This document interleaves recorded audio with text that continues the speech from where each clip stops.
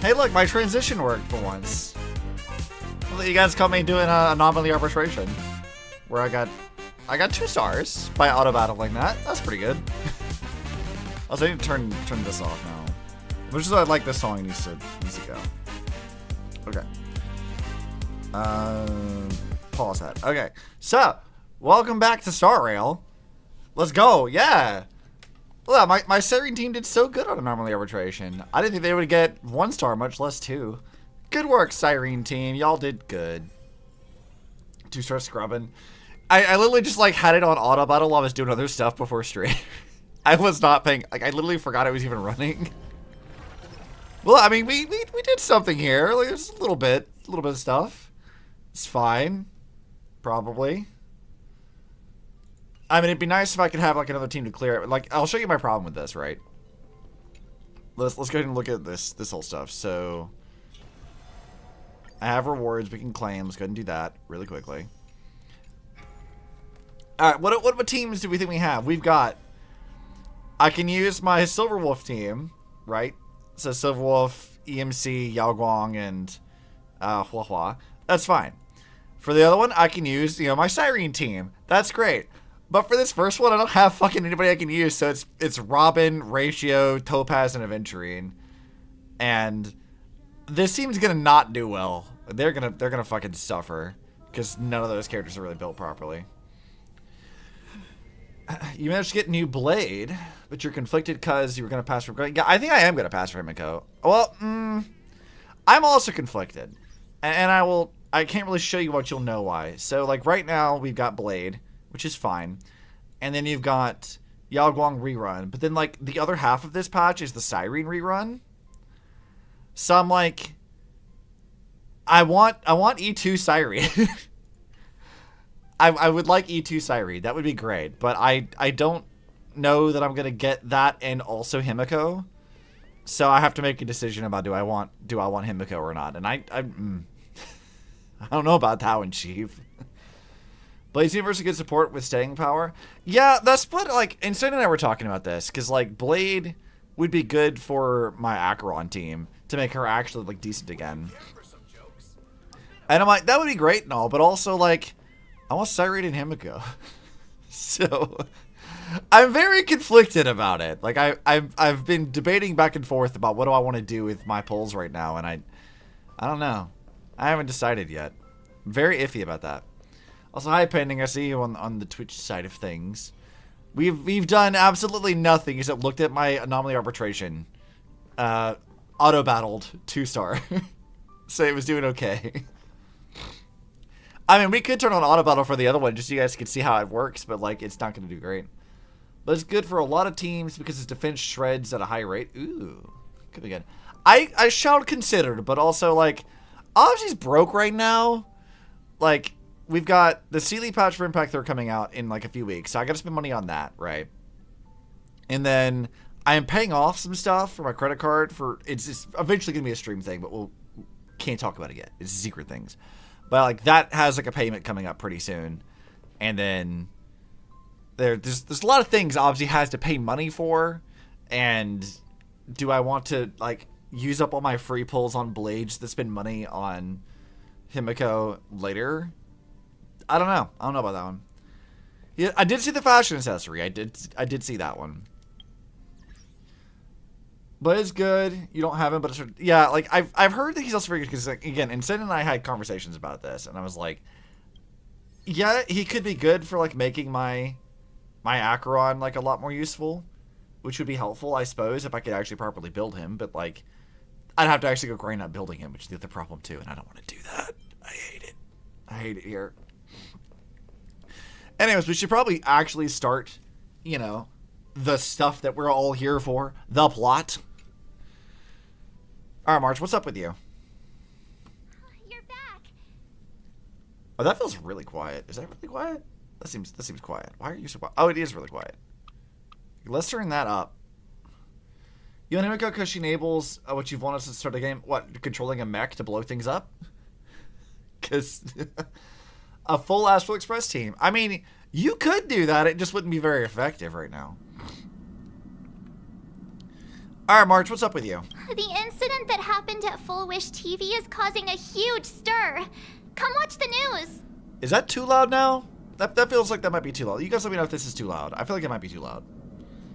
I might, in fact, you know what? I'm going to drop it down to 5. We'll see if that does anything.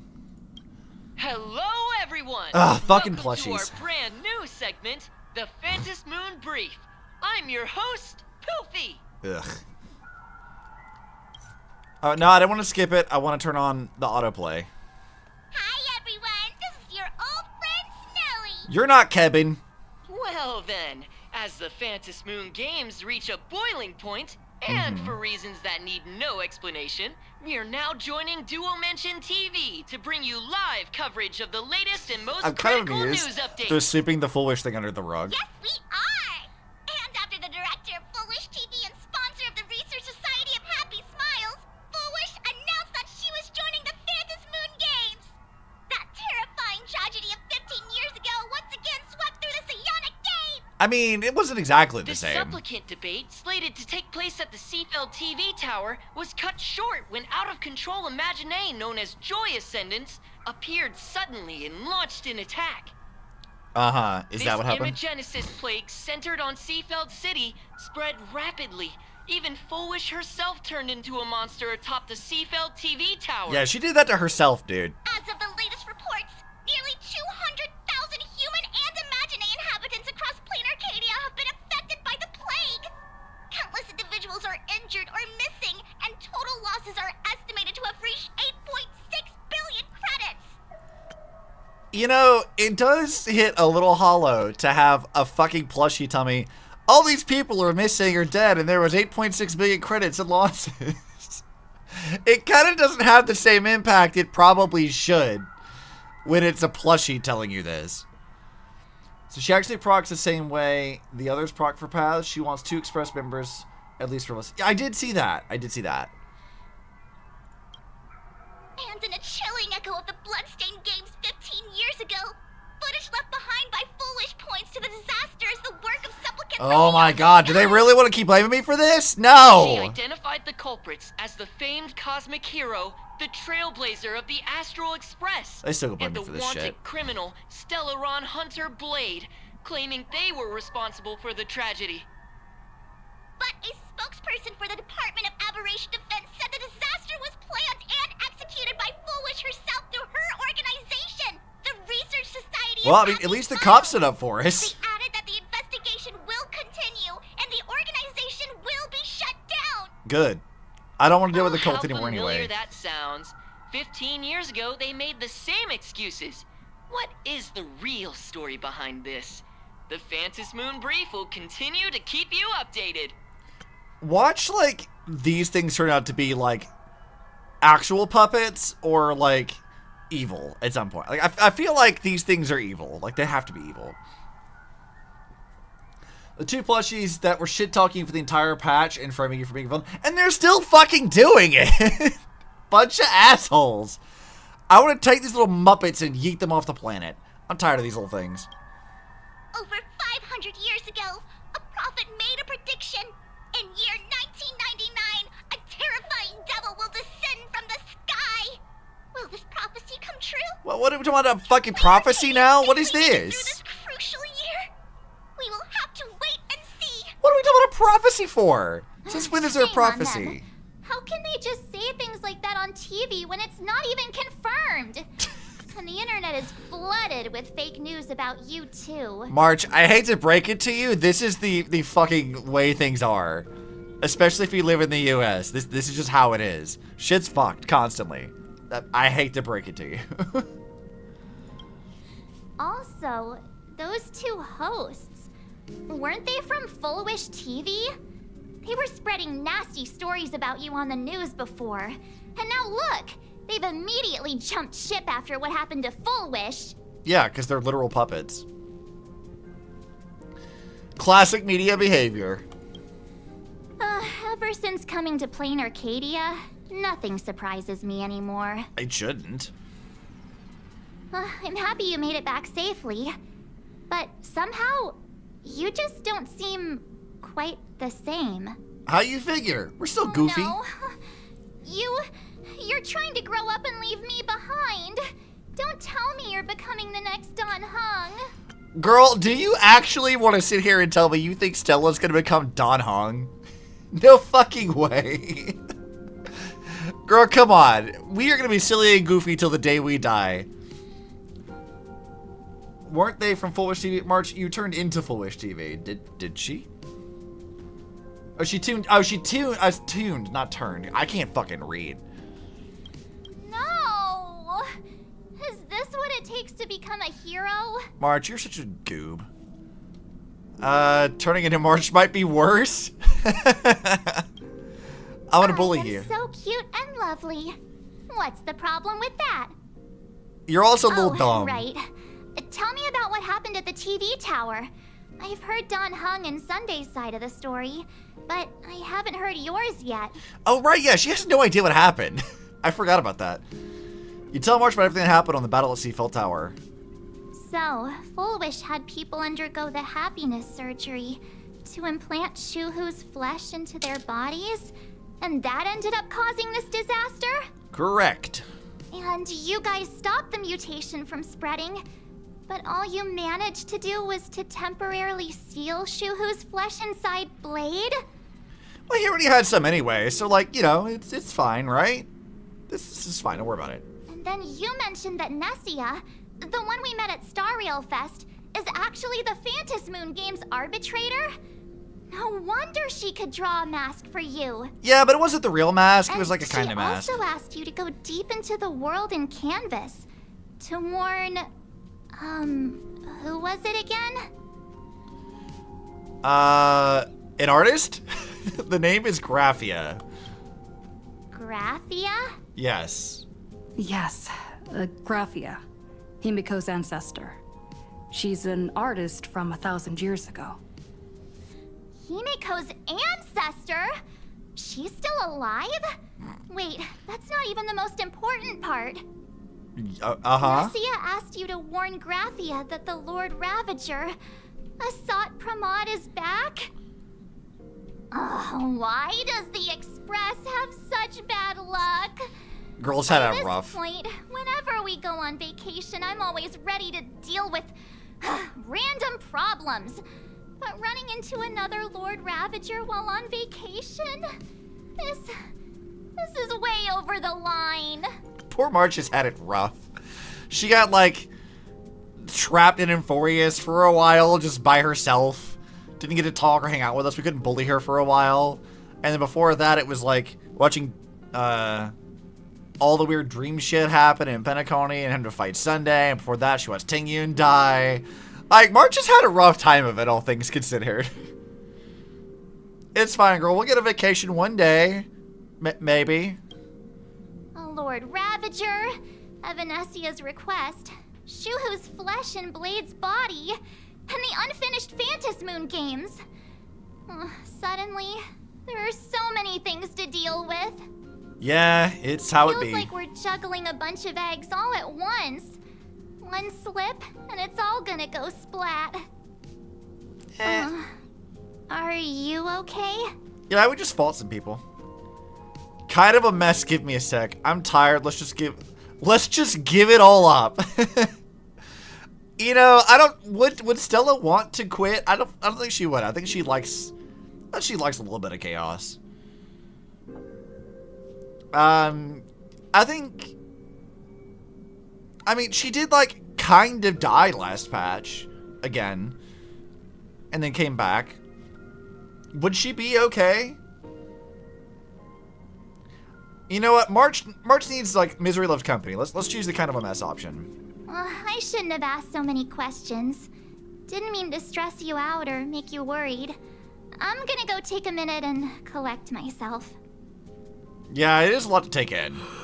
So many things to deal with right now. Oh, what should I do next? God, Stella sounds tired. Nah, I've had a long day. I should just get some rest. Yeah, surely nothing bad will happen to us when we go take a nap. Definitely not, right? I should probably turn this off so I can actually read stuff. A sofa with a plush velvet surface like a cradle. The moment you sit down, you practically melt into it. Oh no. The static from the news broadcasts marches relentless questioning the looming presence of a Lord Ravager, the dangerous flesh writhing on Blade's body, and the future of the Phantom Moon Games. All these tangled problems had knotted themselves into one chaotic mess. What can you do? You're just a poor little raccoon. You want to unravel the mystery, but now you're tangled up in its threads. You struggle uselessly for a bit, then give up, letting fatigue shroud your eyes in darkness. What is the pulling of tape I keep hearing? Shh, Welt. She's tired. Let her sleep. Oh, hi, Mom.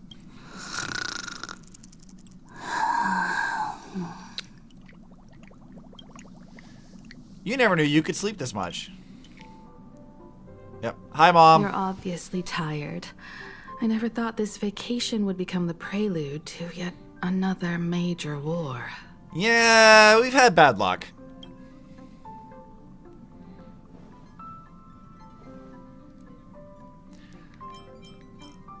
There's so much to deal with, and I don't know where to begin. From our very first steps, trouble has always followed the Nameless. But this is way too much. Okay, so Stella really is stressed out. Alright. I maintain that this game really is for someone, the Troublers preferably, to have a monumental crash out for being forced to tackle all these universal existential threats without a break. I mean, it kind of feels like we're building up to that, doesn't it? Like, Stella's fucking tired as shit. We've never seen her this just, like, actually worn out. Maybe we'll get it in. She's like, I'm fucking done with this shit. Look at you now. It takes me back to when I first got the Express running again. Aside from Pom Pom, I was the only crew member on board. Constantly stretched thin and feeling out of my depth. What did you have to do by All yourself? I could do was note every problem in the navigation log, one by one. A world's coordinates that needed an update. A glitch in the Express's warp system. The notes were as dense as the coordinates on the astral charts, leaving me completely overwhelmed. Back then, I never imagined the Astral Express would one day have to face a Lord Ravager. But strangely, now that the time has come again, I'm not panicking at all. Again, as if we haven't run into a Lord Ravager almost every single fucking planet we've been to. Like, this has been like every fucking planet. There's been some, like, Lord Ravager or another to deal with every fucking time. I mean, like, obviously not Bellabog, but, like, that happened on the Lafu. Did Pentaconi have a Lord Ravager? I mean, we had Sunday. I guess there wasn't a Lord Ravager there. I guess we can skip that one. Planarcadia has one. If anyone deserves a crash out, it's March after Euphorius, but she's not capable of crashing out. This is true. I would like to have March have a crash out. Want her to run into a relatively minor threat in comparison, just full on, nope, nah, fuck you, fuck all this, deal with it yourself. You know what? I agree. I 100% agree with that. That would be really funny. Come to think of it, it's because of you. Because of all of you. Along the way, we have defeated 2 Lord Ravagers. Yeah, it was Fantilia was one, and then I guess Iron Tomb sort of counted as the other one, so yeah, that makes sense. The Nameless who guided me before I set out once told me, keep moving forward, and the obstacles that once felt impossible to conquer will soon be behind you.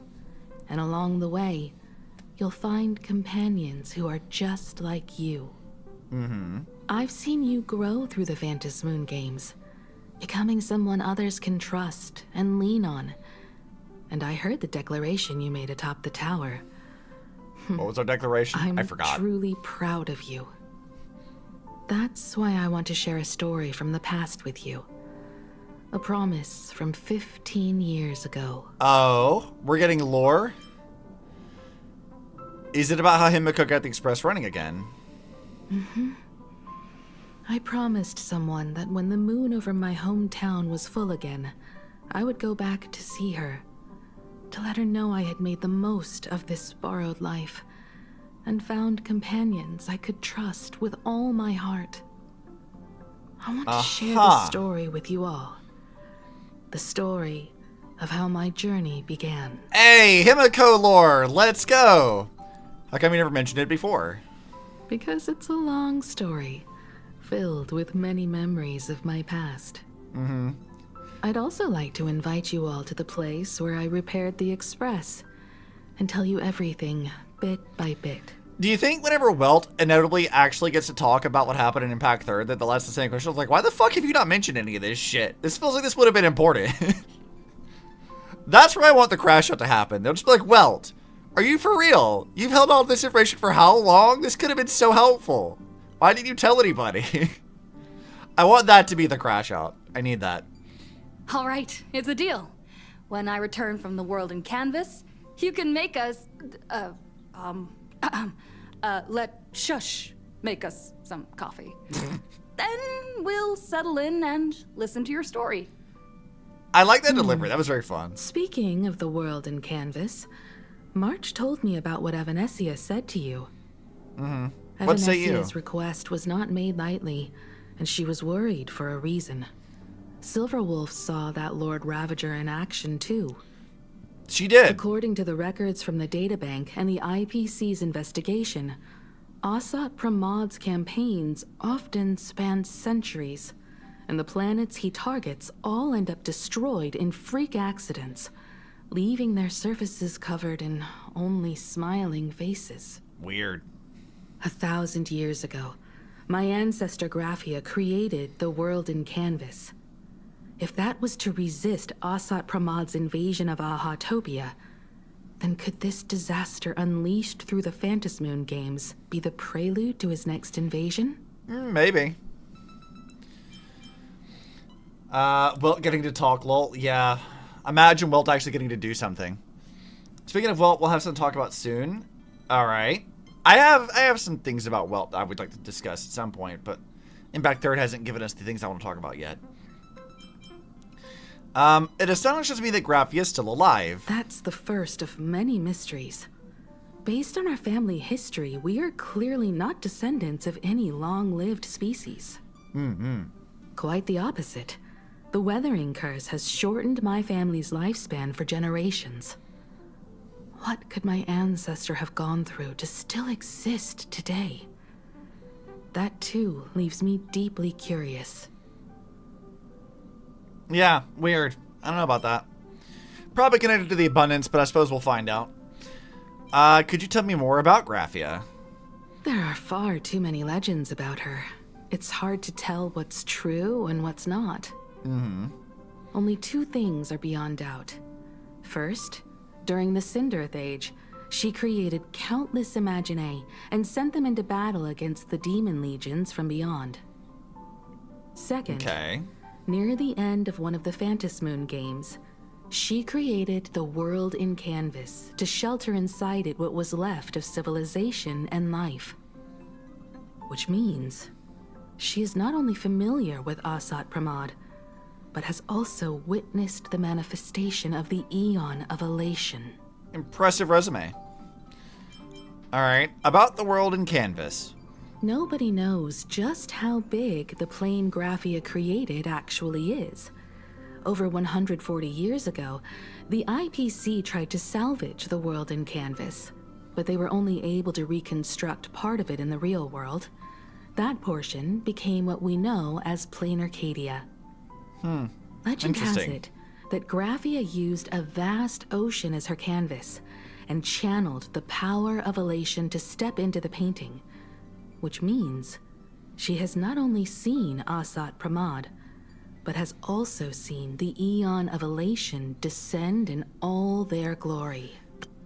Can we really define Aha as glory? I'm not sure glory would be the word I would have used for them. Okay, where do I start? Good question. As for who in Planarcadia knows Graphia and the world in canvas best, it's probably Pearl. She was sent here by the IPC. She should have some clues to guide us in the right direction. Well, that would be helpful, assuming she actually decides to be helpful. General Yao Guang is here. She says she wants to talk to you in private. Okay. What does Ava's wife want? Good news or bad news? I'm not sure if she comes with good news or bad news. She brought a little gift from the Cienjo, though. Mung bean soda. I don't think that's Go a talk to General portend Yagwang, of then. good tidings. Don't keep her waiting. After that, come to the party car and fill us in on your next move. Okay. Yagwang, what the fuck do you want? Why don't you bring me that shitty soda? Nice to meet you, Ishvara. Ishvara. Isn't that your, like, premonition thing? Why do you call me that? I always thought that the arbitrator, Evanesia, would step in and punish Fullwish for the disaster she caused. But, to my surprise, it was you who defeated Fullwish. I mean, Ava helped. In my capacity as an Arbiter General, I extend my deepest gratitude to you for halting the plague and sparing countless lives from suffering. Why do you, like, why are your eyes squinting like that? You're, like, not looking particularly genuine here. Like, you're plotting some shit. That is the look of somebody who's plotting some shit. You're too kind, General. What I am about to tell you is something Evanesia risked breaking the rules to share with me. Please keep it a secret. Not a word of this leaves the Express. Okay. Sealed within Ahatopia's core is Ouroboros, the Veracity.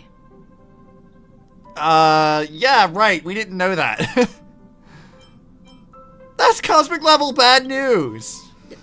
You mean the Leviathan that can swallow whole planets? That Ouroboros the Veracity? That is, like, such a genuine reaction. She's like, that thing? Are you for real? Looks like you know a thing or two about Ouroboros. Yeah, a bit. I've seen that terrifying thing in Herta's simulated universe. Oh yeah, we have seen that thing there, didn't we? Rumor has it, they were last seen during the era of the Swarm disaster. They were hardly there to aid the Swarm, but rather to attend a cosmic-level feast, in which the Swarm served merely as appetizers, and the planets they passed were devoured as the main course. No one expected them to be here of all places, sealed away on this very planet, after vanishing for years. Yeah, and why are they dead? Are they dead? The true situation remains unknown. But with this information, we can understand why Asat Pramod set his sights on this world. Aren't you a little afraid, facing a huge disaster like this? I mean, I'm tired of this, Grandpa. I have a poker face. Yeah. Interesting. You wouldn't flinch even if a star fell upon you. A true Ishvara. I don't know what you mean by that, but sure. Fortune follows when fate hits its lowest ebb. Every crisis comes with an opportunity. Now that we know a force capable of devouring stars is deep in slumber at this planet's core, perhaps we could make it devour the problem inside Blade's body. It might just be a risky path worth taking. Don't you think that's a bit overkill? Like, yes, I don't like the shoe whose flesh exists. Let's feed it to the Eon that eats stars. Like, that feels like a bit of an overkill. Just a little bit. Blade has agreed to my proposal and will venture into the world in canvas to seek out the Veracity. From what I've heard, you are going there as well? Yeah, that's the plan. I cast a divination, and the hexagram shifted between the marsh and fire trigrams, yielding the judgment. Heaven and earth are separate and apart, but the work which they do is the same. In other words, though your paths may differ, they are destined to intersect. Okay. Is this gonna be Blade's funeral? A funeral, or an adventure. Will it be a battle with only a 1 in 10 chance of survival to tear away Shuhu's flesh from his body, and eliminate the Cienjo's arch enemy? Or will it be a journey in which he settles all grudges and never looks back. It all depends on how he perceives it. How do you perceive Blade it? agreed to my proposal, even though that little Stellaron hunter girl wouldn't stop objecting. Hey, I mean, Civil Love's cool. It's fine. General, you betting everything on me? Betting? No, I don't see it that way. We are not chips laid on a gaming table, nor dice tossed at someone's whim. We trust in people, in ourselves, and in those beside us, knowing they can change the course of even the most desperate battle. Sure. That belief is what gave you the strength to overcome Full Wish. It is also the only reason I stay for this world. My purpose has never changed. I am going to draw the elation into my divination, and overturn a fate marked for great woe. I appreciate your ambition. I have a plan for how to handle Asat Pramod if he strikes unexpectedly. But I still need more hands to make it work. Okay. Well, so the games will have to come to an end soon. What miracle could cap off these games better than a finale that humbles a Lord Ravager? It will be a tribute to the elation. The shadow of Okay. the Lord Ravager looms. And from here on, everyone must carry their part of the burden. I will take my leave first. Before I set out, I still want to say a few words to everyone. Are we gonna tell them about the veracity, or is this just between us and Yao Guang? Because, like, that seems like that would be kind of important. Just a bit. What are they all up to over there? Who's all in this squad? Okay, it's just the usual. What are you nerds up to? Oh, there you are. We were waiting for you. What's going on? We're here to celebrate the Astral Express making it through another trial, of course. Pom-Pom's heard all about your latest adventure. Cool. It's a modest celebration, but a meaningful one. You stopped Full Wish's scheme, and that is no small achievement. Regardless of what the people of Planarcadia or the media may say, we raise a glass to you. Thanks, Dad. Exactly. You knocked out the mastermind behind all those creepy whatever their name is. I didn't get to see it myself, but Don Hung described it for me. You killed it. Good job, March. Your victory gave Blade a chance to free himself from Shuhu's flesh. Thank you. With a Lord Ravager looming on the horizon, everyone will soon be heading off on their own missions.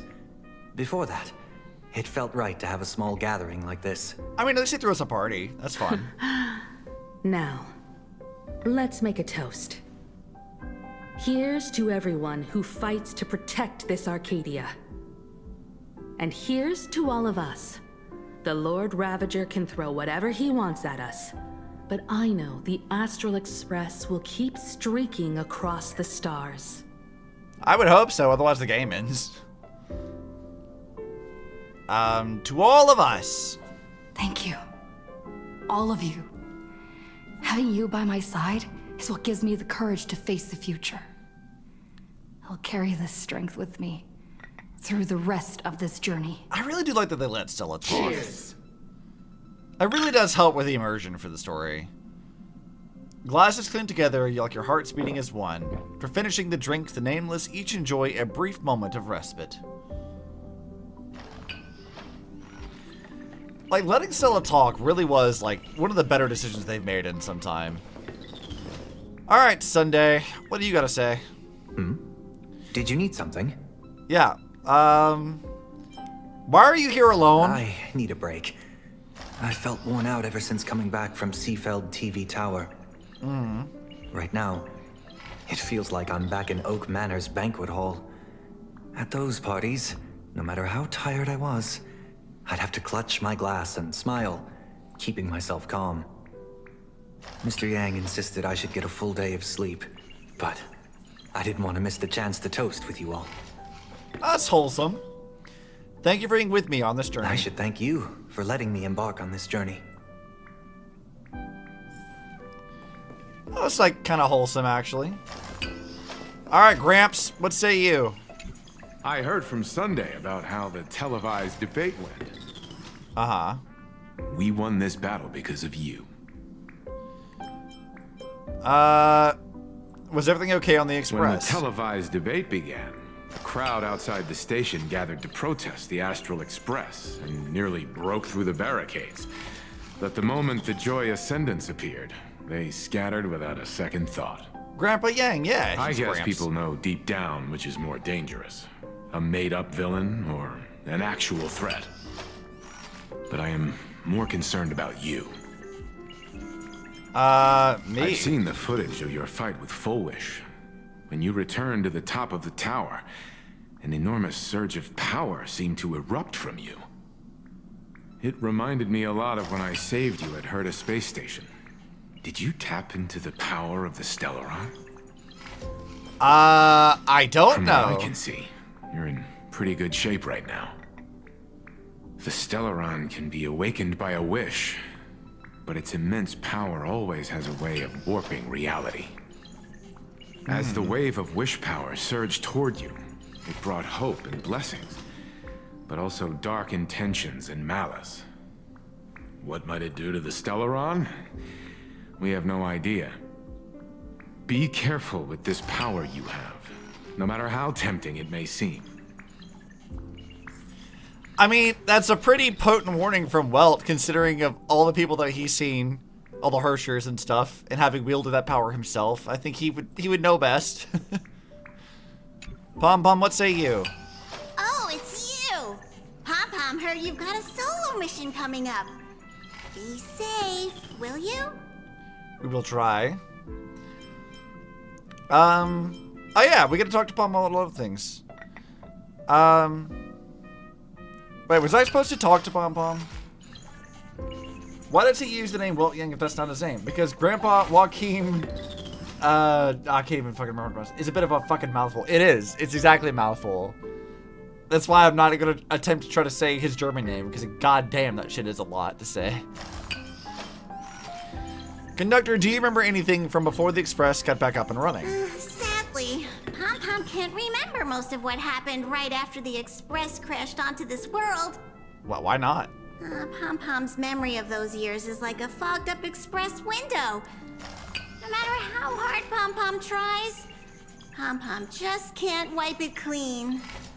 But it's okay. After passenger Himeko repaired the Express, Pom Pom got to share a one-of-a-kind journey with all of you.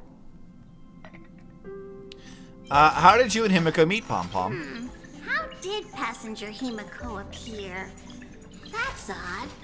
Pom Pom can't remember a thing. All Pom Pom recalls is having a long and fuzzy sleep, then being woken by a knock at the door. And just like that, passenger Himeko was on board. Hi, Zan. The day passenger Himeko knocked, it felt like Pom Pom was waking up from a dream. The Express's heart started beating again, and the lights flickered on one after another. He's finished, isn't he? Is he? I remember, like, the first Hersher stuff happened in Berlin. And I know that, well, Joyce was supposed to be German adjacent. Well, he's more of the primordial atom, but not. Which was a whole other thing. And there was that. I'm trying to remember what was born now. I'm not actually sure. Like, full disclosure, I'm trying to remember if I like had that in my notes anywhere, and I'm not sure if I remember. But the VN, you know what? If it's in the VNs though, that would explain it, and I never got to finish the VNs, so that would be why. So says the wiki. I guess we'll defer to the wiki here. Also, Zan, your Monato 6-7 emote is something. That's yeah. I like the spinning tuna though. That one's fun. Your emotes seem a little cursed. I like them though. Pom Pom, have you heard the name of Graphia? Graphia? Pom Pom hasn't. But Pom Pom always dreams of strangers when Pom Pom's asleep. They seem to be bustling around the Express. And there are Hi, soft Anne. clinking and clanking sounds. Just like the sound of stars twinkling. But every time Pom-Pom wakes up, their faces slip away. Pom-Pom is only left with a warm and comforting feeling, knowing someone had taken good care of Pom-Pom. Huh. It does strike me as a bit odd that, like, Pom-Pom doesn't know any of this stuff either. I also feel like we don't know much about Pom-Pom or, like, where they came from either. Good night, it's time for me to say goodbye. Safe trip. Pom-Pom will take good care of the express while you're away. You better. Let's see. Dunhung and March are here. Where's... did Mom not want to talk to us? Or did we talk to Mom? Himiko's focusing on her phone, messaging someone. Okay, so Mom doesn't want to talk to us. Okay. Alright, nerds. What's up? There you are. March and I were talking about you. Oh. You two missed me? Yeah, of course. When did Don Hung start expressing his feelings like this? Well, I guess pigs really do fly. March is like, Dunhung showing emotion? That's not my Dunhung. So I'm having dinner, but we'll check in later. Okay, enjoy your foods. This trip to Planarcadia is the first time we weren't necessarily working together toward a common goal. Uh-huh. You dove into the Phantom Moon games. I crossed paths with that relentless old friend and foe again. As for March, well, she spent her time wandering and eating. Her perfect little vacation. March does not seem very pleased about this. Wait, hold up. How come all I get is wandering and eating? I grabbed plenty of comics as well. Why are you bragging about that? I call it cultural exploration. With a little extra time for me to recharge, of course. Right? Hashtag not my Dunhung. Exactly, pending. Now that we're having this little break, it hit me that I might have neglected you and March. So your theory is that Pom-Pom is strictly a manifestation of the Trailblaze, and that's why he just shows up when Himeko found the train. I think she mentioned that at the space station. Maybe. I've been wondering about that, because, like, that does make the most sense given what we know, but I don't know. So, like, the thing that I'm trying to figure out how to word this question, which is, like, really, what exactly is, like, the Trailblaze? Like, we've seen other paths and other different powers we get from that, but it comes to the Trailblaze specifically, other than just, like, meddling in planetary affairs, I don't know that we've really seen what the Trailblaze actually does, other than just being a way for people to traverse things. So, like, because we don't have that much information about, like, how the Trailblaze actually operates, I feel like sort of anything goes. So yeah, it could be like imagining like what you're saying, or it could be something else entirely. Like, maybe Pom-Pom is actually Akivili as far as we know. Like, I don't feel like there's like a really clear answer as to like what is going on there, because we just don't have that much. As weirdly as it may be to say, just doesn't feel like we know that much about the Trailblaze, all things considered. For something that we talk about all the time, we know about what it stands for and the principles that are, like, you know, we abide by. But, you know, when following other paths gives you actual power, the question always comes up in my mind of, like, what is the Trailblaze giving us? Especially considering that, you know, Akivili is allegedly dead, so. He's neglected us. I'm like, you're overthinking it.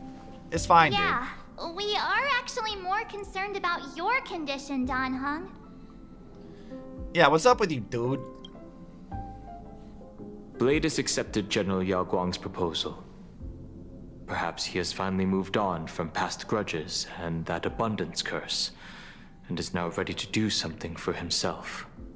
It's going to be a path fraught with danger, so I had hoped to accompany him for a bit longer, but he refused.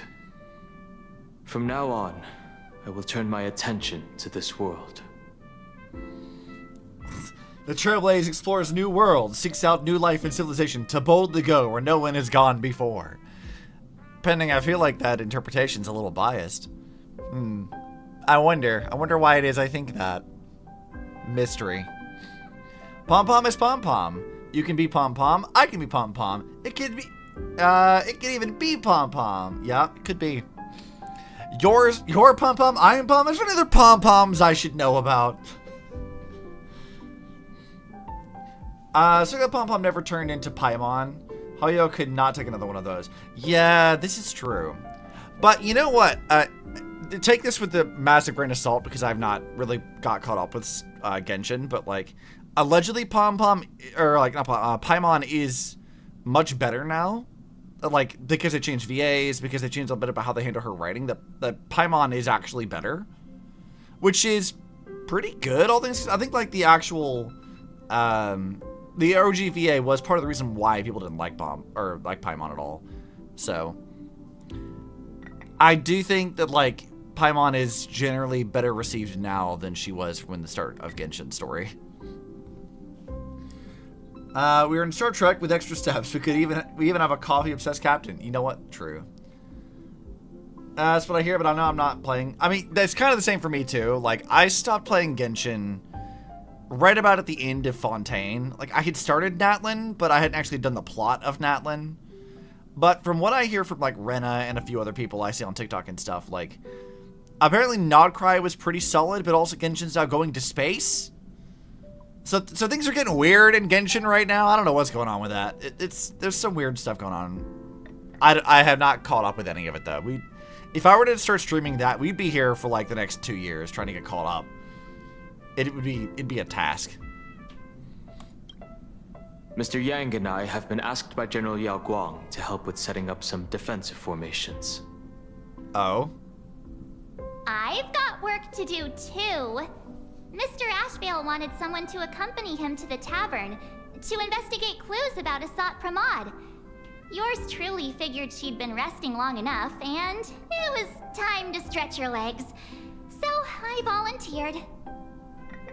March volunteering for work? That doesn't seem right.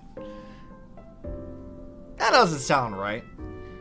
You mentioned being interested in getting into Genshin again, and the part of me said to just start a brand new account instead of reviving your old one. I mean, you could do that. I remember enough about what I last played of Genshin that I would probably be okay picking back up my account again. I just, you know, like, the problem I have with it is that there's so much fucking, like, world quests to do and side quest things to do. I don't like Genshin's combat enough to really justify me playing it again. So I think I'll just glean whatever I hear from other people and then call it a day on that. I was really interested in like the lore and stuff, how it maybe connects into the broader Honkai universe, because it does. Whether or not people like that is its own thing, but it does. But like, I don't know, man. The Britain the Saritz is gonna morph from being brawny to having pink hair so they can grift that Ellie money. I mean, the reason why they said that is because they saw like there's the Shinznaya like trailers where they saw the statue of the Saritza and she has elf ears. So people think she's going to be an Ellie because she was like the goddess of love, apparently. That would be really funny, but I don't know that I really believe that right yet. But we'll have to see. We never had any guarantees she was going to be Bronya anyway. I always was kind of split on her being either Bronya or in Anna Shariak. But an Anna variant is like, it's sort of a not as popular theory about that, but like Anna's story had a lot to do with love and stuff anyway. So like having her being the former, you know, Archon of love would make sense. And if my theory about Shinzaya being a way to rebel against the heavenly principles and her basically being like a sort of a protector of humanity in a sense, her being Bronya also makes narrative sense. But her being Ellie would be an odd one. Because, like, yeah, she's got a crew of, like, you know, people to help do stuff, but, like, you know, the Fatui are kind of evil, regardless. They do questionable shit. Having an Ellie variant be complicit in that seems like not a good decision. That goes very much against, like, what Ellie would stand for. So that seems like a weird choice. You thought she was gonna be Cocolia with Bronya being someone's. That was another theory I had too. They do like the Bellabog thing, where like she's Cocolia, and then we just run into a Bronya somewhere else. I feel like her being Bronya, Anna, or Cocolia, all three of those to me, if they're gonna make her a variant, that would make the most sense to do. Given that a lot of the other Archons have been, and not all of them have been, but a lot of the other ones have been variants of Impact Third characters, or some variation of that. With the exception of Zhongli, who's not a variant of anybody. And, I mean, questionable on some of the other ones. Like, it seems like it probably wouldn't make sense to make her, Cocolia, but they might just make her an entirely new character. I don't know. I mean, that's what Farina was. Like, Farina was never going to be a variant anyway. She was always her own thing. Zhongli's his own thing. Mavuika, I'm kind of 50-50 on that. Like, she is kind of like the Genshin Himeko, but, like, she's still alive. So there's that one. And then Venti and Windy are kind of variants. Obviously, you have Raiden being a Mei variant. And then... oh, what the fuck is her name? That's the Terry variant. The other one, the small child, that one's Teddy. And then, you know, we'll see what happens when they get over there. But I don't think I'm going to be streaming that. I don't think I'm going to get into Genshin just because I see no point in me doing it. Genshin, I've always been very critical of Genshin's combat, and that is like the thing that like really kills it for me. This is just so repetitive, and like, while the story might be interesting, I just don't find Genshin to be interesting enough. And there's a lot of things about it that really just excel at wasting time. And while they've improved some things here or there, it still feels like, of all their big games, it is the most neglected one. Or so is the vibe I get. I mean, Impact Third's current future is up in the air, and there's been some discussion about it being the new neglected child. Because of, like, allegedly the part 2 finale is going to be no new Valkyrie and Senna, or God Senna being an Astrolop, which some people are really pissy about. The small child. The small child that's also a god pending. Nahida, thank you. I couldn't remember. Could do some Guns Girl Z stream. You know, I've thought about that. I did have a Guns Girl Z account before they closed the global servers. I don't know how I would go about doing that. Like, part of why I don't know much about Guns Girl Z's plot is because I don't know how to, like, really access it properly now. It's the same reason why I haven't done, like, the VNs for Impact Third, right? You have, like, the Dundal VN, the Anti-Entropy VN, and the Fuqua VN. And I've never really played them because when I tried to do, like, the translation ones, there was, like... They had one of them, I think it was Anti-Entropy one was actually translated. And then the other two had, like, half translations or not translated at all. And I never got around to figure out how to actually, like, play those through, which was disappointing because I wanted to have that information too. The guide look apparently works with BlueStacks. Well, I mean, if you find a good way to do that, that might be one I would consider, because there's a lot of really neat stuff in Guns Girl Z that I would like to explore and see what's going on with. Though the combat in it, from what I remember, was not particularly interesting, because it really would be like a lore-focused thing. Assuming there's not a whole lot of like stamina requirements to complete stuff, in which case that would be choke-holding that immediately. But, you know, you never know. It could be fun. Nahida came out after you stopped playing. All I know is she's really sad, creepy trailer. I mean, Nahida's fine. She's a Teddy variant, kinda, but... You know. Look at me later. Okay, thank you, Krail. I will consider that one, because that would be kind of interesting. That's like a Hoyo history kind of thing to play, which I think would be really fun. Let's see. Can't believe we're splitting up again. No problem. When you come back, you have to share everything you saw in the world in Canvas. Sure, why not? Give me your camera, I'll take pictures for you. Alright, hey Mom, we gotta go. You ready? Just in time. I've talked to Madame Pearl. Yeah? What'd she say? She'll handle all the arrangements for your passage, so you can enter the world in Canvas to find my ancestor Graphia. Pearl is so efficient! This is an important matter.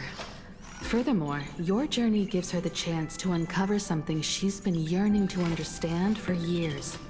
The secret to Graphia's art of imagenesis. Oh yeah, Pearl was Once interested in you've that. fully rested, you may make your way to the dock in Seafeld City. Madame Pearl has a special ship waiting for you there. It will take you to the border between this world and the world in Canvas, a place known as Inkford Hermitage. Okay. That's your final stop before entering the world in Canvas, a place to gather your supplies and rest up before you set out on the journey ahead. Shush, you were so damn I know loud. You'll have to go alone this time, but I don't think it'll be dangerous. After all, that realm was created by Graphia, my ancestor. Yeah, we got it. She's your The ancestor. She thought said it of it 3 makes times. me feel calm, in a strange but comforting way. If you get to meet her, please give her my regards. Why don't you come with us? Yeah, why don't you come with us? You said this is a 4 to 5 hour patch. Just want to note that we're an hour and we haven't really started the patch. Are you surprised? Pending, come on. Are we surprised? This is not called Honkai Derailed for nothing. we derail our stuff immediately for no reason. Hot Springs, let's go! I mean, yeah. Alright, Himeko, you're not coming with me. Yeah, what are you doing right now? I am indeed quite curious. I'd love to see this ancestor of mine for myself and hear her story in her own words. But someone must stay here and keep watch. Madame Pearl wishes to confer with me and General Yao Guang about our next steps in dealing with Asat Pramod. So I'll be entrusting this mission into the world in Canvas to you. Go ahead. What's Set out Welt once doing? you've rested up. I'll be here with Welt and the others, awaiting good news from you. Surprised? No, just noting. I mean, this is very standard for us. Oh yeah, this dingus. What are you doing? In other words, that woman wants you to take Shuhu and jump straight into the veracity and leave the rest to the Eon stomach acid? Asshat Primod? And this is between me and him, right? Why are you tagging along? Someone's not happy about her dad I'll dying. say my goodbyes and be gone. A dignified funeral, If you ask me, this ending is indeed grand enough.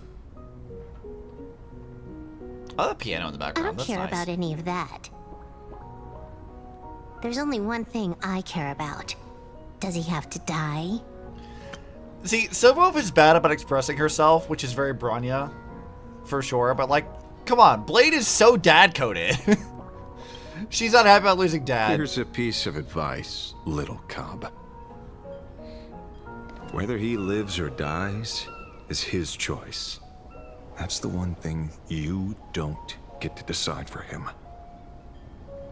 I mean, does Silverwolf ever decide anything for anyone? It has landed. She just worries about everybody else. What? Nothing. Just a seabird landing on the rocks. Blade, now's not the time to talk cryptic. A blade forged of mortal steel cannot sever an undying fate. If Shuhu is to be put down, the options are few. And that Leviathan is one of them. In time, people will say this. The culprit of the Juming gave his life for the greater good and plunged into the abyss alongside the abomination. Uh-huh. I'm not as noble as you make it sound. I mean, this is Blade we're talking about. Many years ago, you invited me to join the Galaxy Rangers. What, really? I refused for one reason. I'm a petty man. I was never born to carry some greater good. Can we imagine Galaxy Ranger Blade? This is between Shuhu and me. Nothing more. Can't argue with that. A Galaxy Ranger through and through. Well then. I won't say anything more. Alright, so I'm trying to like clock where this music sounds familiar to me, and I'll tell you what it exactly reminds me of. If you guys have ever watched Bee and Puppycat, this music sounds like the soundtrack for Bee and Puppycat. Like, it very much has the same kind of vibe. Like, little soft piano stuff. It's, like, very, like, lighthearted. It's exactly the Bee and Puppycat soundtrack.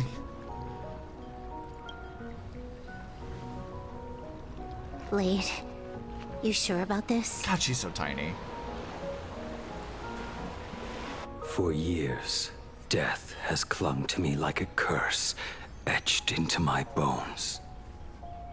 If there is a chance to make a god feel the same pain, I would do it, even if this body is reduced to ash. As for everyone else, there's no need to drag them into this. How very considerate of you? We'll proceed as Yao Guang proposed.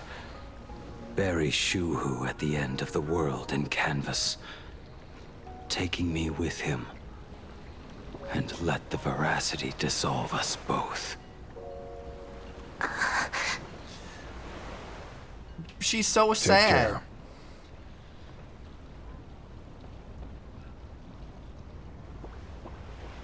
How about you stay as well? You might as well She is see small. it through She's to so the end small. with us. Planarcadia has bigger problems that need my attention. Your instincts were right.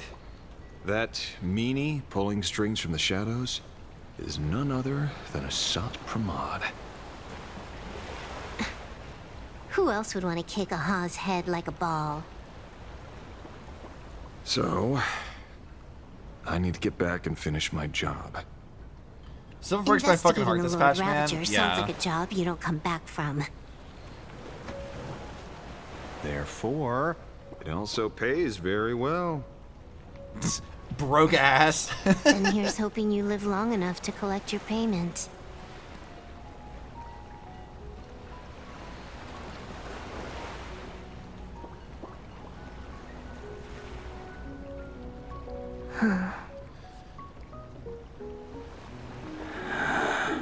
You know, it's very on brand that a Bronya variant does not know how to express herself very well. There's some stuff that we won't get to in our playthrough of Impact 3rd for a long time. Like, towards the end of part 1, there's a really, like, heartbreaking scene where, like, she's gonna say, like, goodbye to Kiana and stuff. And then she turns to, like, leave so Kiana doesn't see her crying. And it's, like, the saddest shit. Like, it's so, like, it's a big point of growth for Bronya, but, like, damn. And I'm like, I want to see more stuff like that. Like, you know, like having Bronya, like, learn to, like, express herself in her own way and show her affection in the way that she does. It's good. I want them to do more of that. So if that's what this patch is doing with Silverwolf, good shit. I'm here for it. Every time, when it's just the two of us, you go quiet. You know what I'm going to say. The seabird's flown off. Vegas, I don't It's give a time fuck. for us Yeah. to go too. Silverwolf cares so much about everybody in her little found family.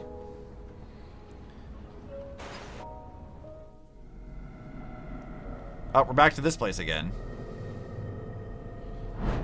The terror slumbering at the heart of Planarcadia is Should have been the Honkai, damn it.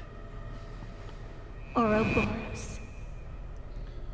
Should have been the Honkai. After the swarm disaster, the veracity vanished, never to appear again for more than 700 amber eras. Their last rumored sighting was 500 years ago. Here we go. History fictionologists claim that Ouroboros lies in wait at the edge of the cosmos, guarded by their children, awaiting the day of their return. I've heard that story before, but it wasn't about the edge of the cosmos. It was Pier Point. They say that the preservation is nothing more than a facade, and the IPC is, in truth, a cult devoted to the veracity. Oh? Organic life has quite the imagination. They've said other things, too. That Louis Fleming seeks to ascend as the Eon of Wealth. That the Council of Mundanites are mere hounds of Dr. Primitive. That the Marketing Development Department colludes with the destruction, turning a blind eye to the spread of Stellarons. Such rumors are endless. I believe the General should be able to tell which are true and which are not. Interesting. I've never heard the last one, so let's assume it's the only one that's true.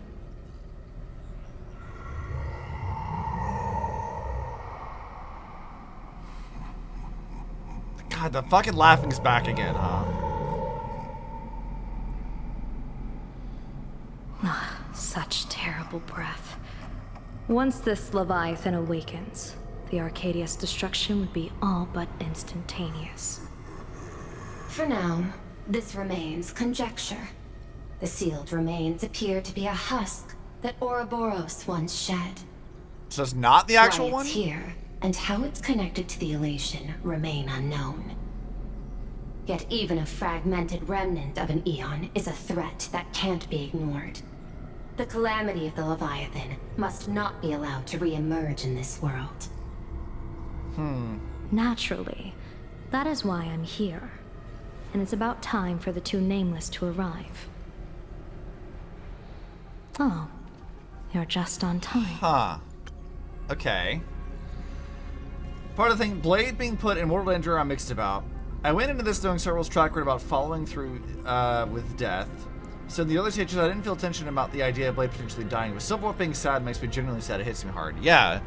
I'm liking the way that they're writing Silverwolf this time around. Like, this is really good.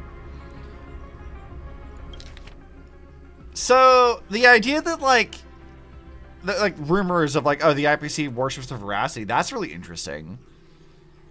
I mean, Pearl dismisses it, but like Hoyo has a fun habit of like giving us rumors of things and then most of them being false. Like this with Dudendal before we knew what Dudendal's like origins were, which I thought was really funny. So usually it's their way of like poking fun at fan theories. But this very last one that like the marketing investment department is colluding with the destruction, and then now Yaguang's saying that one's true. Why would they do that? Like what would the IPC or specifically the strategic investment department, what would they gain from that? Like why would that be a thing you would do? Other than it being a cult, but like, I don't know. That's weird. General Yao Guang, as instructed, warding talismans have been placed at over a dozen sites across Planarcadia. My thanks. It was Mr. Yang's talent of creation out of nothing that allowed us to reproduce dozens of plumes and complete the deployment with such speed. Oh. I thought he couldn't do that anymore. He gave away the Hershey-core to Bronya, and also the Hershey-core dissolved because all of Honkai was eventually pulled into the moon. Why can he do that still? What? That's weird. How is he able to still do that? Excuse me, Welt, you're not supposed to be able to do that anymore. Like, you're not a Hersher anymore. Like, you literally gave your Hersher core to Bronya. And so you don't have...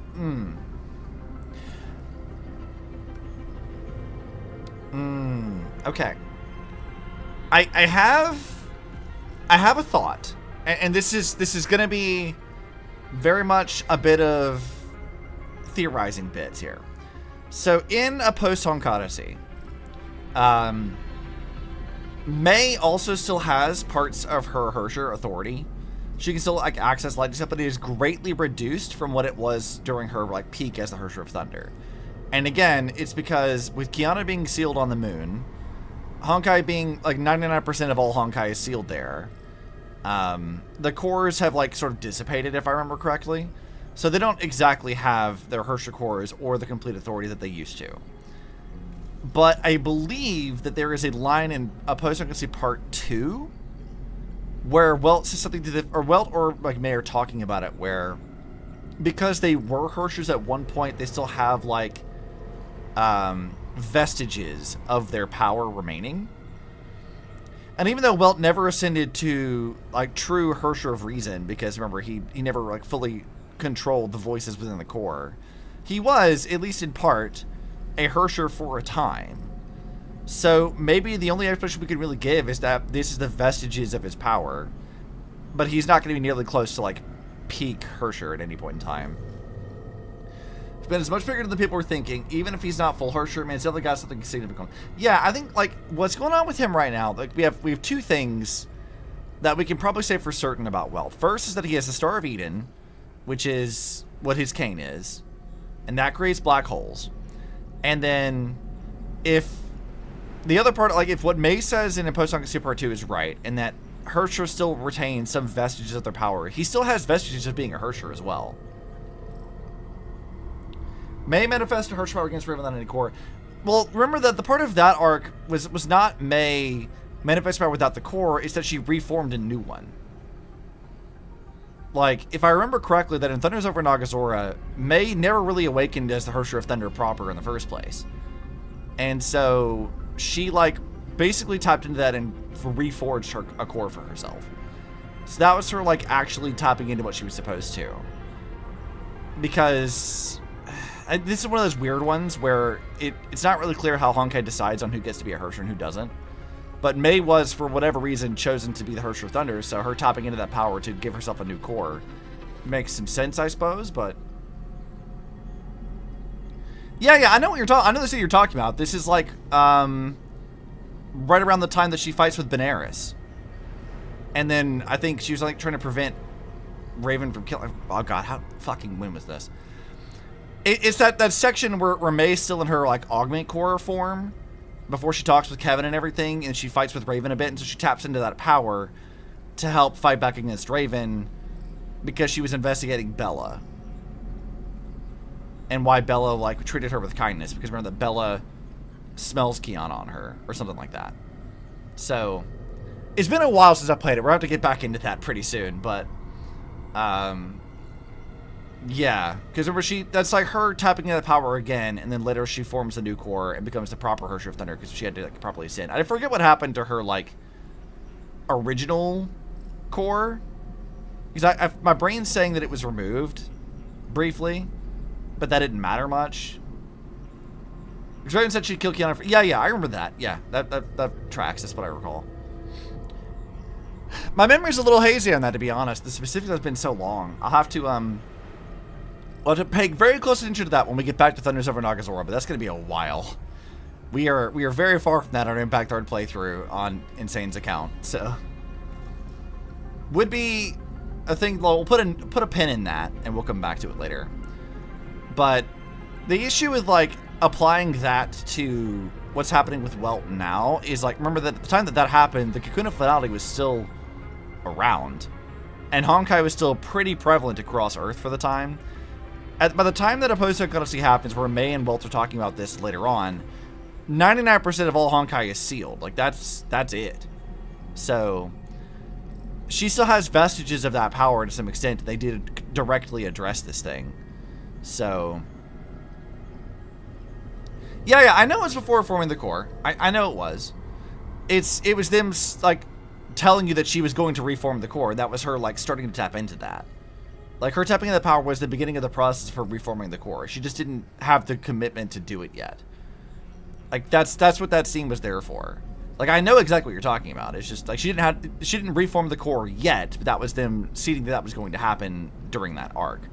But, again, with what's happening now with, like, Welt, I don't know that really applies, because the Cocoon of Finality is sealed. Sort of. Or at least, well, we don't... I say sort of because we don't actually know the status of Kiana or the Cocoon of Finality right now. And I assume that this is one of the quote-unquote mysteries that they're going to tap into when Part 2 wraps up here in a couple patches. For however much that means anything. Well, Well, yeah, like, he does have some. Like, again, this is what we're talking about. Like, 'cause, again, Post-Honkai directly addresses this. A Post-Honkai literally tells you that, like, even though they don't have cores anymore, their bodies were changed by being Hershers, and they can tap into some part of it. It's just going to be greatly, greatly reduced from what it was originally. That's why May can still use, like, lightning power and stuff in a Post-Honkai, despite the fact that she no longer has a core. That's why she's able to do that, is because she still has some vestiges of it. So it stands to reason that, like, Welt would also. And if they ever actually decide to let them tap into Honkai proper, Welt might reascend to Hersher status. Something like that. But, I mean, it's unclear, like... And I guess it's maybe a matter of power scaling. Of, like, how exactly do Hershers scale against everything else we've seen? I imagine Hershers sit on equivalency of somewhere around Emanator. Or stronger. Like, potentially. But it's not really clear exactly, like, how Hershers and, like, that power from the Honkai directly scales with everything else that's happening in Star World, like, with Emanators and Eons and stuff. Because, like, Kiana, as the Hersher finale, they do say that she... At that time, when she talked to the Mima Keeper, was as strong as an Emanator, but her power is scaling still. She doesn't have she doesn't have the mastery over it. So, like, that stands to reason that the previous Hershers, not Kiana, would have been at or below that level. So, well, no, it doesn't have to. So what you're saying is, like, because Planarcadia maybe Honkai has existed here in some form, right? Not just whatever he has had on him. I don't think so. I think that, like, what a Post-Honkai tells us basically says that he has some vestiges of that power. Now, you might be right that there might be something hinting at there being Honkai here, and I suspect that there will be, and that might be strengthening him. But, like, we don't really know how Honkai fits into Star Rail yet. I think they're ramping up to it. I think by the end of 4X and probably in all of 5X that, like, we will get some explanation as to how Honkai is supposed to work. There's some leaks that were sent to me by Rena and others that does suggest something to that effect. Though how true any of that actually is, because these things are always subject to change, is anyone's guess. But while it may be possible, I think right now the only explanation we have, or at least that I have, is that he's just tapping into the vestiges of what he had. Because May also did the same thing. Definitely odd, because we've not really... Like, Welt's position as a Hersher is also kind of a weird one, because he inherited that in the first place, and then he passed it on to Bronya, and Bronya proved pretty definitively that he never fully awakened, so... If his power is strengthened by being in proximity to Honkai, then isn't that just a huge plot hole? That's just he know Honkai is here and chose not to mention it. Yeah, see, that's the other thing, too. Is, like, if he knows Honkai is around, and it's a threat to his homeworld, I feel like Welt would be, like, on site about it. And if that is the case, he would know. Like, I think Pending's right. That, like, if this was the case, I think Welt would have mentioned it. At least to someone. He may not have mentioned it to us, but he would have mentioned something to someone. But it's not really clear exactly what that is, because he's not talked about Honkai except for a couple of times anyway. But in 4X, Honkai has become explicit topic, right? I mean, I suspect that it will. So remember that, like, our working theory right now was that, like, Vita's probably going to show up sometime by the end of 4X.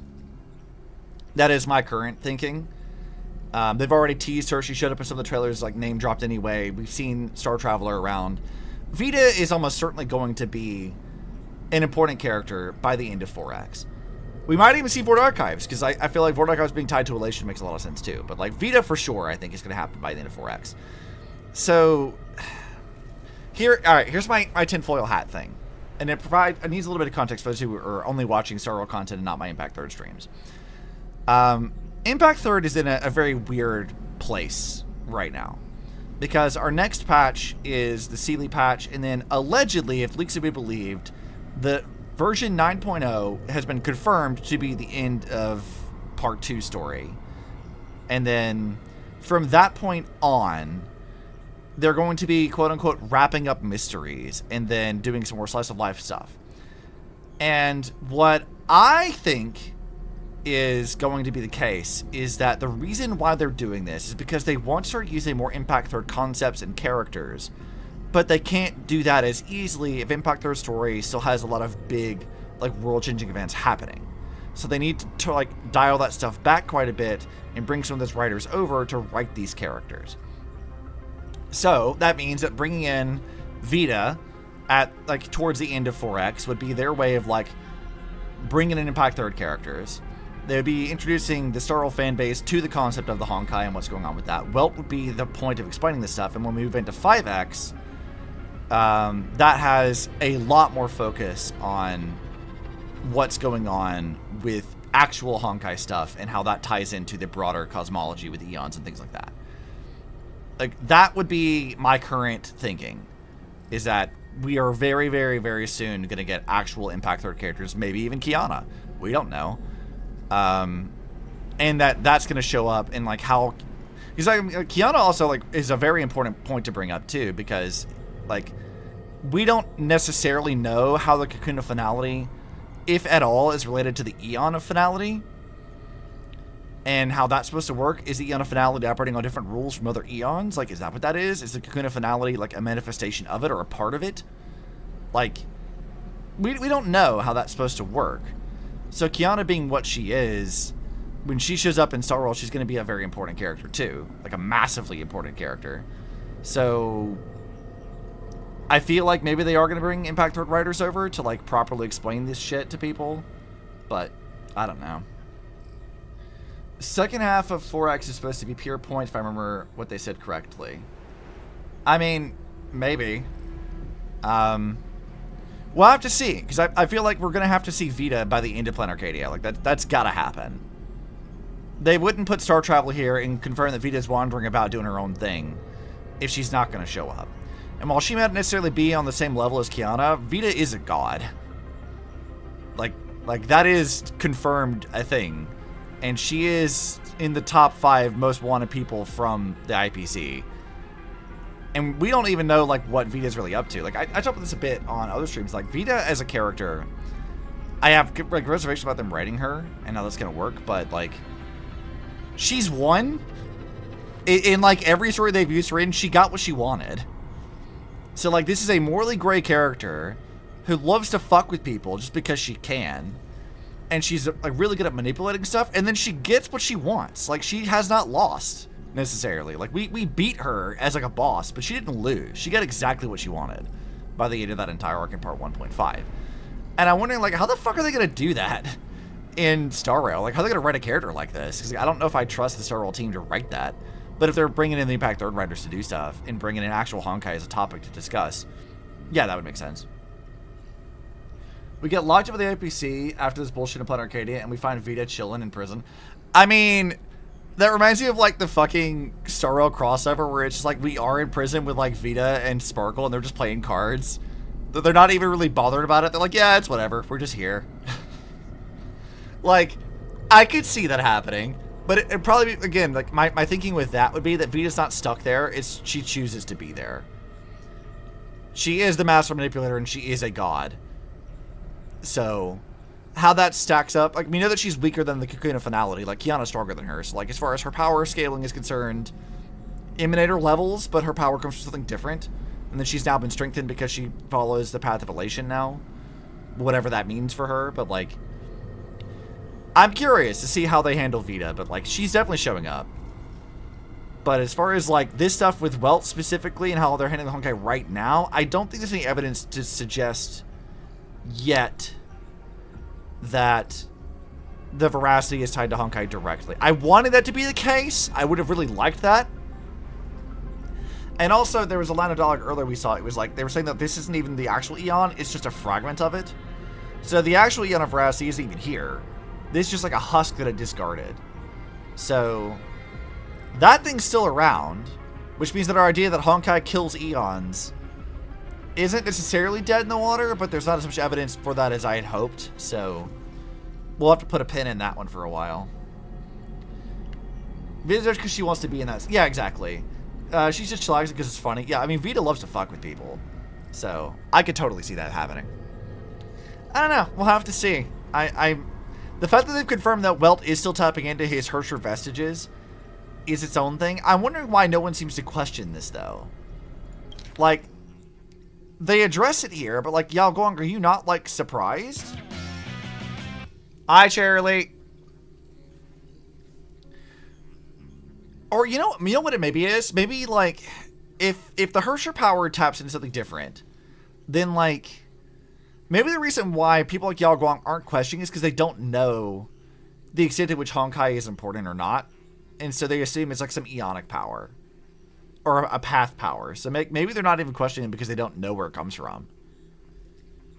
Because, I mean, we've talked about this many times. We don't know to what extent the rest of the universe knows about Honkai at all. We know that it is, like, integral to the way the universe works. It's also called imaginary energy. So it's possible that every imaginary character is tapping into Honkai in some way. Because, like, Impact Third uses Honkai and imaginary energy as, like, interchangeable things. So it's possible that every imaginary character is tapping into that in some way. And they do know about the imaginary tree, so that does suspect that there might be somebody who knows something about Honkai. But maybe the concept of Herrschers is unique to Earth and variants of that timeline, like with Guns Girl Z and stuff. So I don't know. Like, it's hard to figure out where this stuff all fits in. But I mean, if I'm right, in 5X is going to be, or the end of 4X is going to be setting that up, and then 5X is going to be focusing on it, we probably will get a lot more answers within the next, few years. Which would be nice. Still, it could be just a tease for those who know to get them talking before ever explaining it. Yeah, I mean, it could be. Again, I don't think there's, like what you said, I don't think there's any evidence to suggest that it's him getting closer to, like, Honkai energy in some way. Because I would definitely have mentioned something, because, like, Welt would not fuck around with that, I don't think. Like, he literally discusses Honkai in some way at the very start of it, and he's like, yeah, that's like the enemy to my homeworld. But he doesn't describe eons the same way. Now, that, of course, was early Star Rail, and it might have been retconned, but, like, if he actually thought that we were running into a Honkai disaster in some way, Welt would be the first one in fucking line to deal with that. He would be on the front lines, because he would fucking know what was up, right? Like, he would not allow that. He wouldn't let Stella and March and Donghong and Himeko, he would not let them go into that scenario on their own. He would be right in the thick of it. So the fact that he's not doing that here does lean into the more of the idea that he did, like, this isn't related to that necessarily. I mean, it might be, but he, like, at the very least, Welt doesn't know that it is what I think I'm currently at. Interesting that they do address this here, though. I didn't think they were going to ever talk about this, because that is a very specific thing. That is his Herrscher power in some manifestation of it. I didn't think he had that much of it left, but... and that is innate to him. Like, again, with what Opposed Odyssey told us, the cocoon of finality was sealed away, all Honkai was sealed on the moon, and they were able to tap into some of that, because it was innate to their bodies and how they exist, so... If Honkai is involved, does Christian White seems to not give a shit about high-tech and human societies like it did on Earth? Yeah, exactly. Like, I feel like... This is where I think I currently sit about that. And this has been the thought in my mind for a long time, which is that Honkai as an actual threat is not known outside of Earth. And, like, the immediate solar system. Honkai did, like, for whatever reason, the cocoon of finality and Honkai energy, Honkai disasters, Herrschers, all of that stuff doesn't exist outside of the solar system as it is right now. And I think that maybe the reason for that is because it's something tied to the cocoon of finality. It's tied to, like, how the universe works. Like, something is sealed there. Like, there's not been necessarily any, like, indicator that the imaginary energy barrier that surrounds the solar system was put there intentionally. But, like, for my mind, it does feel like Earth was quarantined. No eons can interfere. No one's gone over there. And it wasn't until Mars was reawakened that anybody decided to interfere at all. So then, I feel like, for most of the universe, they've not run into Honkai like we know it. Like what we would know of. They have no idea what it's actually like. They have eons, they have Stellarons, they have all these things, but this is why I've said many a time that reducing Honkai to just a faction that's no different from the other factions, it feels wrong, because we know that it comes from magic energy, which is like what the fucking structure of the universe is. But like for whatever reason, other planets don't have that happening to them the same way that Earth did. And it's not clear why that is. So I do wonder, like, why that is the case. It's one of those, like, big mysteries of, like, again, because, like, Honkai is supposed to, like, arise with civilization. This is a thing, like, an ironclad rule, at least from Guns Girl Z and Impact Third, that, like, Honkai shows up when civilization does. It's what happened to Mars. It's what happened to Guns Girl Z stuff. It's what happened to Earth. It's what happened to Vita's civilization. Like, that's what it does.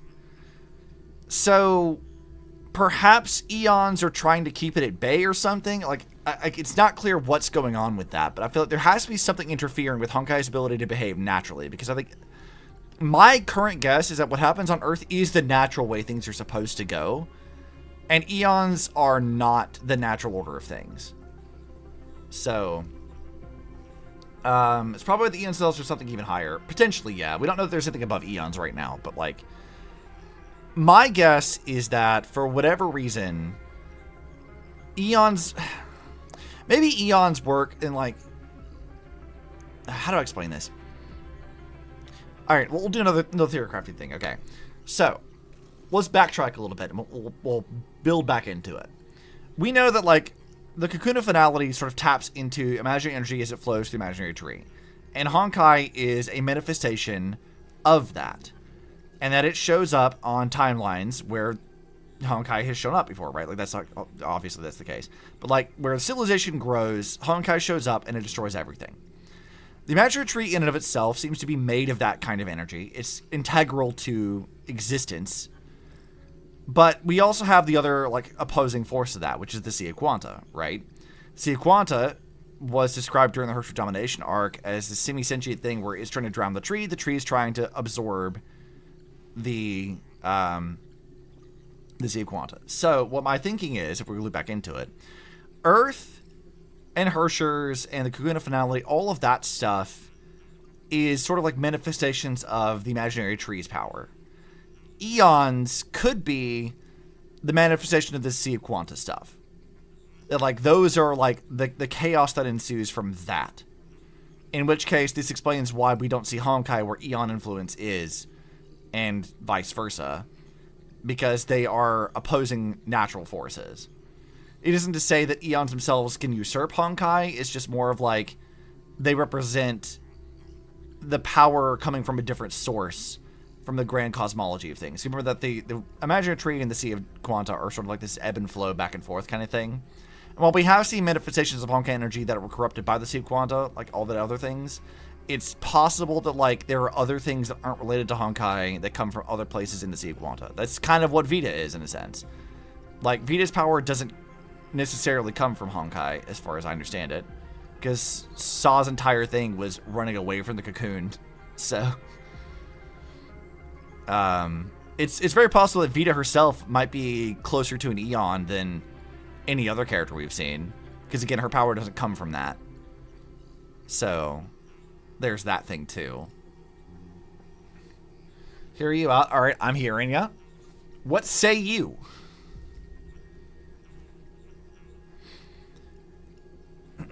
It would be interesting if they confirmed that Vita's existence and power does come from a similar place of eons.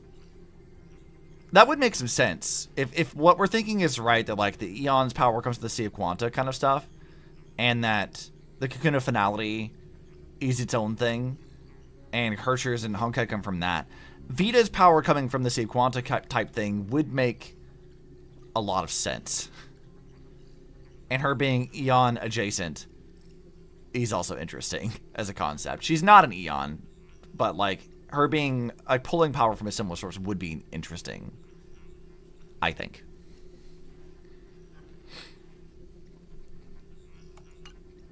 Alright, Polka's on a rampage to stop a knowledge singularity because she knows that if one were to occur, it would be the end of it all. This was shown to her by Terminus themselves in a vision. Okay.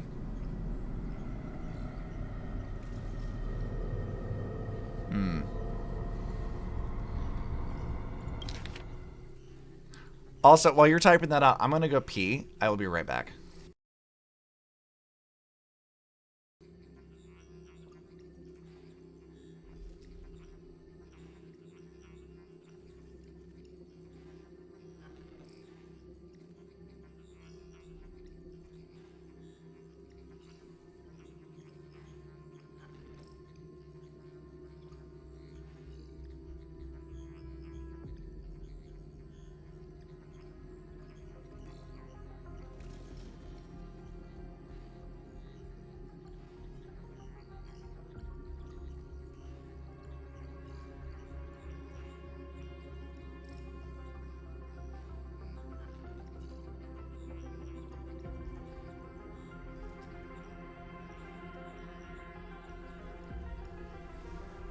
Okay, I feel better. A knowledge singularity is a fundamental leap in understanding around civilization and technology. Basically, civilization's next level of evolution as a whole. Okay. I think I see where you're going with this. But I'll let you type it out first.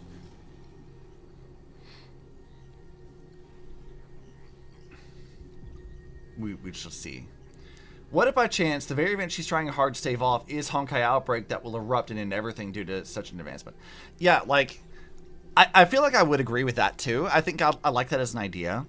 Like, if you get too close to that understanding, that could be a problem. And again, I've always been of the mind that Honkai, as Wealth understands it, as Vita understands it, as Void Archives understands it, is not something that the rest of the universe knows as much about. That's sort of always been where my head is at with this, that they don't know the threat Honkai poses. And there's only a select few people who seem to know this. Is at least where I think we currently are. I do wonder how they'll handle it, but the idea that like maybe Polka is aware of it, maybe she's even like seen the horrors that Honkai can create, and was like, oh shit.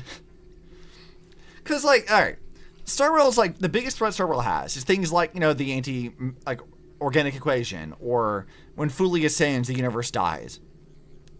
What if Polka sees a world where the eons are gone, or people figure out what Honkai is, and by meddling with this stuff in the way that Otto tried to do or whatever else, they unleash Honkai on the entirety of the universe. In which case, every planet, everything that has civilization of any kind is immediately, like, under threat by Honkai. Like, immediately. Everything sucks for everyone. We see Herschel showing up, we see people are starting to die, civilizations are dying one by one because they can't usurp finality. That, to me, would actually be a really compelling way to write that. Polka's war against a knowledge singularity is what we saw on Earth, but on a grand cosmic scale. Yeah, it could be that. It could be that Polka could be... Actually, you know, here's another fun thought for you. Polka could be like a Dr. May. Remember like Dr. May's entire thing was that, like, she looked up into the stars and saw enemies. That she wanted to, like, wage a war against the cosmos kind of thing. Like, that was her entire thing. It was like her vengeance against, like, Honkai. Or, like, that was how, like, Dr. May was. What if Polka's the same way? Like, she saw this shit. She saw the writing on the wall. And she's like, oh, fuck. And so Polka could be like how Dr. May was. Not to say that she's a Dr. May variant at all. We don't know anything about that yet. But the idea of, like, Polka having similar motivations and it being against Honkai specifically would be very interesting. And, you know, if there were anybody in, like, the Genius Society who would know about that shit, like, or if there were anybody in the universe who would know about, like, Honkai as a thing and, like, the danger it could pose, it would be people in the Genius Society. Like they would be the ones who would have figured it out. So, yeah, I like that. That's a fun theory. I do like that quite a bit, actually. That could be very, very, very interesting if that's the direction they decide to go with it. And I see no reason why that wouldn't be the case. Then it is like, okay, so then the question then again would go back to if eons are sort of like a natural protection against Honkai growth or whatever, or this knowledge that people are trying to learn about is the other thing, and Polka's fighting against it, would that also mean that, like, Polka would go as far as to protect the existence of eons, if that's the case? Because I do wonder about that. That would be interesting. If, like, again, if that's the correct thing, and Polka knows this, she's trying to prevent knowledge of Honkai from spreading. She's trying to, like, squash that information hazard, but also would go as far as to protect eons and their existence, just to save off the even worse threat that the Honkai would pose to literally everything in the universe. That would be very interesting. Is that what they're doing? I don't know, but I like it. I mean, that fits. Polka herself has worked with, included directly with several eons at the same time, including Terminus, Ho, and Noose. Yeah. So, like, maybe that's why she's doing that. Whatever issues the eons may cause, it could pale in comparison to unmitigated Honkai disasters across every planet in existence. Because Guns Girl Z and Impact Third have shown us what happens when Honkai gets, like, its own thing. The Herschel finality, loops them back through over and over and over again. We see death, destruction, like timelines dying and dissolving and breaking apart in the Sea of Quanta. Like, we see shit on a destruction on an unmitigated, horrendous scale that I don't think that the rest of the entirety of the universe is prepared for. So I don't know. I like this theory. I'm here for that. Am I convinced of it yet? Not necessarily, but I do like that as a theory. I like that as a good idea. It's neat. It's very, very neat. Anyway, let's see what Yagong has to say. Now, with yin and yang aligned, and all 4 aspects in place, as long as we set up the last formation core, the Decalight reflection barrier will be complete. Using the divine eye of the Spiritus to weave a giant web, one that ensnares countless possible futures. General, Red looks so have mad. you truly made up your mind? Though Shuhu has been eradicated, the signs of doom have not faded.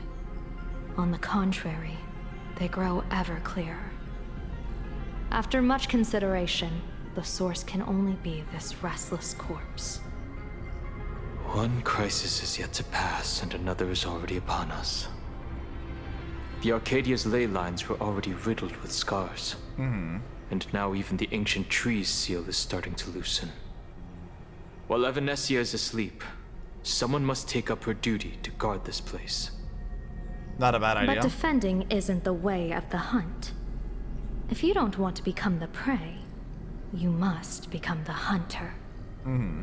General, do you intend to go on the offensive and suppress the remains of the Veracity? How could I? The Joy Seeker could barely confine that husk using the Abundance's ambrosial arbor as its cage. I'm not that arrogant as to place myself alongside the gods. She's not that arrogant. She's just a little bit arrogant. I'm not here to guard against an Eon, but against a lesser menace. Lord Ravager sought Pramod. This barrier is prepared for him. Okay, Assault so you like a Pramod trap. has been meddling with the game from the shadows. His intentions unclear. We know little about him or the Veracity.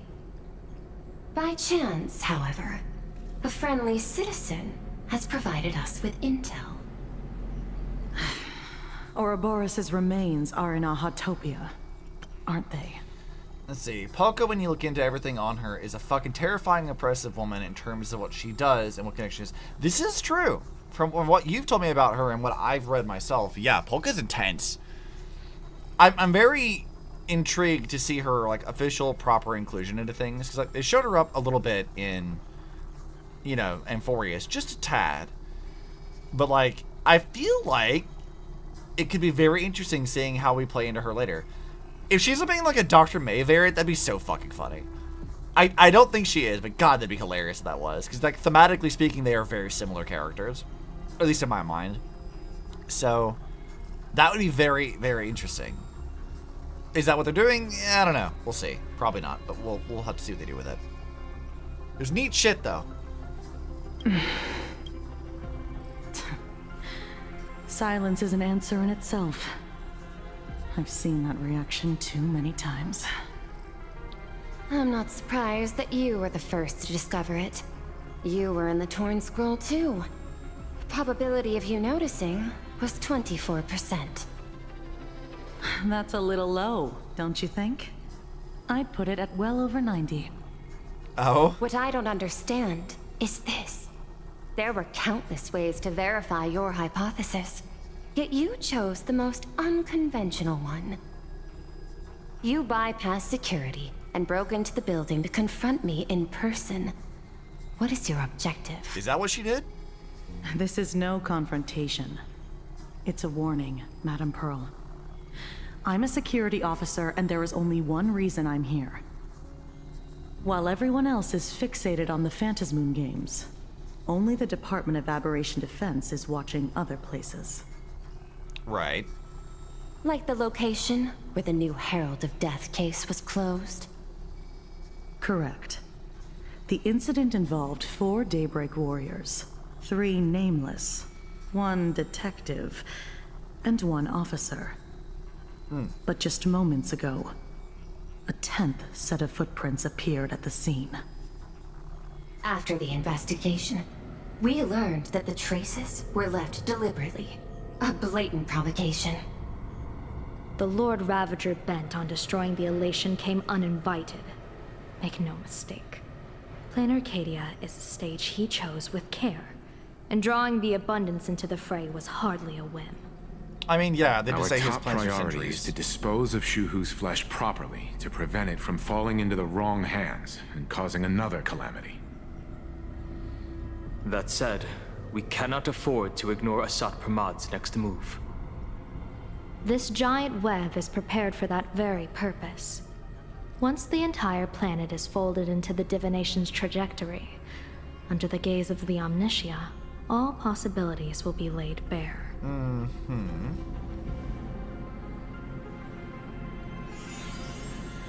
Interesting. When that time comes, he won't wish to leave any footprints behind. One final question. Why did the Lord Ravager choose to visit this place? Does he have an ulterior motive? Or is this merely some twisted joke? That question should be left to the professionals. Don't forget, we have a detective who can't seem to rest. Let's hope the accumulation of variables can tip the scales in our favor.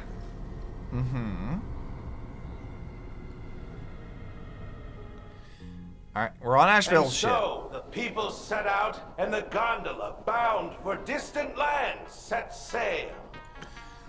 Let's see. This is a lot that she founded Device 9, a faction of Nihility, and Mythos themselves interfere directly with her strike against Rupert during the Machine Empire War. Damn. To make her miss her attack, I want to have Ho intervene directly as well to correct it. Girls go god playing chess with her hands and got her hands in a lot of Eonic pies. This is true. Polka's going to be a pretty interesting character later on. I do wonder how that's going to go. I guess we'll find out. The end of the world. The Elation once again declared war upon the Veracity. Again? K, frail little humans. Ouroboros split their mouth wide open. What the fuck is this? Whoever can fill my whole mouth with but a single thing shall receive a reward. My tongue. What is happening? The fool known as the Shepherd captured a comet, but it wasn't even enough to fill the gap between the Veracity's teeth. The bartender Braji opened the wine cellar, yet they only grew drowsy, drifting off to sleep. And en route, he crept up to the Veracity's ear and told them a corny joke. The Veracity pondered it for 10 amber eras, then burst into laughter at their own amusement. En route spread his hands and said, "See, I filled your mouth with laughter." Cannibal technicality. Then what happened? Then the Veracity said, "Are you kidding me?" And with that, they opened their gaping maw and tore en route to pieces. That means they're bad at losing. What kind of nonsense is that? Those are the facts, my inquisitive auditor. Sure. If you want to hear more stories, you're welcome to discuss with your classmates. Hold on. I want you guys to focus in on something. Let me hide. Where the fuck is my chat thing? Chat overlay. All right. Look behind me a bit here. Look at that fucking NPC with a red mask just fucking vibing. She's just having a great time back there. Like she's just going nuts. She's having a grand old time back there. That's very fun. I like it. Let's turn the chat back on. So do you think Polka's going to be a pivotal contact for us in unlocking a ton of actual and setting these differences? I agree. I think so. Oh, this part. Hi, Anne. Welcome back.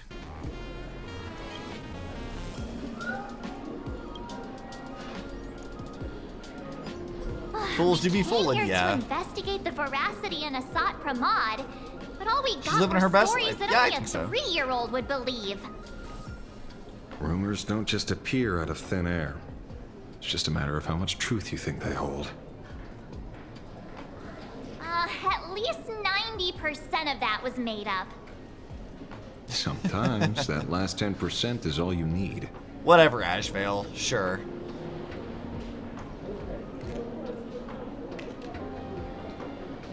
And there she is again, just vibing. Oh, plenty of bystanders around. Let's hear what they have to say. Open the detective notes. God damn it. Alright, let's see what we got. The case of the missing veracity. The assistant meticulously compiled the case details for the detective in neat handwriting. A trail of unknown footprints appeared at the abandoned station, a weird emoji running amok in the tavern. All clues point to the Lord Ravager Asat Pramod. The detective is back on the case. Will he be able to track down the Leviathan footprints in the tavern? P.S. The refrigerator's cooling system is down. Remember to repair it. Notes. Scribbled handwriting jotted down by the detective at the scene. Shepard. This guy summoned comments to feed the veracity sounds like a fairy tale. Bragi. There are plenty of bartenders in the Laughter's Tavern, but he's the most famous one. Rumor has it he still hasn't paid off the tab from the time he cracked open the wine cellar. En route. Feeding the Leviathan corny jokes. Crazy idea. I highly doubt his wordplay will be enough for the veracity to feast on.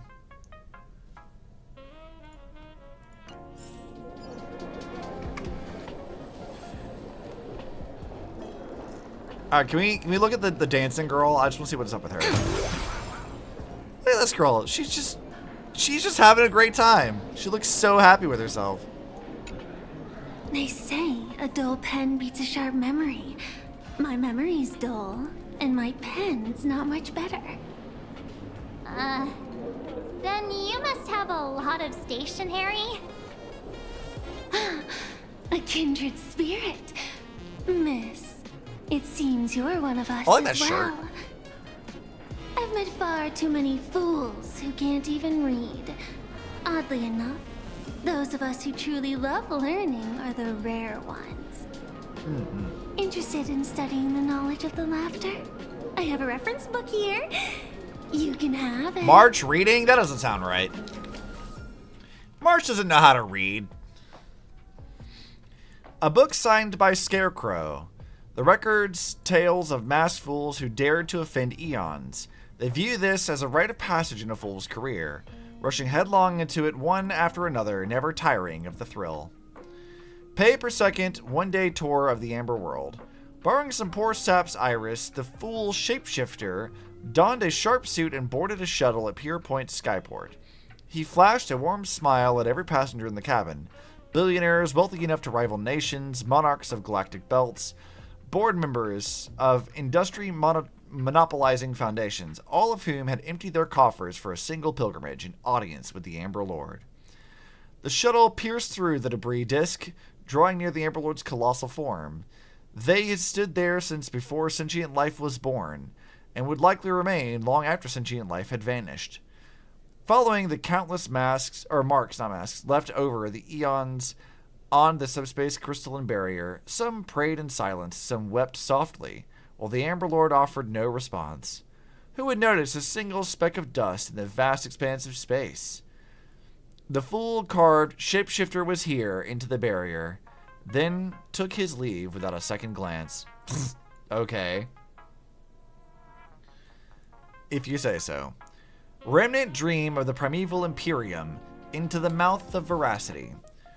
Ouroboros, the ancient Leviathan that survived the Dusk Wars, was said to have chased Taha all the way to the roots of the imaginary tree. Hey, there we go! Imaginary tree mentioned. Good. We might get some information out of this. A fool named En route attempted to confirm the truth of this tale, but alas, he couldn't run as fast as Aha and was caught by the veracity and swallowed whole. Who would have guessed that inside the veracity's belly lay a wondrous world of its own? The veracity was so massive that the lives previously devoured had established their own kingdoms on their stomach walls. Thumb-sized dwarves, clever horsefolk, talking comet cicadas. En route explored this place with delight and encountered fellow swallowed fools, Dorothy, Bragi, and Shepard. Is this the fucking Wizard of Oz? Together they adventured, found the Veracity's heart, and gave it a good kick, and were belched out into the universe with a mighty wretch. Why would that be the thing? En route quickly plucked off the Veracity's shadow and spread it over the fools like a blanket. Shepard then tossed out a comet, and the dim-witted Ouroboros was drawn to its light. The fools finally escaped with their lives. After that, countless fools sought the treasures within the Veracity's belly, but none ever caught so much as a glimpse of the Veracity ever again. So, if we were to take this at face value, this does sort of imply that, like if like chasing into the roots of the imaginary tree, well, A, that's like a metaphysical or like a higher dimensional concept, which means that these things do exist outside of the imaginary tree, which is kind of interesting. I don't know. That's a possible, like, a thing to note. We'll put a pin in that information later. That could be useful. Everyone is a driller. After the Eon of Beauty vanished, the fool Davin made a proclamation at the tavern, instantly attracting a massive following. Chanting, "Everyone is a driller," they sparked an artistic storm and launched a reckless charge towards the boundaries of the Path of Beauty. For example, they stuck bananas to agates with polyvinyl chloride tape, scribbled graffiti on every household item in sight, and proclaimed them great works of art, and even found time to fight a few copyright lawsuits with the IPC. That was until they arranged space junk across the entire planet's surface to form a drilla's visage, at which point the Knights of Beauty finally rounded them all up. However, after 7 days and 7 nights of deliberation, the hastily convened round table of Knights of Beauty ultimately decided to release the fools, since to punish them, they would have to acknowledge that these depictions actually resembled a drilla. Okay. Afterwards, say no to Aha. Having come this far, it seems I must tell my own story. The night before I finished this piece, a visitor casually strolled into the tavern, sat down beside me, and ordered us each a bomb's first drop. They didn't introduce themselves, but I already knew who they were. They said, "Buddy, I hear you're writing a little book. I've read it. Quite interesting. But there's a few points worth discussing." I listened patiently as they spoke and rejected every single change they proposed. They downed the last drop of the bomb in one gulp, then left the tavern. Their retreating figure looked utterly forlorn. Okay, so she allegedly met Aha, and they were just looked... This feels completely made up. But, thanks anyway. Oh, please. Thank the seniors. To compile this book, they offended every Eon they possibly could, and narrowly escaped death at the hands of each and every one of them. Is that what you call that? As for me, I'm just the one who keeps the books circulating. Yeah, we were looking at the girl who was vibing. I like her.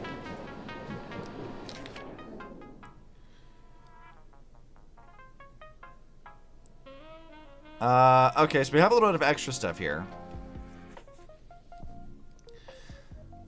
Let's see.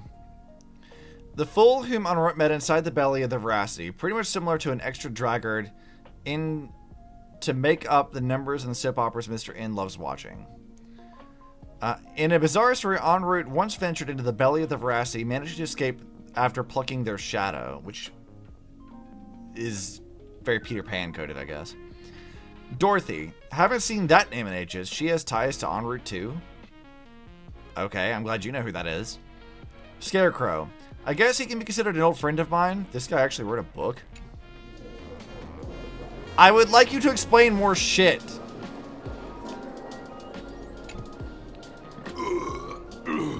You two asking about the Veracity? You thinking about walking that path? Why is his name Do-Wide Chungus?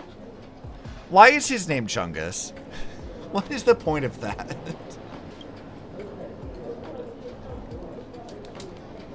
Walk the path of veracity? Do I need to eat everything in sight? You got it. Kids always Hi, Albert. dream big. Some were bulldozers, some are monsters. God damn it, you're right, it is, Albert. And I am Autobot. Yeah, and the man. Sure, man. Can you talk normal? Stop gulping for air. I swore to become a veracity pathstrider. I eat everything. Dwight becoming Dwight. Nasty. Anything I could chew.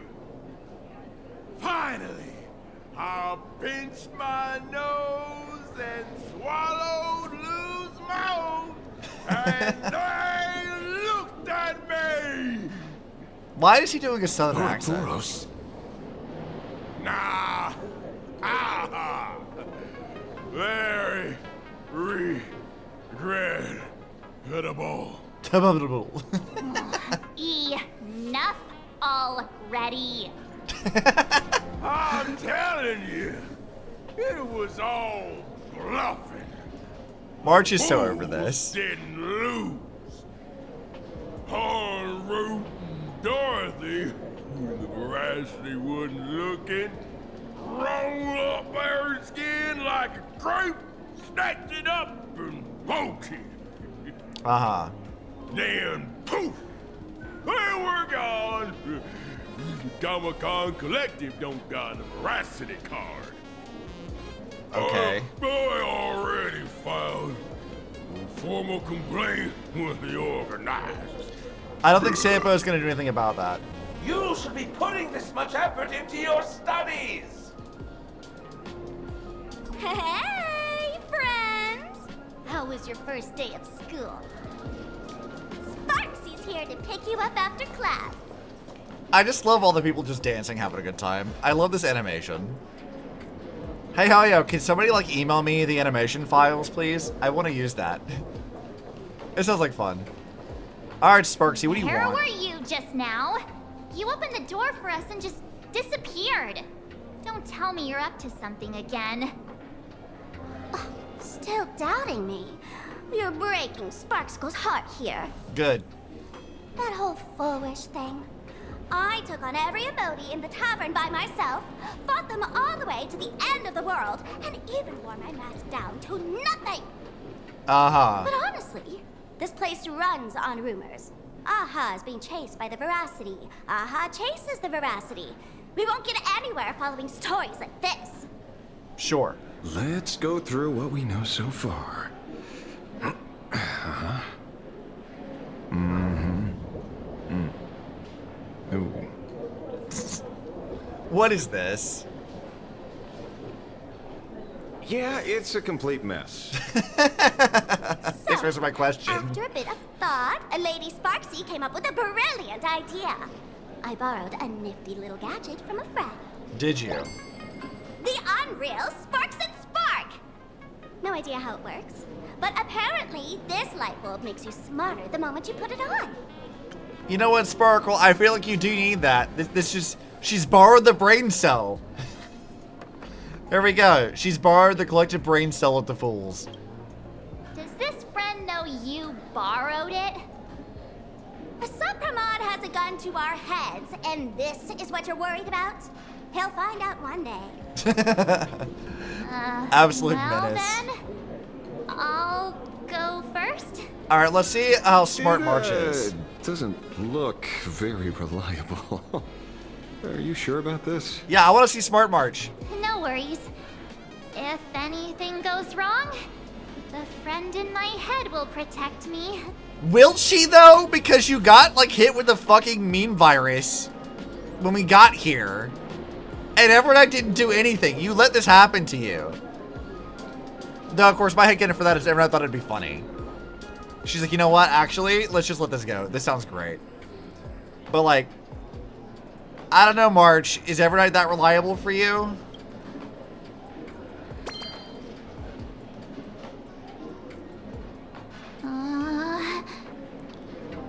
Using the to brain have any cell. effect.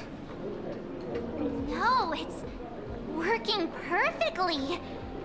I get it now. All of it. No need to dance around. Our enemy is a Lord Ravager. There's only one question we need answered. How does Asat Pramod plan to destroy Elation? Correction. The effect is very obvious. Judging by Nanook's habit of picking Lord Ravagers, I wouldn't be surprised if Asat Pramod was once a masked fool, and therefore knows Aha's weakness. Why do you assume the masked fools know Aha's weakness just by default? It's inconsistent, but I just appreciate March remembering that Everett exists this time. Yeah, unlike last time where she was like, oh right, yeah, I have remembrance powers. Dumbass. Arcadia is like a microcosm of eons and paths.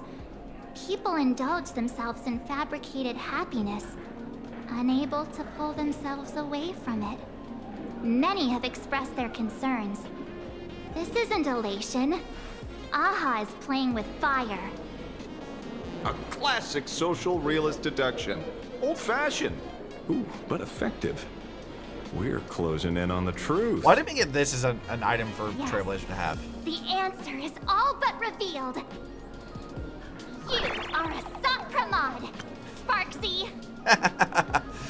God, can you imagine if they did this a second time? That would be fantastic if they did this a second time. I kind of want it to be true, but it's probably not. But God, that'd be so funny. Do you have evidence? Of course.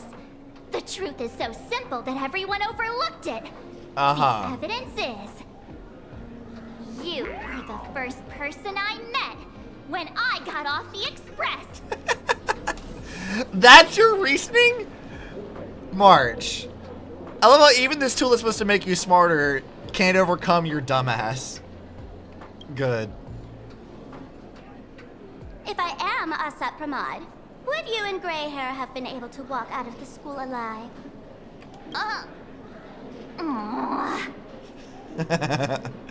Yeah, fair point. March is still dumb. No tool can fix that. Just take that thing off already. No, she's got a point. It's so good. That's weird. I thought I was on the right track. Let me give you a lesson. Deduction isn't about people skills. It's about smart tricks and flawless logic. Sure.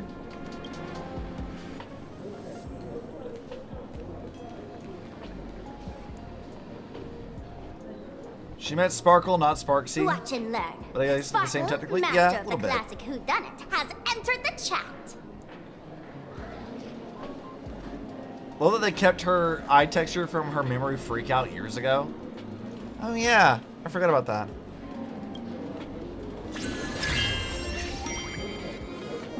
You changed your clothes just for this? First of all, Ouroboros likes to eat. Secondly, whatever they eat disappears completely. Therefore, veracity is also a form of destruction. Sure. This is the classic mystery of one culprit, two identities. The one trying to kill Elation is... the Lord Ravager, Asat Pramod, played by the Veracity! If you say so. What am I even saying? Classic whodunit. This is more like a classic Who's the Dummy. This is normal for you though, March. I get it now. All this thing does is make wild guesses sound reasonable. So far, that's great, the most actually. accurate piece of information we've gotten. No need to be so serious, Detective. Why don't you show us what you've got? By the way, come on, what dude. type of detective are you? A useless one? Me? I'm the tough guy type. I don't waste time on useless details. I aim straight at the heart of the problem. You're not wrong. Asat Pramod is Nanook's weapon to assassinate Aha. Whatever his plan may be, the target doesn't change.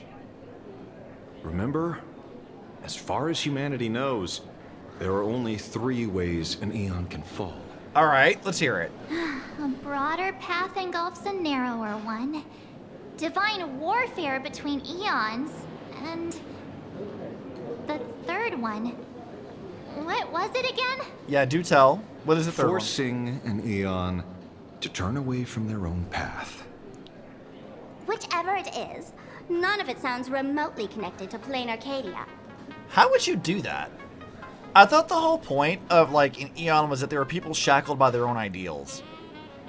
That, like, whatever they represent, that, like, they're sort of prisoners of that own ideal anyway, that they can't physically turn away from that. But I guess if you could make them do that, that, like, that would dissolve the path because the thing that creates it is, you know, whatever.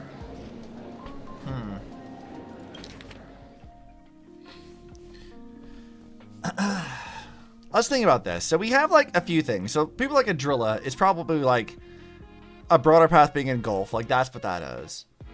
But we also have, like, the Trailblaze, right? So with Akivili allegedly dead, which of these would even be that? Divine Warfare, maybe? But, I don't know. Weird. But they say as far as humanity knows. That doesn't mean there aren't other ways, but this is the only ways that they know about. And I feel like Honkai could be a 4th option. We'll see, though. So, what makes you so certain Asat Pramad is here on business, not on vacation? Because we folks just dug up one heck of a treasure from underground. And in the stories tied to them, Divine Warfare. Yeah, I think that would be unearthed more than a few names worth paying attention to. Okay. Anything else new here?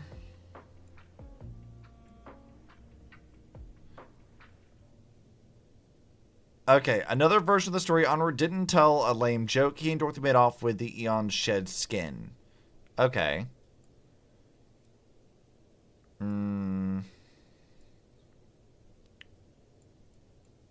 Alright, so that's it. We got that one. A few names. What about this Dorothy character? That's just a title. Anyone with a girlish heart can call themselves Dorothy. Between you and me, Director Sparkle used that name once too. Guess when? Did you? Looks like this clue has little value to it. If they don't put Honkai in our Honkai games in, I'm gonna sprung out. I mean, kind of the same, dude. I'm trying my best to figure it out, but like, it's so difficult to like put these random pieces together in a way that makes sense. See what the shepherd has to say. An old pal who can't stop lying. He goes on and on about death being a solitary feast, but I just saw him last week, alive. I see you're acquainted. Please, introduce us sometime. Alright, what about the Scarecrow? Him? He caused trouble in Gotham City a few days ago. Pearl threw him into prison. He's a Batman villain? He's just Batman's villain, the Scarecrow in Gotham City. What the fuck is that? Oh no, I thought it was Scarecrow like Wizard of Oz, but no, they meant fucking Batman. Okay, sure. I know. I was the one who caught him. Alright, how about Braggy? Baraji? Bragi, Forget okay, it. whatever. He's good behind the bar, but slippery as an eel. Ask him to work for Nanook, and he'd run away on the spot. The former bartender of the tavern. Everyone knows him. Couldn't be him. Alright, en route it is. Right. He's the one I can't stop thinking about. The stories change every time, but they all circle back to the same logic. En route defeated the Veracity by some means. You're right. Then who is this en route? Do you know him? En route. Oh god, is it fucking Of course Sampo? she does. Hi, Sampo. Everyone in the tavern knows that name. Long ago, its owner grew tired of jokes, cast aside his mask, and walked away. Uh-huh. Some say he became a morning actor. Others say he jumped into IX's black hole. But none of that matters. What truly matters is Uh-huh. that you have my unreal Sparks and Spark. I knew it. Oh, I love Sampo so much. Give it back, give it back. That's a big order my client wants immediately. His voice is so What do you cartoonish. mean, give it back. It just wandered off, and I happened to find it on the way, so I brought it home. She's such a little shit. Here, take it now. Absolutely. His not. voice is so punchable. Wait, It is. Right now? This doesn't sound like you at all. No. If it's a no, it's a no. Guess I'll keep it. Bye-bye. Sampo really is like one of the most punchable people of all time, and I love him for that. Sir, do you need to hire a private detective? Private detective. Hey! Asheville, you dumbass. Can you catch her for me? Of course. I'll have that thing returned to you safe and sound in half a day. But, in exchange, I'd like you to elaborate a bit more on what you were saying. Oh, so that's why you're here. Now, old Sempo's intel isn't cheap. Waiving the fee won't quite cut it, will it? Name your price. Put it on Pearl's tab. Just kidding. Money talks boring. Besides, the Astral Express and I go way back. Oh, and I wouldn't scam you two. God, I love him The en so route much. you're looking for lives up to the name. There's nowhere he can't reach. Only places he hasn't been yet. He's the gold standard of the masked fools. He only shows up where he's least welcome. A morning actor's stage, a friend's wedding, even inside the Veracity's mouth. All for the sake of a good laugh. Oh. Oh. That lines up. God, I love him. Sounds like the origin of the legend. So, he's a friend of yours? Not a chance! Back when old Sempo was still a kid, en route was already a name in the history books. I can't imagine Sampo as a child. I just see Sampo, but smaller. Sampo is the true Akivili. God, I know everybody hates him, but I love Sampo so much. He is such a hateable character. And every time I look at him, I'm like, I want to punch him in his fuck-ass nonsense shirt. I love him, and I hate him. And I want to punch him in the face. It's great. He left the tavern during the Second Prosperity. They say after hearing 30 trillion jokes, he never laughed again. He Before talks like a left, Saturday morning cartoon en route said character. one thing that, at the time, no one cared about. Elation has been dead for a long time. Where did he go after he left the tavern? The Love and hate tavern relationship, has exactly. 10,000 mouths, all telling different stories. All I know is this. He said he was headed for the true world's end, and that he vanished without a trace. How do you know all this? Oh, I've been around long enough to have my own channels. Just trust old Sempo. And about catching Sparksy? Leave it to me. I keep my word. God, I love him so much. He's the worst, but I love him. Forbidden deduction. I like that. All right, anything else new out of here? Okay. En route is a fool who loves going to places where he isn't welcome. He left the tavern after the Second Prosperity, heading for the true world's end. Whatever that fucking means. All right, March, what say you? See? You only need that 10% of the story to be true. Sure. The last thing he said was really scary. So many unanswered questions about en route. He has to be tied to Asat Pramod somehow. Or he But is Asat our Pramod. leads at the tavern have run their course.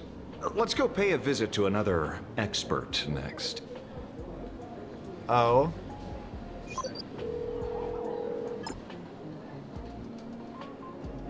No. Speak of the devil. Only a Xianzhou general could have arranged something like this, I suppose. Ron May. Okay. I guess you would be somebody we would want to talk to about this. I'm surprised as well. You've only just left Amphorius, and already you've managed to draw the attention of another Lord Ravager. Miss Ron May? And Miss Ting Yun? We're here by General Yao Guang's request. It seems we arrived just in time. Ting really just sounds depressed now. At first, I only came because the Shenzhou extended an invitation. Ron Bay. Polite to refuse. Now that I'm here, I see it was well worth the trip. So, let me get to the point. Ouroboros has long been dead. Their death was merely buried beneath layers of secrecy. But why? Hardly surprising. They disappeared after the swarm disaster, and there are many different opinions on where they went. The Intelligentsia Guild claims the Veracity ate their fill and entered hibernation. I don't buy it. Those scholars are fond of post-meal naps themselves, likely just projecting their own habits. You seem surprisingly calm, which makes sense. After all, the shadow in your right hand is evidence as well. Why don't you tell everyone what happened to the Galaxy Rangers back on Von Walk? Von Walk? Sprightly Von Walk. I've heard there's a particular phenomenon that occurs on that rainforest planet. Hi, Ron May. Can you tell us how Loach is doing in jail? Yeah, how's the burb? How's Fuhua? We need to meet her. Tell me more about Fuhua. I want to know about the Phoenix of the Xianzhou, please. Plants multiply and grow and are then harvested like wild grass. A cycle repeating every few decades. Almost identical to the Phantas Moon games. But how are the two connected? When you hear plants and growth, shouldn't that make you think of abundance? I guess. Huh. Wait. It seems you figured it out. March has figured something out? I don't buy it. By coincidence, abundance is another thing the two worlds have in common. Tell me about my bird! Exactly. When coincidences pile up, they cease to be coincidences, Mr. Ashvale. No. Leader of the Rangers, Mr. La Mancha. Perhaps you could explain this to our nameless friend. Back on Von Walk, I'd already long since stopped being a ranger. Your conjecture is basically correct, Miss Ron May. You're not the only genius to take life as a subject of study. By the time I arrived, the atavistic experiment was already approaching its final phase. Dr. Primitive had set his sights on an ancient Leviathan. Okay. Beneath Von Walk's surface, there also lay the remains of the Veracity. You stopped him. The Rangers stopped him. Back then, Mr. M was still human. Oh, okay. Well, that explains why Now, his train looks like that. Deep beneath Ahatopia, another corpse of the Leviathan lies buried. If I'm not mistaken, there are countless other worlds carrying out the same ritual. Aha sealed Ouroboros' body among the stars, suppressed it with abundance, siphoned the power of the Path of Veracity, and called it a game. Damn. Hell of a game. This is what people call the Phantas Moon games. Uh-huh. Why would they do such a thing? For the bit. You may remember, the Express once delivered a Leviathan's carcass to me. That wasn't the only one in my collection. Oh, right, yeah, I forgot about By that. arranging remains from different eras in sequence, I discovered something rather intriguing. At a certain moment over 1,000 Amber eras ago, just as Akivili began traveling in pursuit of their ideal, all creations of the Veracity lost the same organ, their taste buds. What does that imply? Yeah, what the fuck? The purpose of consumption changed. Be they spawns, depth crawlers, or void song whales, their genetic markers encoding gustatory organs vanished entirely. Creatures walking the path of veracity became nothing more than biological black holes, consuming without discrimination. I feel the need to address this because other people have already done so. But there are a large amount of people who believe that the whale boss from Fontaine and Genshin is also one of these leviathans. That it's a void song whale. Which, you know, I mean, that tracks to some extent. I was of the opinion that the void whale might have been potentially a Honkai beast in the same way that, like, Eden could transform into a whale in her mantis form. So there's definitely two competing theories about that. I feel like either of them is potentially fine. But interesting nonetheless. I thought I'd draw attention to that. This was not natural evolution. Through the simulated universe, I identified the point of divergence in history. A concept had disappeared from the path of veracity. Okay. Consider this. What do taste buds provide? Sensory input? Yummy flavors? Precisely. Of course you'd be talking about Savoring delicious food. something's aftertaste is an act of elation. So Aha stole the original Prima Mobile of the Veracity? Mobily? The What? simulated universe proves nothing on its own, but the primal desires of life have always been entangled. Think of it as my intuition. The conflict between the eons of elation and veracity stretches all the way back to primordial times. How many people know about this? There used to be 2. I only told Yu Qingtu. Now there are 5. Who the fuck is Yu Qingtu? I can't be sure. Exploit the old conflict between Aha and Ouroboros to ignite a divine war, or allow intersecting paths to devour one another. Of the 3 known ways to kill an Eon, the Arcadia fulfills at least 2.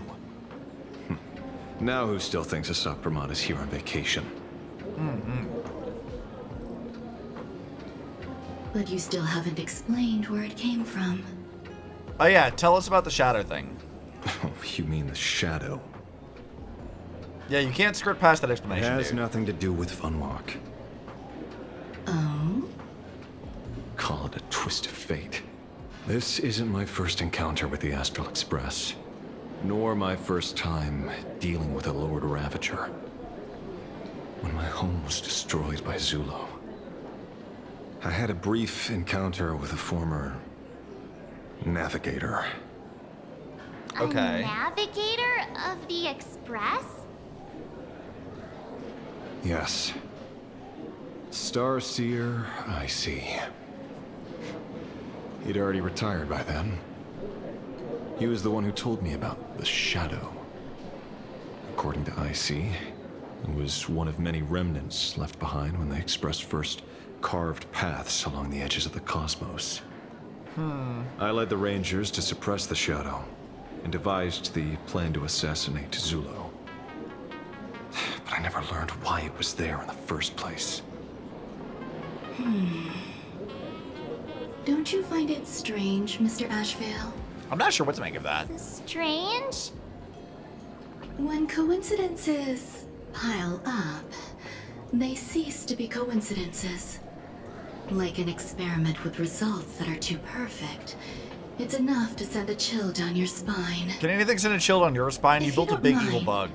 Let's walk through the whole thing once more. Earlier, what did you 2 uncover in the tavern? Someone suspected to be a Sat Pramod knew about the Veracity's secret. before disappearing, he said he was headed for the end of the world. So they think en route is a Assat? Who did he say the shadow belonged to? A former navigator. The shadow was a remnant left behind when he charted the cosmos. Oh, I see what If you're the saying. world's end isn't the tavern, then where is it? I don't know if anyone can answer that question. Not even Akivili. Well, the answer's obvious. It's destruction. Wait. Don't tell me. En route only goes where he isn't welcome. After leaving the tavern, he went to the Astral Express. The detective game is over. Ooh. He's here after all, huh?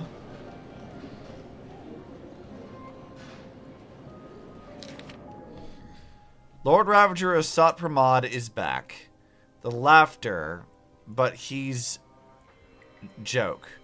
En route, heading for the true world's end, Astral Express, haven't in a long time, old friend. So, Assat was a masked fool called En route, who stole a fragment of the Veracity's skin that was shed, and then became one of the former navigators of the Astral Express for a while. And that said skin thing became the shadow that Ashvale now uses to eat things. Huh. So if he only ever goes where he isn't wanted, then why is he with the destruction now? Right? Like, that seems like a weird thing to do. Like, does that mean the destruction doesn't want him? But then he clearly is around. He's still like an emanator for them. So, like, why? That's interesting. I don't know what to make of that right yet, but that is kind of interesting.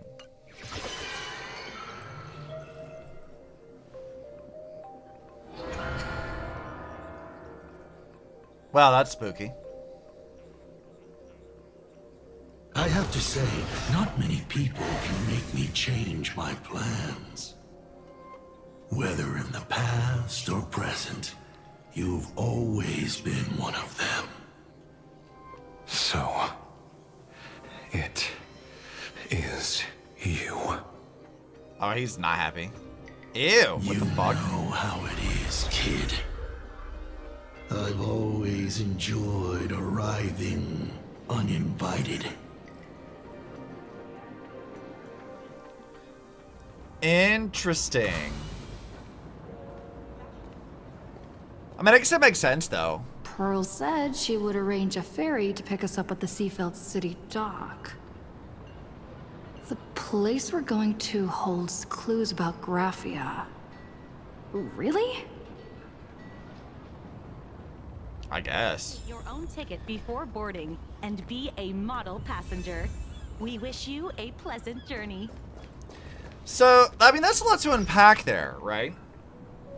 Like, Assat shows up in the Express because he's not wanted and becomes a navigator.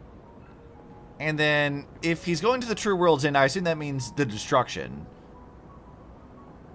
But it's going to the destruction because he's not wanted by the destruction or because he's not wanted by the rest of the universe? Like, that's an odd one. Is it a knack for taking up new identities? Yeah. Interesting that they've confirmed that, like, a former Express navigator is a Lord Ravager now. Like, that's kind of wild. And interesting. Makes you wonder about the other navigators, whatever happened to those guys. If they're even still alive or doing anything at all. And what that means for Himeko at some point. I don't know. I don't have a whole lot to really offer about that. There's not really any, like, information about, like, Honkai to discuss here. It's just more of like a, weird. On my previous business trips to Seafeld City. Let's see, you know what? Turn over this eternal page. Speed boost, let's go.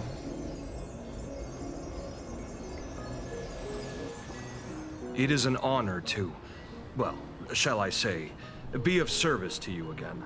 Do we know you? To be honest, when Madame Pearl invited you to visit the Perlux Tower, I was supposed to be your guide. I ended up being replaced by a total fraud. Oh yeah, that happened twice. I forgot about that. My name is Feld. By order of Madame Pearl, I will be escorting you to your destination. Thanks, Mr. Feld. You are too kind. I followed the battle in Seafeld City very closely. Serving a hero such as yourself is a true privilege. I assume Madame Pearl has already briefed you on our destination? No. I see. It so happens that Madame Pearl is tied up with an unforeseen event, so allow me to brief you in her stead.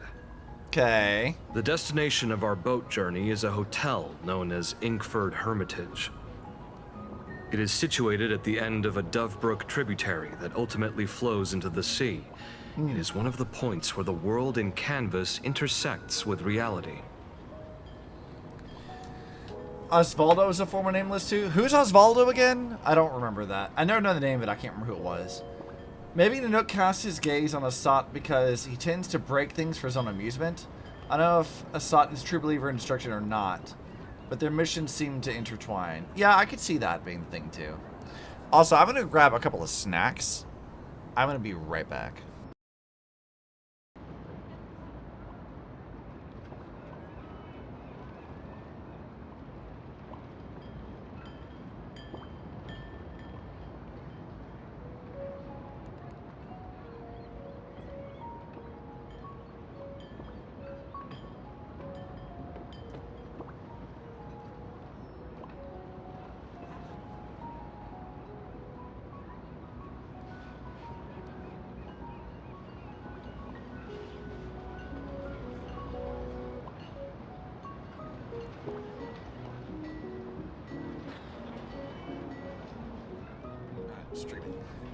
Okay, here we go. We're back. I have snack things now. The IPC Investment Department Director. Oh, yeah, you're right. He is with the IPC. I forgot. What does it have to do with Graphia? Well, Graphia's former residence was located there. Whom's the Legend fuck? says the miraculous Nihilux! Hey, what's up, girl? World happened there. Would Madame Pearl, a die-hard fan, pass up a sacred site like that? I'm so glad Nihilux is here. I love her so much. Why are you here, though? Miss Colt, it's you again. Word is that Madame Pearl just flicked her wrist, signed a check with an astronomical figure, and bought the whole plot of land. She also snatched up every single piece of Graphia's lost works she could find without bothering to verify their authenticity. Uh-huh. Whew, I guess money really does let you do whatever you want. That's not even the half of it. I don't know where her obsession comes from, but she's dead set on the idea that Graphia is still alive. If she gets even a whiff of anything remotely related to Graphia, she's got her people on it at the snap of a finger. You don't seem very happy about this. But all this. they could find were Imagine knockoffs. Random, pretty redheads based on nothing but imagination. I bet her reaction went something like this. Objective. Locate the original. Error. Oh my God, girl, detecting what? excessive quantity of low-quality merchandise. You! I remember you! You're that fraudster from Perlux Tower! Nihilux, why are you like Tower? this? I've never set foot in that place in my life. You fucking lying. I know it's you. I've seen the footage. You're wearing the exact same outfit. Oh, a slip up in an otherwise perfect plan. Relax. Your job is safe this time. God, I love her so much. Cut it out, you scoundrel. You can't talk your way out of this. Who exactly are you? Sorry, I'm chewing on meat sticks. Allow me to introduce her. This is the author of the Fluffy. This is the author of Fluffy Across the Blue. Blurry QR Colt. Huh. Is that so? Then she's great. We love her, so. My apologies. How rude of me. Miss Colt, it's an honor to finally see the face behind the work. Please pardon my yelling. I didn't know. No worries, no worries. God, she's so much fun. I love her so much. Who are these two big dudes behind you? It's only normal for a famous comic artist to travel with bodyguards. No? No. This blurry QR code. Let's be clear. You are being transported under escort. Your current credit balance is in the negative. Madame Pearl has offered you a lifeline by asking you to complete the next volume of the Fluffy. She is really in like debtor's jail. Whoa, this is not my fault. Remember Allie Not my came fault. home from Pearl's Tower. I tried to put everything on Pearl's tab, but she found out and charged it back to me.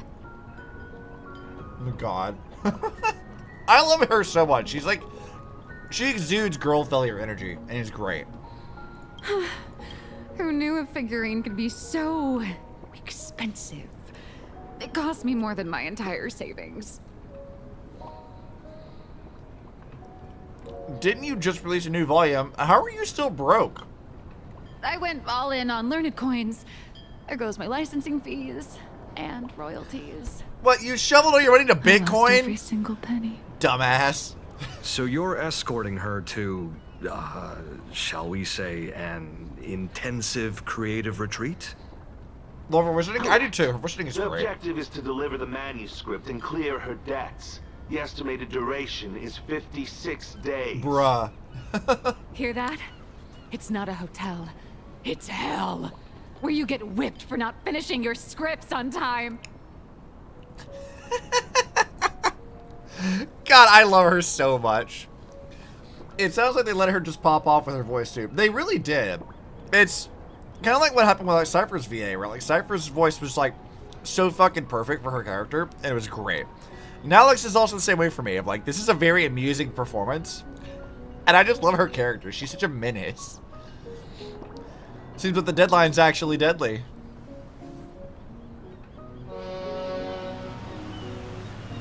The boat has arrived. When you're ready, let's begin our journey to Inkford Hermitage. Please, mind your step as you board. 56 days, that's more or less the entire update cycle. Yeah, a little bit. Poor Nihilux, she's stuck in edit or writer jail. It's okay. We have arrived. His mini mustache is goofy, yes. This is the snowy shore of the canvas world, Inkford Hermitage. Oh, this place is kind of nice so far. Are those Wispae floating on the water?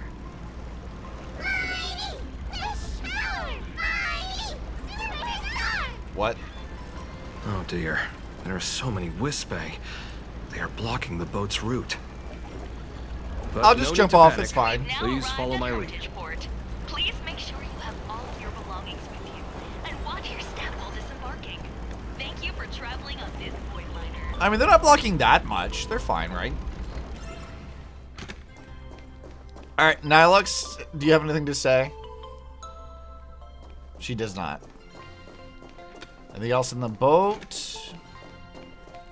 Alright, I guess we're doing more of this stuff. I'll figure it out.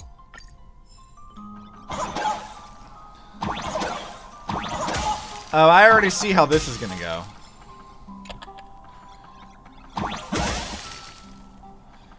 I can already see, like, possibilities for puzzles in this.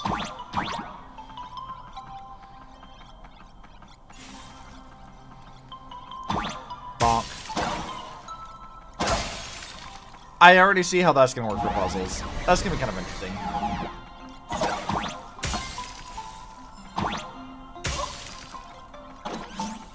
Grab that.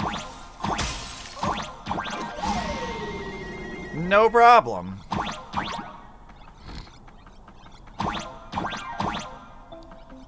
Anything up here at all, or is it just empty? Damn, I was hoping for stuff. I wanted secrets. So if things following and a Shadow Dice box calls them to refreeze. Okay, that's fine.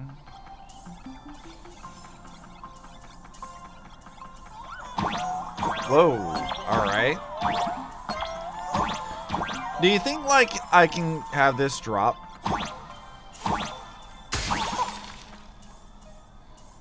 Do you think dropping down does anything? No, it just kills you. Okay. I was wondering if there was gonna be like a secret in that. There probably is one, but I'm not gonna reveal that right now.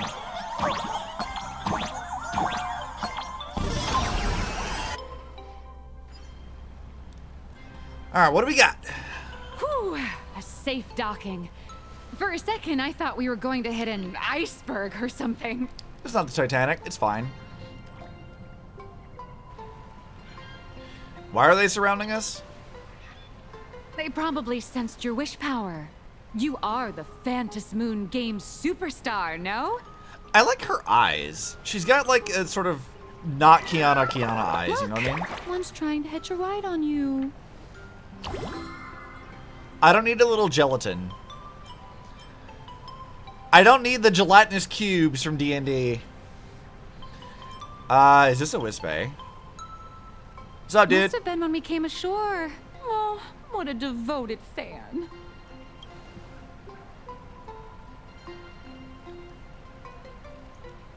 Everyone, welcome to Inkford Hermitage. This place looks cozy. I was imagining a Benzai Tengoku style manor or something. So you demolished your idol's old residence and replaced it with a luxury hotel. Of course not.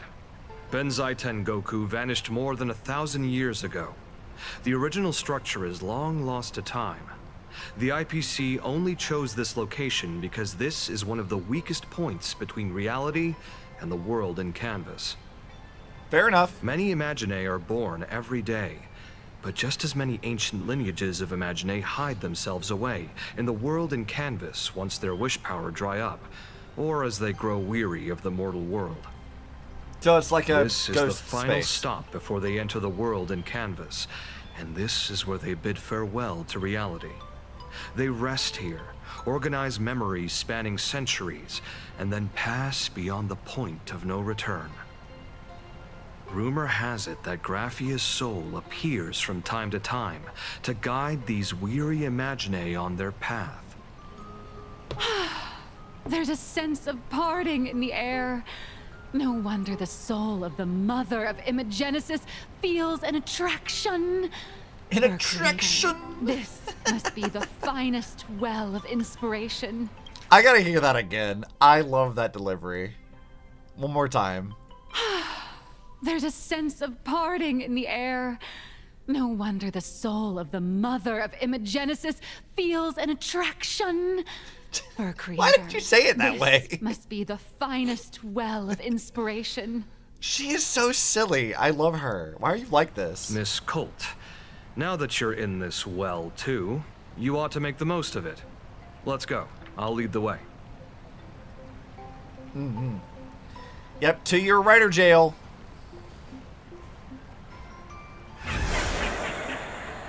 Ah, okay. So Assat's watching us the whole time. With his creepy little thing. It's just a Farina's VA. She is Farina's VA. Which, I mean, that tracks because Farina's VA is like her delivery is really, really good. I would say like she really is like one of the like highlights of Genshin's voice acting. Cause damn, like she is. At every scene she's in, she steals the show. Like, she's so good.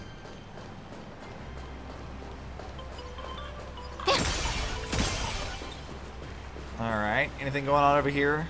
You have another ghost child. A dead Papeshi. Is that? Ah, the golden tree in the distance. We call it Myriad Wish Grove. It's said that it shares the same lineage as the sacred trees on the floating island of Seafeld and the Phantom Moon courtyard. So, before entering the abundance, canvas, the Imaginae go there to return their wishes, setting out unburdened. I mean, seeing as I can see the Dharma thing over there, we're definitely going over there.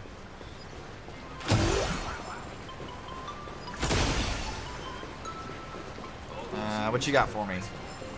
Stuff, but not stuff. At least it's relatively straightforward to, like, navigate. I say as I've absolutely missed stuff in the past, too. Okay, what is this one? It had like a little like, hamburger icon.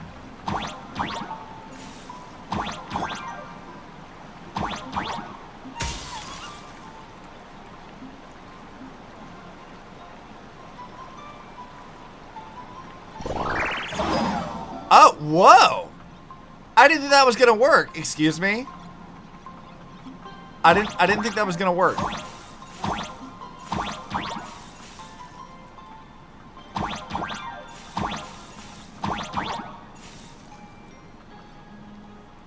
I didn't think that was gonna actually be like a teleporter.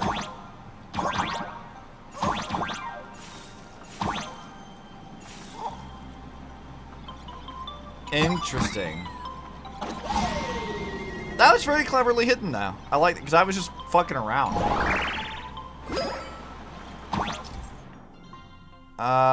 Yeah, I'll figure it out. Alright, yep. We'll send this thing.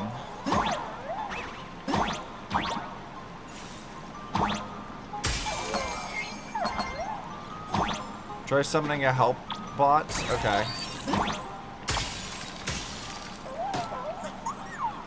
Alright. We'll go up.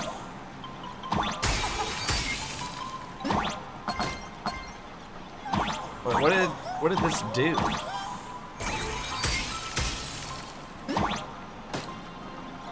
I'm not really sure what that was supposed to accomplish.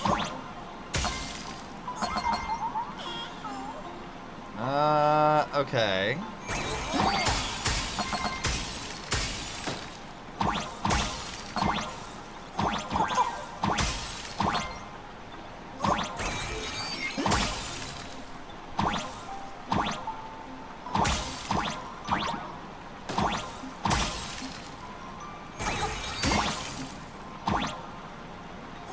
Give me that.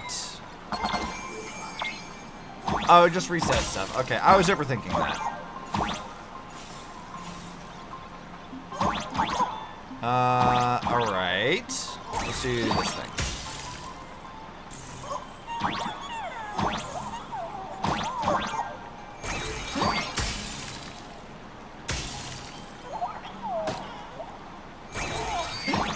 Alright.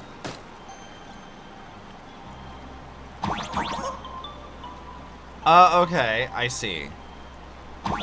So, we do this.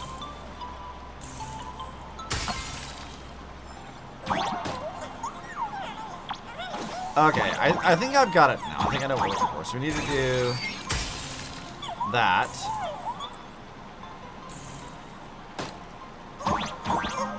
And then this one. Or not that one. Okay, so we need to do this. And then we do this.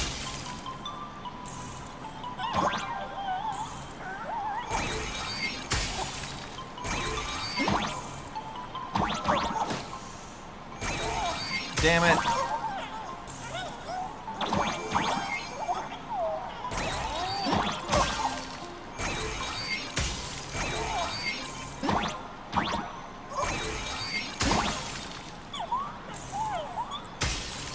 There it is.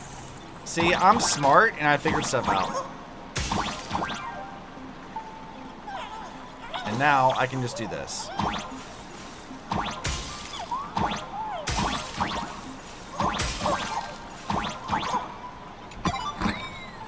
Easy. You can't hide stuff from me. How many of these I've been doing? I got all this shit. No problem. I'm so smart. I say as if solving those is actually like hard at all. It's really not. Let's see. We got the doggo, another calyx, which is helpful, but I'm not going to bother with that right now. Eternal page.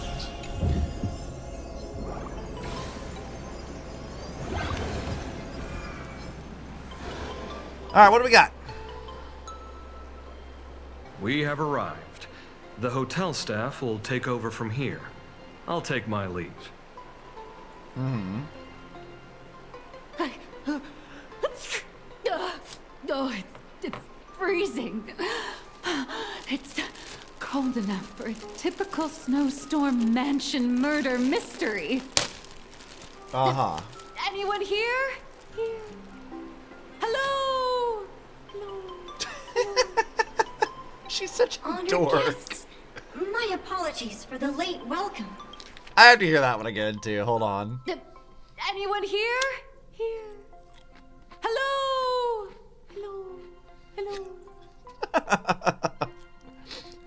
God, she's wonderful. We love her. Oh, no wonder it's so cold. It's an actual snow wispy. Hello there, little one. Do they generate cold? I am the lobby manager, Casper. Look at how goofy You she is. have Me a too. Very high body temperature. Please, try not to overheat the room.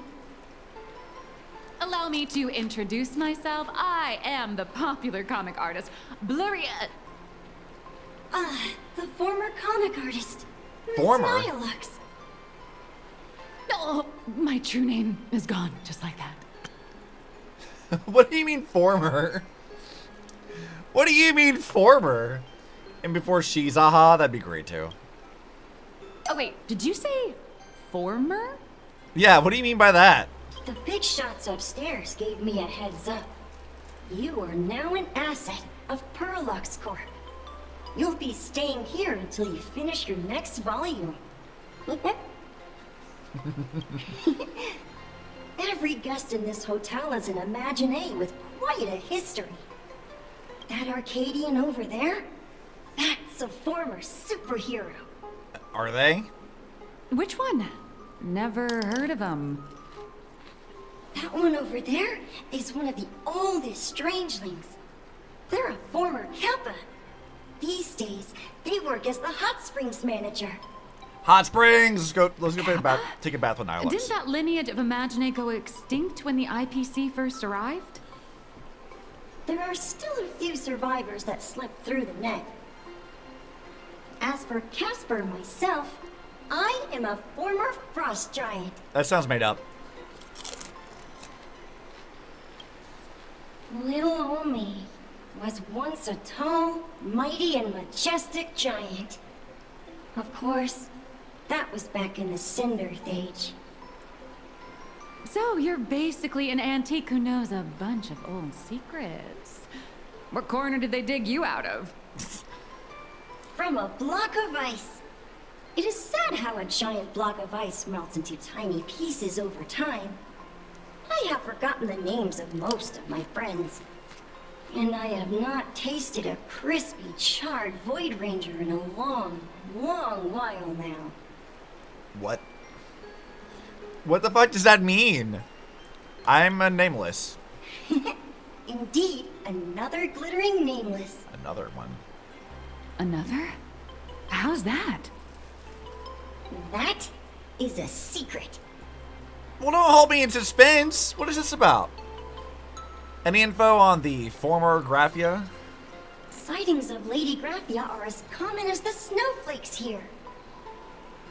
Ever since the news spread that her soul would reside at the hotel, all those Imaginé who mimic her and the weirdos who insist they have a connection to her have flocked here.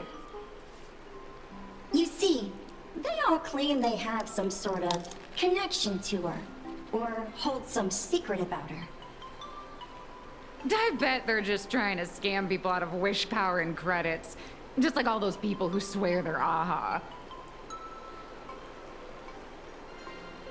You're not wrong. But whenever the higher-ups ask for a report, little old Casper here can always pad it out and hand over a long list of names. Mm-hmm. Nameless, good luck with your inquiries. Bye now.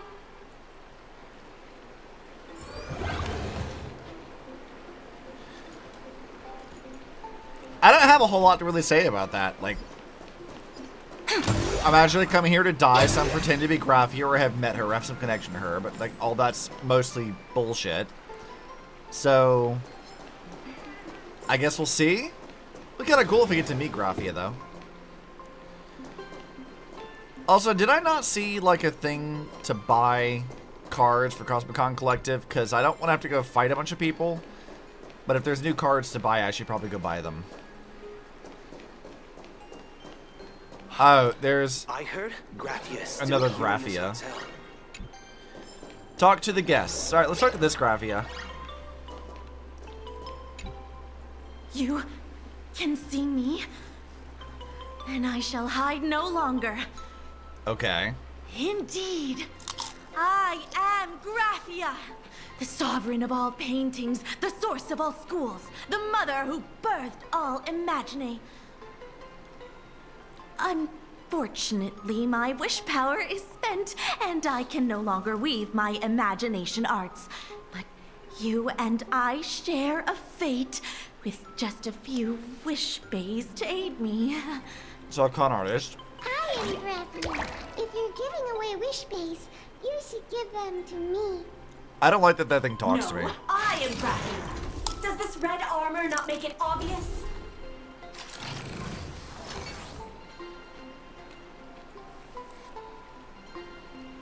Great, the more the merrier. I don't care which. One of you, come help me fight a Lord Ravager. The Lord Ravager? Yeah, help me fight. To be honest, we are Graphia, but we're not Graphia. Graphia. Simply put, we are Imagine born from people's imaginations of Graphia. Mm-hmm. As for me, I was sketched by a rather unskilled illustrator for a history textbook, which explains why I look a bit rough.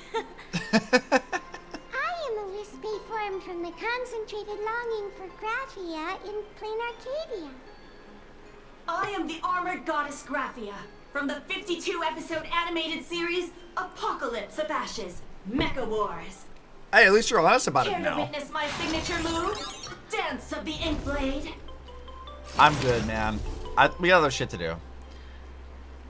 Don't any of you have any guts? If you're looking for the real Graphia, I'd suggest you give up. I've seen countless Imagine on the verge of exhausting their wish power, begging the mother of Imagenesis to extend their lives with her paintbrush. Not a single one has ever succeeded. In the end, only those of us making a living off the Graphia brand are left. When Feels it kind of comes scummy, down though, to doesn't it? She's nothing more than a legend. Did Graphia really live Who here? knows? Maybe the IPC made up some story to boost the hotel's revenue. How very cynical of you. If age was over 1,000 years ago, maybe the only thing left is the longing for Graphia. Maybe. Is there any way to meet her? There's one very simple way. Death? She created all Imagine with her brush. Word has it, she waits at the end of the world in canvas to see off those whose time has come. But every Imagine who has seen her is, of course, dead. Called it. So dying is the only way, huh? These three aren't just fakes. They're also wackadoodles. I like wackadoodle being the word she chose for that. As I suspected, finding Graphia was never going to be easy. Yeah, no shit. Besides us, there are plenty of ancient Imagine living here, ones that have long gone extinct elsewhere. Some even claim to be original works by Graphia herself. They're also probably con If artists, you're so. serious about finding Graphia, you should try asking them. Alright, well you guys are definitely sketchy, so we're not talking to you. We're gonna go talk to the Kappa dude, because I feel like that one might be potentially helpful.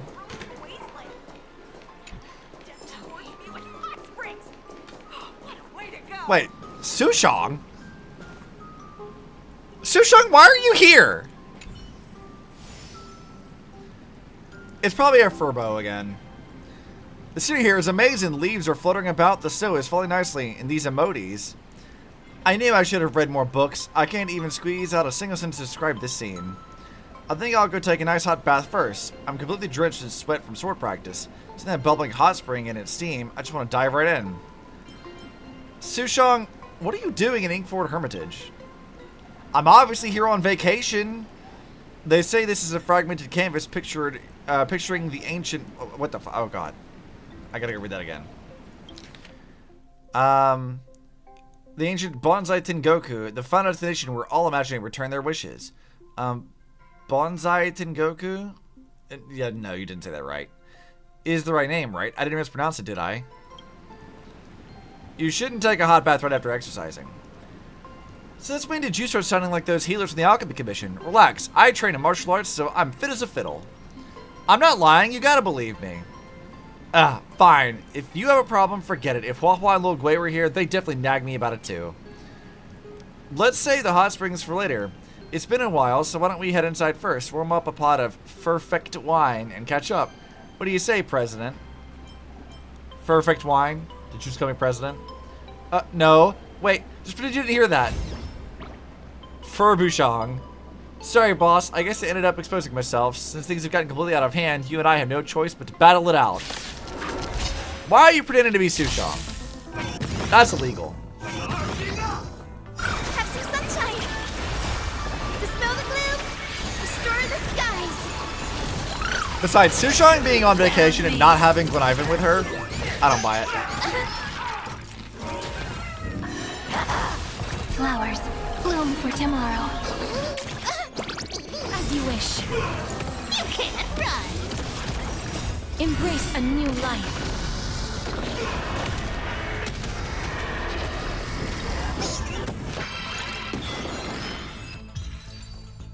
Nice.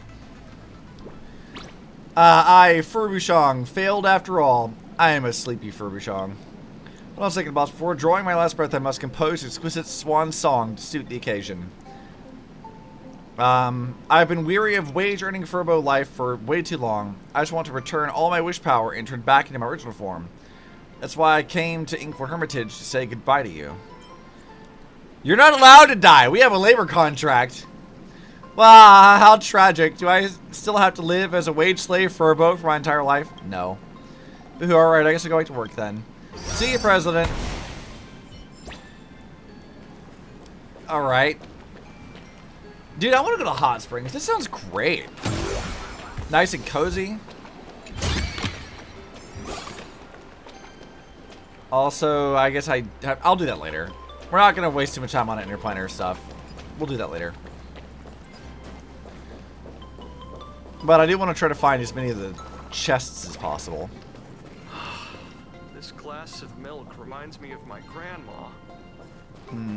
I have a feeling we're going to have to wander this direction anyway.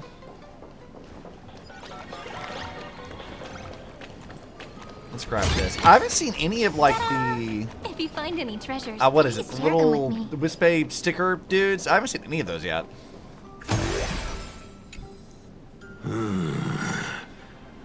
I sense more stray thoughts and disturbance in the water.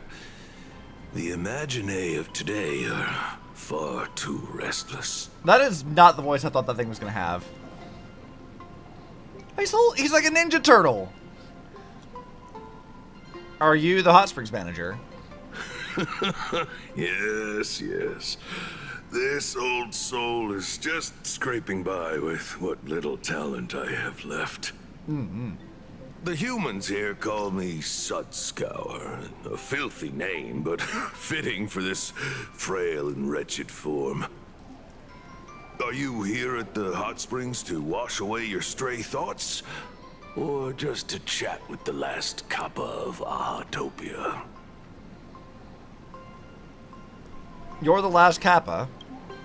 Well, as you see, my kin have either been swallowed by the muddy currents or have fled into the canvas. Long, long ago, my people lived in every river and pond in Ahatopia. We tended the crops for the artists, and in return, they painted our descendants into existence. Why have you chosen to stay in the real world? It is hard to leave one's homeland. Even when my kin have entered the canvas, Even when the waters here are no longer clear, and even when the new Plu tribe has replaced us. He sounds not happy about this that. Is still my home. It needs someone who remembers the old days. As long as I remain, the Kappa line is alive. I mean, I respect it, I guess. Face does not match the voice. It really doesn't. Like, that is not the voice I was expecting from this thing. Do you know Graphia? Upon hearing the name, the withered body of Ahatopia's last Kappa begins to tremble faintly. Lady Graphia is the one who guided all Imagine. Her name shines like moonlight through my dimming memories. Back then, the demons from beyond swept in like a dark tide. The filth and flames they brought could turn even the clearest stream into a toxic swamp. We Kappa were weak and could only shiver at the bottom of the rivers, but it was Lady Graphia who found us. She encouraged us, saying that every drop of clean water held power against the darkness. She taught us how to use water to protect the displaced mortals and wash away those impure monsters. Kind of neat, though. Though our impact was limited, that was the most heroic era for my kind. I seriously think that they wrote the recent censorship of Japanese things into actual story and got rid of the old Benzaiten Goku for Ahatopiya. Yeah, so this is a thing that like Ren and I talked about in DMs. And I don't know where he got this information. And I have my doubts about it. But we'll explain what he was telling me. According to Rena's alleged source of leaks, Planarcadia wasn't supposed to exist, as it currently is. The original idea was that when it was Benzaiten Goku, it was going to be essentially an Arc City variant, and that we were going to be following a Kiana variant around the planet. But because of Japan's censorship or whatever, all of that got removed, including the Kiana variant. So, like, I wonder about that, because they plan a lot of this stuff ahead of time, and I'm wondering, like, if they had a character like a Kiana variant being one of our protagonists through the entirety of the story of this Benzaiten Goku type Arc City thing, why would they remove Kiana for that? Because Kiana's not even Japanese, like, at all. So, I have my doubts about that being a thing. But, like, it was clear that they did go through some rewrites of some kind. And, like, having the Kappa show up here and, like, having this stuff being around, like, I do like that they worked that in here so it feels natural. Yeah, and see, and you said the same thing that I think. It's like, I doubt that they would be able to do a rewrite of, like, that scale. Like, if they have a Kiana variant who's not even Japanese in the first place, who's supposed to be central to the plot of what's happening and what would have been, you know, like, Edo Star, Benzaiten Goku, whatever, and then in a month's time, they scrapped that entire plot line, that seems weird to me. That doesn't seem right. Whereas, like, changing the Kappas to look like the Plus, changing all the Sakura petals to, you know, be Ginkgo leaves instead, and then working on rewrites for a few patches down the line to better explain that stuff. Yeah, like, that makes sense to me. But, like, cutting an entire, like, main push character for your plot or whatever, that seems really weird to me. Like, I don't know where Rena got that information from, but, like, that seems really, really weird. We don't get Japan, fuck, you don't get Kiana. I mean, it's kind of like that. So the road to Cedar Chains, almost convinced that Kiana was supposed to be there. Yeah, I don't think Kiana was supposed to be there either. I feel like that's a really, really weird thing. The Giga Leaves to make it abundance makes it so good. I applaud that if that was part of the right. Yeah, like, you know, the Ginkgo Leaf thing is a pretty cool motif, and I feel like they did do a good job of, like, whatever censorship they had to do, they found a good way to work that in with what was already there. I don't think, like, because we hear this a lot with how people think game dev happens versus where I think it actually is, which is, like, some people think that they just write this stuff in the patch before it comes out. But that isn't how game dev works. They've been planning this stuff for a while. and they would have had some time to rewrite a couple of things here. They might have pushed certain patch things ahead of time, sure. But there's only so much that they can really do, even with overtime and like fast rewrites, to like redo character models or cutting certain things, paying voice actors or whatever to do stuff in advance. Like there's months upon months of work that they do before a patch actually comes out. So something like that feels wrong to me. What I think is more likely the case is like if our theory is correct that 5X is supposed to be like a more like Impact Third characters and other stuff going on, that they decided that they were going to push the more Honkai specific stuff, including Kiana, into 5X, because then they can actually naturally bring in Impact Third's Kiana to be a major player in that. Because, you know, Impact Third's wrapping up a lot of its main stuff right now anyway. The idea that she's supposed to be a Planarcadia thing, that just feels weird to me. It being Arc City also makes no sense, because, like, why would it be Arc City? Arc City wasn't even Japanese. It was just big metropolitan area. It's like, why would you cut Arc City? Why would you cut Kiana when neither of those things were Japanese specific? But Benzai Tengoku being what it was? Yeah, that would make more sense. Having to censor that for Japanese stuff, changing the Kappas into the Blues, that makes sense. And trying to make that stuff make some kind of sense in the lore with what you already had set up, yeah, that makes sense to me. But like, well, Ren had like DM'd me the other day. I was like, I don't know that I buy that. I think that whoever you get that information from was probably wrong, because like that doesn't seem right. It seems like so much work you'd have to do that I don't think they'd be able to like feasibly get done in the amount of time they did it in. Personally. Also, if Kiana's supposed to be a central thing and they pivoted in a way to remove her, it's curious that Ava would stay because Ava's more Japan-oriented. I would agree. Like, Sakura as a character, and Ren as well, are like the most Japanese characters you could have. So like, if they were going to get rid of Kiana, why would they do that? And then leave like Sakura/Ren in this planet at all? Like, why would you do that? That doesn't really make any sense to me. So, again, I don't know where that came from, but I thought it was a rather odd thing to try to argue in favor of. Seemed really, really weird. Let's see. What was Graphia like? Legend says that when she was a painter, she was a woman of radiant beauty. But in my fading memories, on the battlefield, she was a warrior with flowing red hair and pigment-stained armor.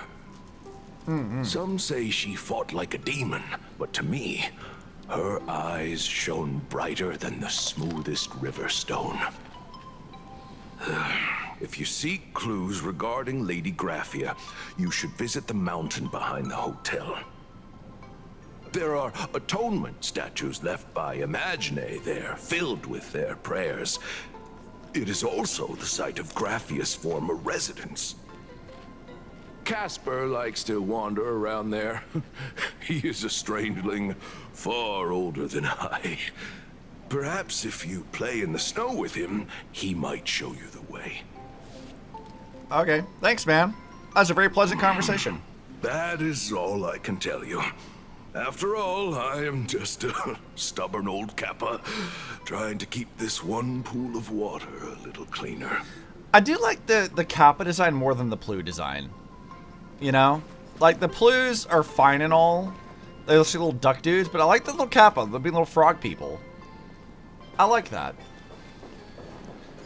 I spent my whole life doing hard labor in a frozen wasteland. Alright, Nihilux, what say you? What do you know about Graphia? So, you're here looking for Graphia's whereabouts on behalf of that Intellitron executive. I think it's unlikely that the mother of Imogenesis will see her. Why say you? If she wanted to see her, it would already have happened. The IPC has practically turned the world and canvas upside down. You know this, right? Over 140 years ago, they brought in hackers from Punklord and did everything they could to blast open the passage between reality and the world in canvas. I think disturbing her world in canvas like that must have upset the mother of Imogenesis. I mean, I could see that. I received the request from a friend of Graphia's. A friend of Graphia's? Just how long has that person been alive? So that friend wanted you to find Graphia, but they didn't tell you how. Well, she couldn't, so. Aside from a single parting request, Evanescia had no time to leave behind any tokens or guidance. But that's not to say she left nothing at all. The only thing Evanescia left that could be a token is the mask she painted herself, right? I think it's probably that it was made to be a Kappa design and the duck version's a reskin, so the Kappa looks more natural to the model. I mean, that's exactly what it is. Like, the Kappas clearly were what it was supposed to be, and the Plus, you know, they're fine. They added a little duck bill to it, which would have been very easy to model and add into things. That would have taken, like, you know, an hour or two in Unity or something to do. But, like, that wouldn't have taken that much time to really get done. But I do like the regular Kappa design better. I think it's nice. What if they meant for Arc City to be 4.0 and Benzite and Goku to be 4.5, and then to push this forward and push Arc City way back to after 5X? I mean, the problem with it being like Arc City was like, I don't think it was actually supposed to be like literally Arc City, because remember that's an Earth place, and there's no reason to expect that Arc City would exist on other planets, really. So I feel like that was just, it was supposed to have the vibes of that. And that's kind of what it is. If what we're expecting is like 5X is supposed to be the actual like proper crossover stuff with Impact Third, where they're bringing in a lot of those characters, we might see Arc City and Sapphire and a few other places showing up, but like, I think that remains to be seen. But I mean, if it was supposed to be that, I feel like what we're, again, the way I think about it is like, what's probably the case is that a lot of what we actually got was already pre-made, and all they did was reskin stuff and remove a lot of like the more obvious Japanese influence. I don't think like they redid a whole lot of the areas or anything at all. I don't think they had the time to do that. So I doubt that even what we have right now is really that far off from what it was originally. They might have changed a couple of things here or there, whatever they could like purge and remove from it. That seems like easier to me than like having to like from the ground up remaking an entire area. So yeah, the way Ren explained it was that it's Arc City themed, not the literal Arc City. Kind of like how in Forest is probably the Elysian realm, but not the Elysian realm. Yeah, kind of like that. I mean, that might have been the case, because like when I talked to Rena about it, it felt like he was explaining that like the Kiana we would have met would have been a variant on her journey that would have been similar to the Void Drifter Kiana story. But like, again, doing something like that would have required extensive rewrites. Like, that would have been a massive pivot away. And I just don't feel like they would have done that. Like, that's basically just scrapping the entirety of what they had and going from the ground up to something new. And I don't feel like that's what they would have done. That just seems like not an efficient use of their time. Like, Hoyo makes questionable choices sometimes, but like cutting an entire main character out of everything at all just because? That seems weird. Now, there could be, if you wanted to say that that was what they did, maybe, like, maybe you could say that Nihilux was the original Kiana model, and they just turned her into this, and that was part of the re-race. But again, they just have to write her character out of it, unless Nihilux was supposed to be Kiana at some point. Not that there's any evidence of that at all. But, I don't know, like, that's like a really weird thing to claim, and I don't see how that makes practical sense. I don't work for Hoyo, I don't know, but like that just seems really odd to me. So, who's to say? Normally, I'd suggest you play that little snow puff ball for info. That good luck with your inquiries line definitely had a subtext. Mm-hmm. Oh, I need to turn on auto thing.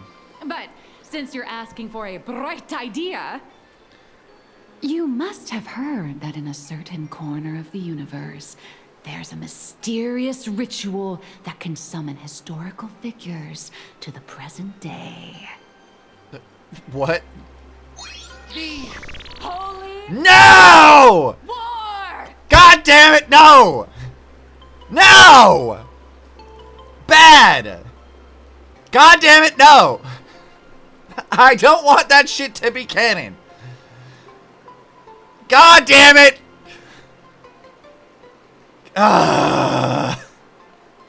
Genuinely obnoxious.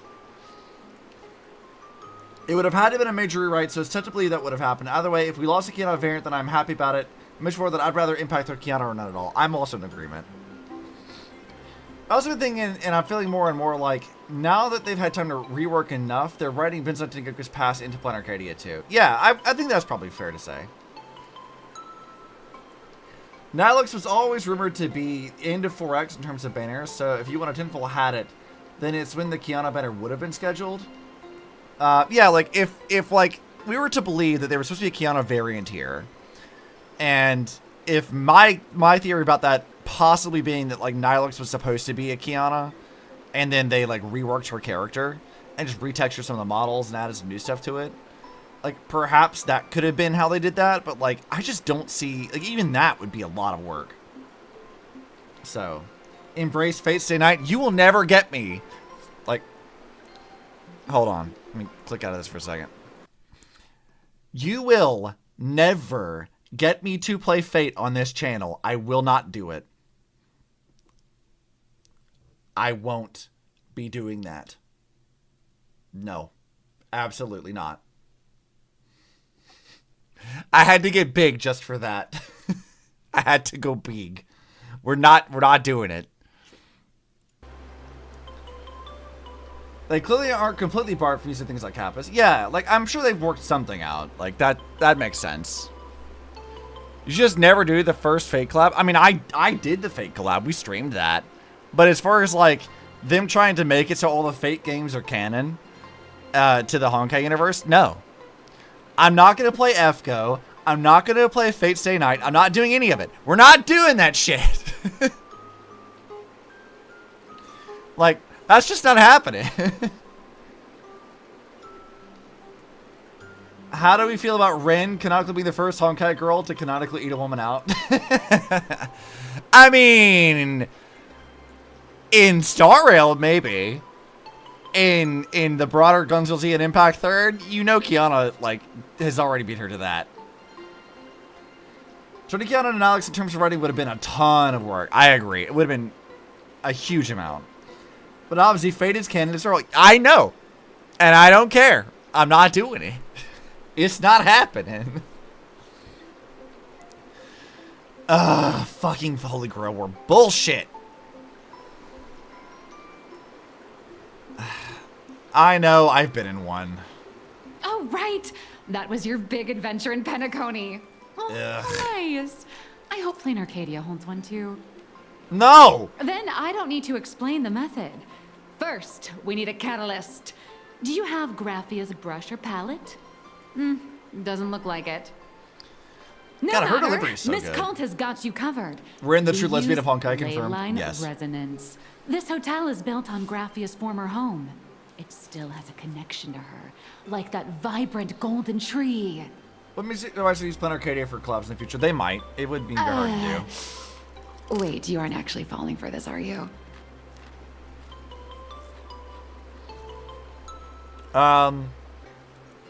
Let's see.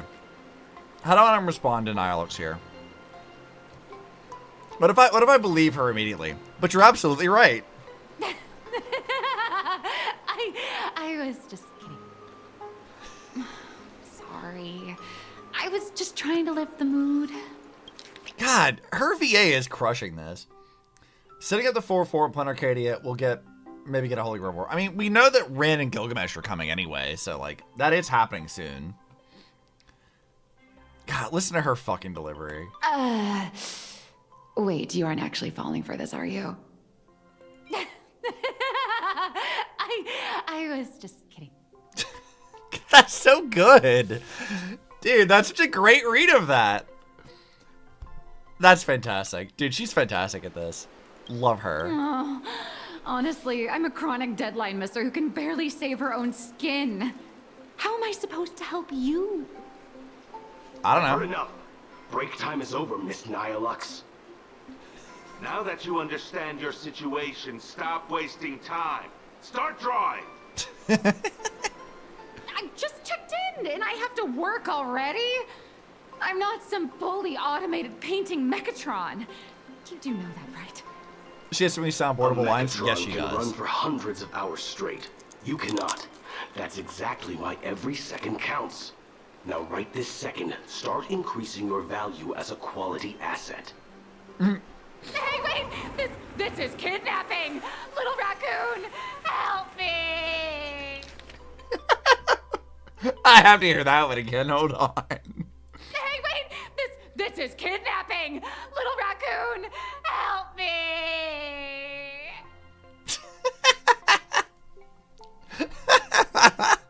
That's so good.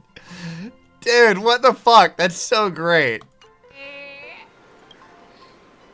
Nihilux is hauled away by 2 bodyguards, leaving nothing but her drawn-out cries for help echoing through the lobby. She's such a dingus. Point. If that Casper guy is a survivor from the Sindarth age, maybe he really does know something. Amberly Connors is a big name, so I'd like to how to get her for the role before 4X rewrites. Maybe they were originally going to cast her as Kiana, but I don't know. Yeah. Seems as a perfect fit for Nihilux specifically. Yeah. Like, putting her... I was going to say that I don't feel like I could see her voice being what Kiana's English voice sounds like, but then I thought about her Farino, like, stuff. And you know what? Like, I guess I could kind of see it. I could buy that. I could see that being a Kiana voice. I don't think it would have been my first choice for that, but I could see it. Anyway, I'll start by asking around here. I do wonder what they'll give Kiana as a voice. That would be, like, very interesting. I don't know what to make of it, but, like, you know. Raphia is still here in this hotel. I spent my whole life doing hard. Alright, well, we already explored some of this stuff, so... what else is around for me to find? Give me that! Any of those little sticky things? Oh, I just healed by doing that? Really? I just go take a bath and I'm full heal? That's sick. I don't know what I'd ever expect for a Kiana VA. Yeah, I don't know either. Like, I don't know what I would make of that. She'd have to be someone cute, tough, and horrendously down bad at the same time. Yeah. I feel like, you know, Nilux's VA probably could have done it. Like, given what we've seen of her so far, I feel like she probably would be skilled enough to do that kind of delivery, but I'm not sure. I don't know what Kiana's gonna sound like. Well, I mean, you know, Welt's voice wasn't really what I expected, but, like, his did grow on me, too. I do like his voice. But we've not heard any, like, actual Impact Third characters, because remember, Impact Third doesn't even have an English voice cast anyway. So... I'm gonna kick the snowman.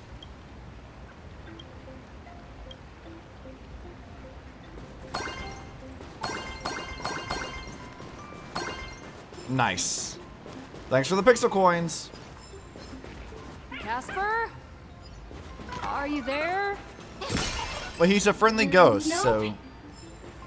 I'm not. why are you lying?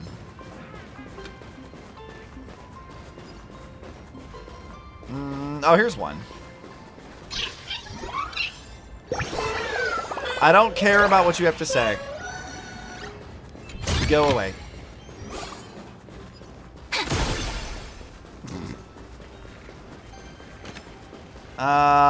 Let's see. You know what? I bet this takes me to that chest. You killed him, you monster! Look, Frosty, he lived a good life. Probably. I don't know what she'll sound like, but I just hope they get a fairly big name. If for no other reason, then I want someone that they won't recast later. I'm tired of making sure it's going to recast. I mean, a lot of that, like, was because of the... There's, like, extenuating circumstances about that. I don't know that I would expect them to do recasting very often. Like, just based off what we've seen thus far, I don't feel like recasting is going to be a thing we should... be that reasonably concerned about. I think it's probably... I won't say it won't happen again, but I don't see any reason to expect that it will happen that often. Look, Frosty 2. And he explodes. What? No way, a hidden door? Yep. Frosty's dead, guys. Again. Why is it a bird? It's cute, but also what?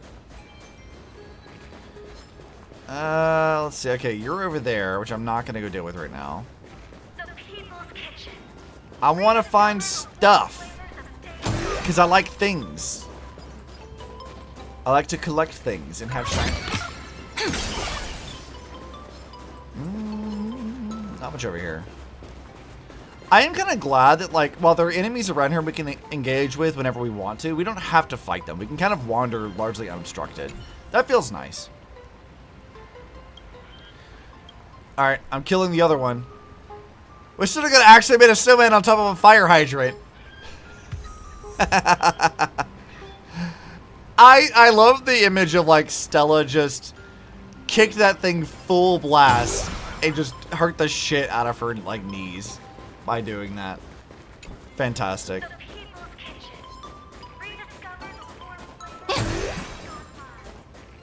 Alright, what do we got down here? Stagnant shadow stuff, which I don't need to worry too much about.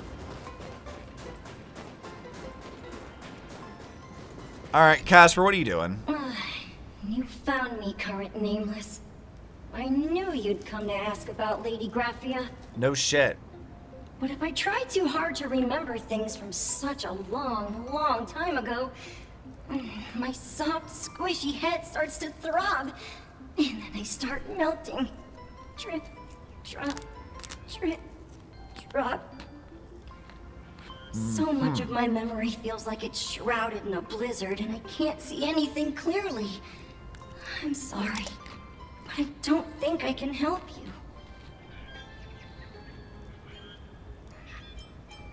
I'm just here for a snowball fight. Fight me! Snowball fight?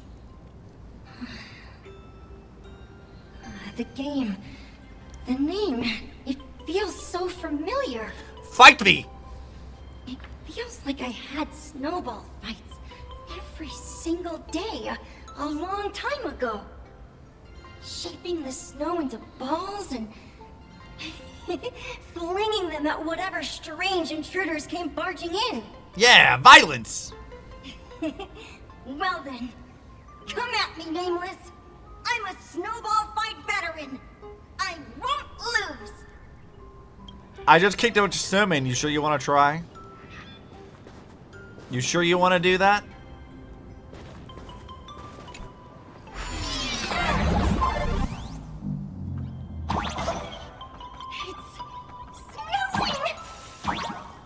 Wait, what's back here?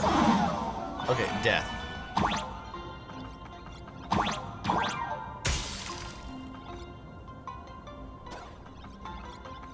I expected that to break a little bit easier. Alright, nothing there.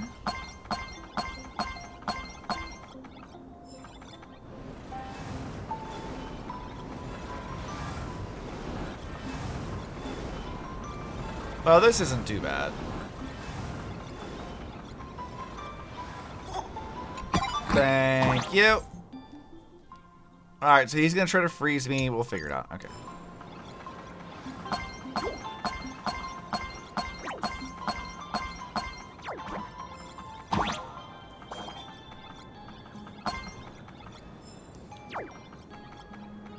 Alright. I'm gonna assume they're not gonna drop anything else useful. There's some music. I'm just gonna look up the songs. I genuinely don't feel like... I don't feel like looking for that.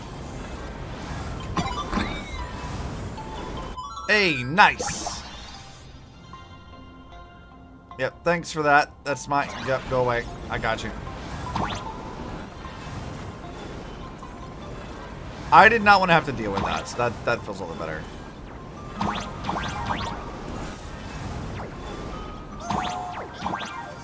Oh wait, I could have just done that from the start.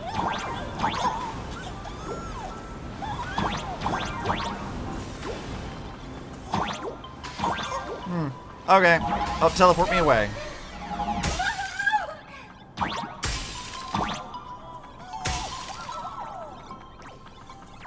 Are you having fun, Casper?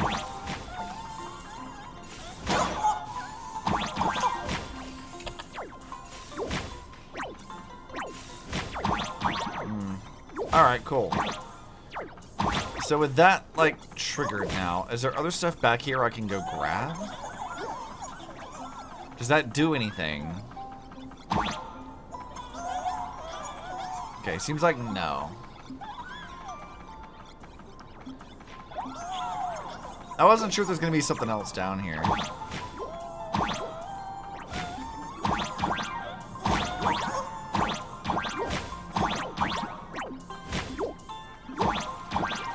Alright, let me just ride this.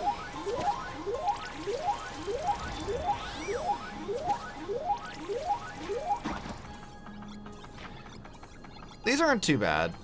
You'd better be good at dodging, nameless! I mean, I'll try my best.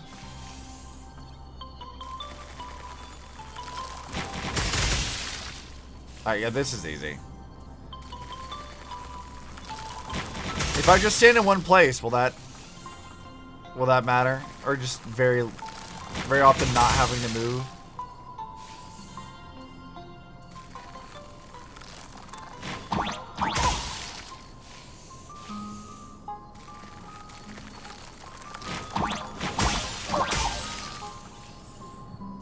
Well, this doesn't seem very hard. I mean, there's that. But that doesn't seem so bad. Okay, I killed him. I've killed him again.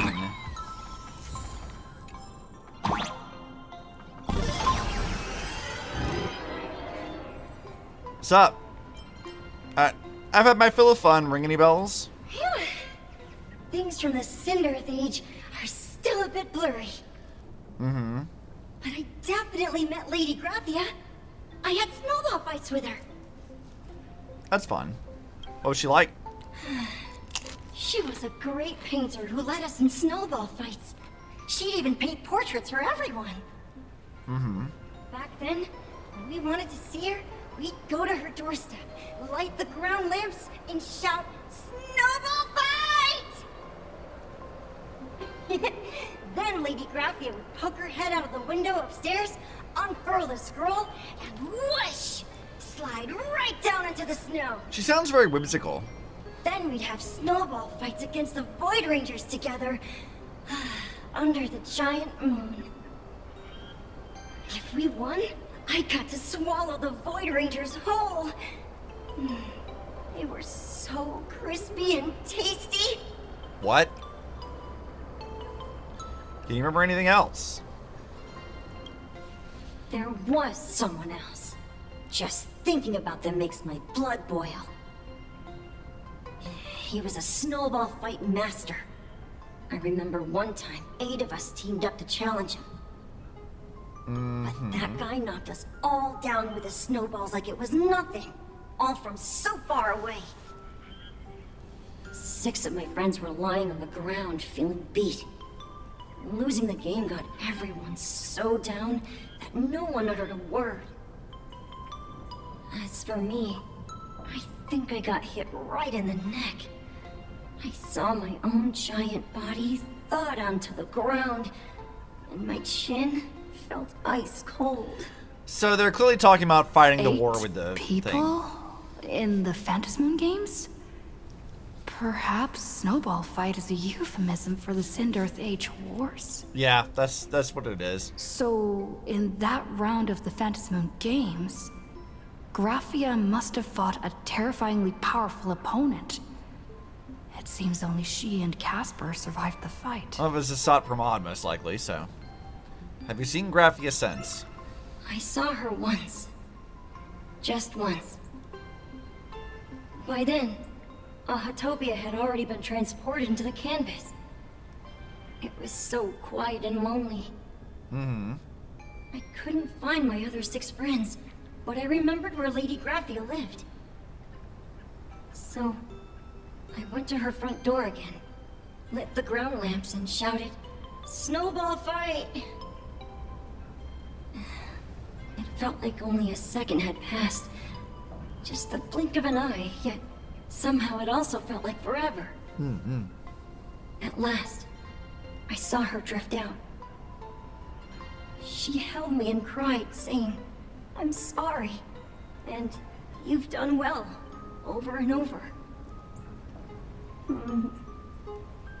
It was just one lost game. We could have just won it back some other time, but that was the last I saw of her. Well, that's just depressing. Well, I think what like makes this even more sad is like Casper doesn't even like really register what was really going on, it seems like. Nor why the friends weren't just like, you know, lost the game. They were straight up just dead. Like they don't even comprehend the gravity of what really happened to them, which adds more to the tragedy, I think. You've done well all these years. Why are you saying that too? It's making me feel all strange. That's about all Casper can remember. If you're still up for fun and games, come find me for another snowball fight sometime. Sure, we can do that. That sounds like fun.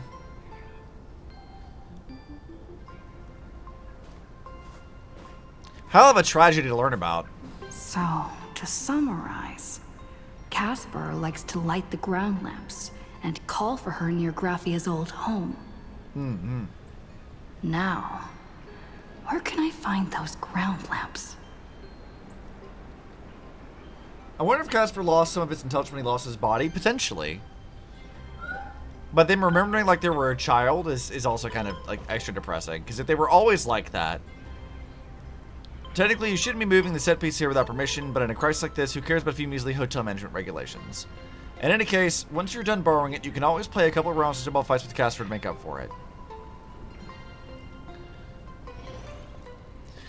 But yeah, like, I feel like I like the idea that Casper was always childlike. That when Graphia painted them, that's just what they were like at the time. And that they never really even comprehended the war they were fighting. Which makes that, like, extra depressing. But also them, like, losing their, like, sense of self and this being the only vestige Graphia could save. Is also just as sad. So I feel like either one of those is, like, a really interesting explanation for, like, why Casper is the way they are. Next to such a lively hot spring hotel, there's a secluded mountain path. These atonement statues all look like small animals. I should find a prominent spot for the ground lamps. Thanks, Wispeg. You're mine now. See, I will do that later. Furbo, why are you here?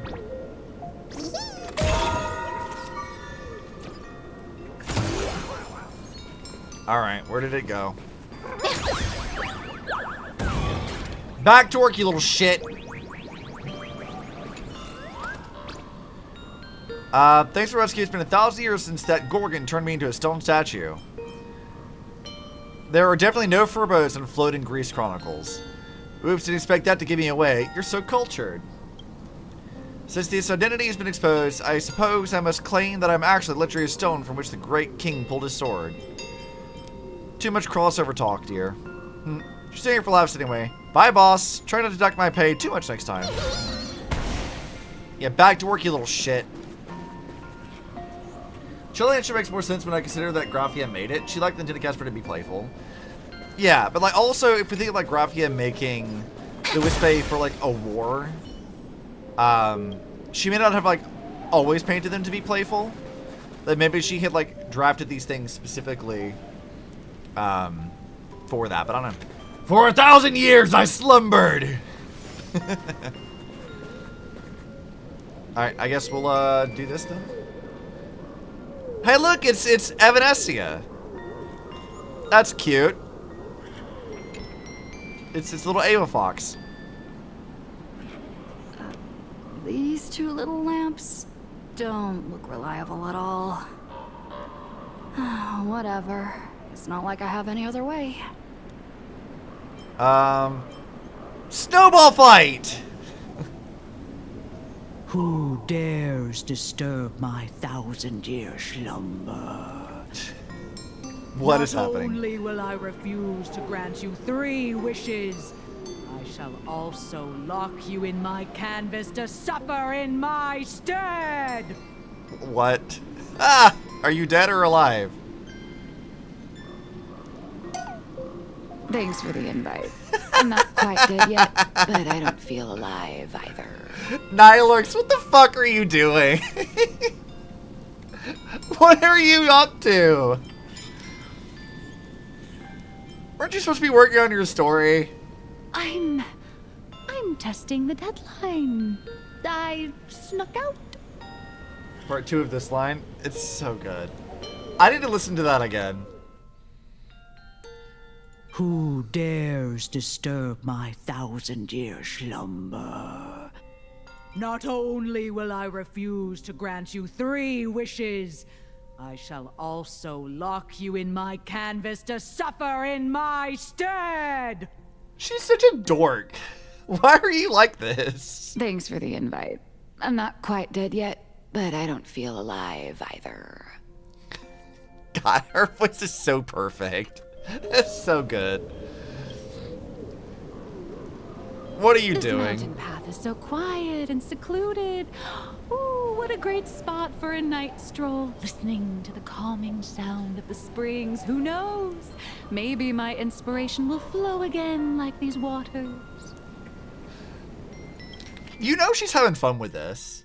I snuck. I like how she said it. Listen to it again. I'm testing the deadline. I snuck out. Snuck out. That's so good.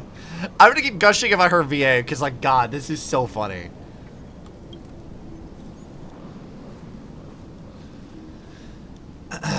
Your inspiration is dry, but your excuses for missing deadlines certainly aren't.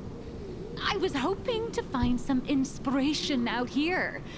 With those 2 goons breathing down my neck, anyone would hit a complete creative block. There's something about the way she pronounces things. Like, it just tickles the brain a bit. It's just. I was hoping to find some inspiration out here. With those 2 goons breathing down my neck, anyone would hit a complete creative block. I like how she'll occasionally roll her R's just for the sake of being, like, mildly pretentious. It's so funny. It's some of the best casting thus far. I would agree. This is so good. Look at this old stone statue! Ooh, doesn't it look like Himeko? I thought Evanescia, but sure. I just reached the real versus fake Himeko arc in my comic. Let me pay my respects. Maybe Graphia will bless me with enlightenment. Meanwhile, there's the IPC people right behind her. Miss Colt, when did you sneak out? Oh. Hi, person. That was fast! I like that line read too. That was fast! It's such an awkward, but like also great read of it. I let my guard down for just 1 second, and corporate asset, I mean Miss Colt, escaped. Now that's scary. Uh-huh. No way are you running away and taking our jobs with you. Good thing this kind lady spotted where you were headed. Otherwise, you might have slipped away for real. Let's go. Back to the room to finish your work. Bye, Nihilux. Not again! Little raccoon! Help! I have to keep listening to these lines. God, they're so good. Come on, not again! Little raccoon!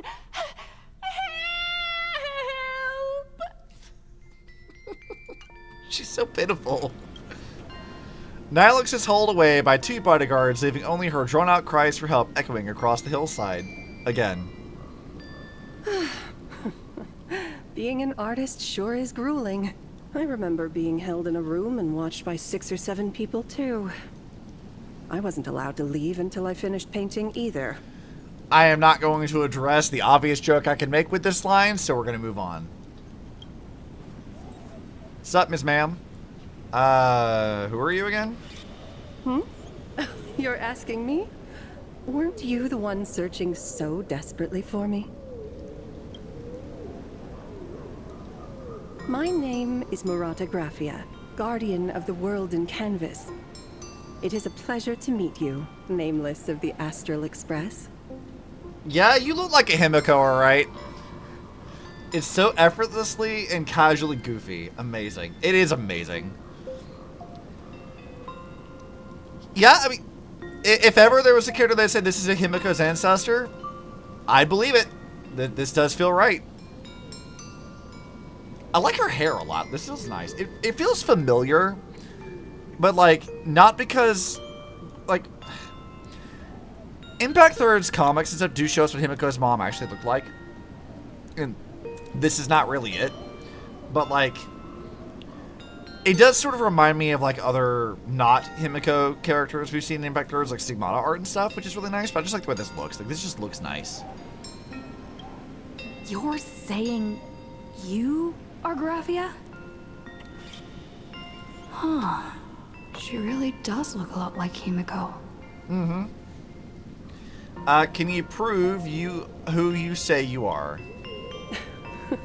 Child, you were the one who lit the ground lamps, were you not? If memory serves, that was the secret signal my old friends used to call for me. I simply answered the call, yet you doubt my identity. How strange. I really like her outfit. Let me think. I believe I know why you've come to find me. The arbitrator of the Phantasmoon Games asked you to tell me that our old enemy, the Demon Lord from Beyond, has returned. Am I correct? That you are. You know about that. Since Ahatopia's in canvassing, Evanescia and I agreed to guard reality and the world in canvas separately, never to meet again. But over the past 1,000 years, I often hoped we might reunite in some way. Yeah, you guys Who would should. have It's thought, fun. When word of her finally reached me again, there'd be no warm greetings, but instead only an impending crisis. You must have many questions. Yeah, quite a lot. Let's see what we can ask her. NPC model this all job with. Yeah, her model was really good. Like, I like the outfit. I'm liking, like, this is a really good design for this. Honestly, like, Planarcadia's NPC models have been really, really fucking solid. Like, they've all been really, really good. And ones that are, like, actually story focused, like Full Wish and now Graphia, these are great. A big step up from, like, the usual NPCs we've seen. So we can ask her, what happened 1,000 years? Did you fight a Sot Pramod? How do you know who I am? How have you lived for 1,000 years? What about the curse? Pearl asked me to find out the secret of creating your wonderful... Let's do the curse thing first. Right. You certainly have a lot of questions. But before I enlighten you... Yeah?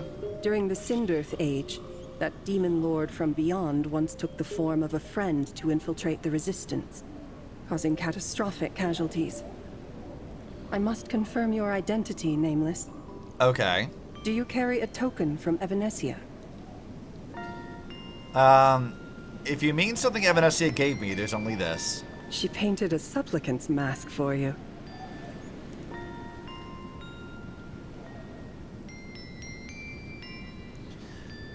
Hey, give it back. It's very important.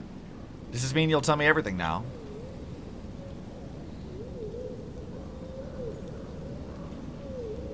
The red-haired girl hands the mask back to you. The secrets you seek are many and tangled. Perhaps I should start by telling you a story.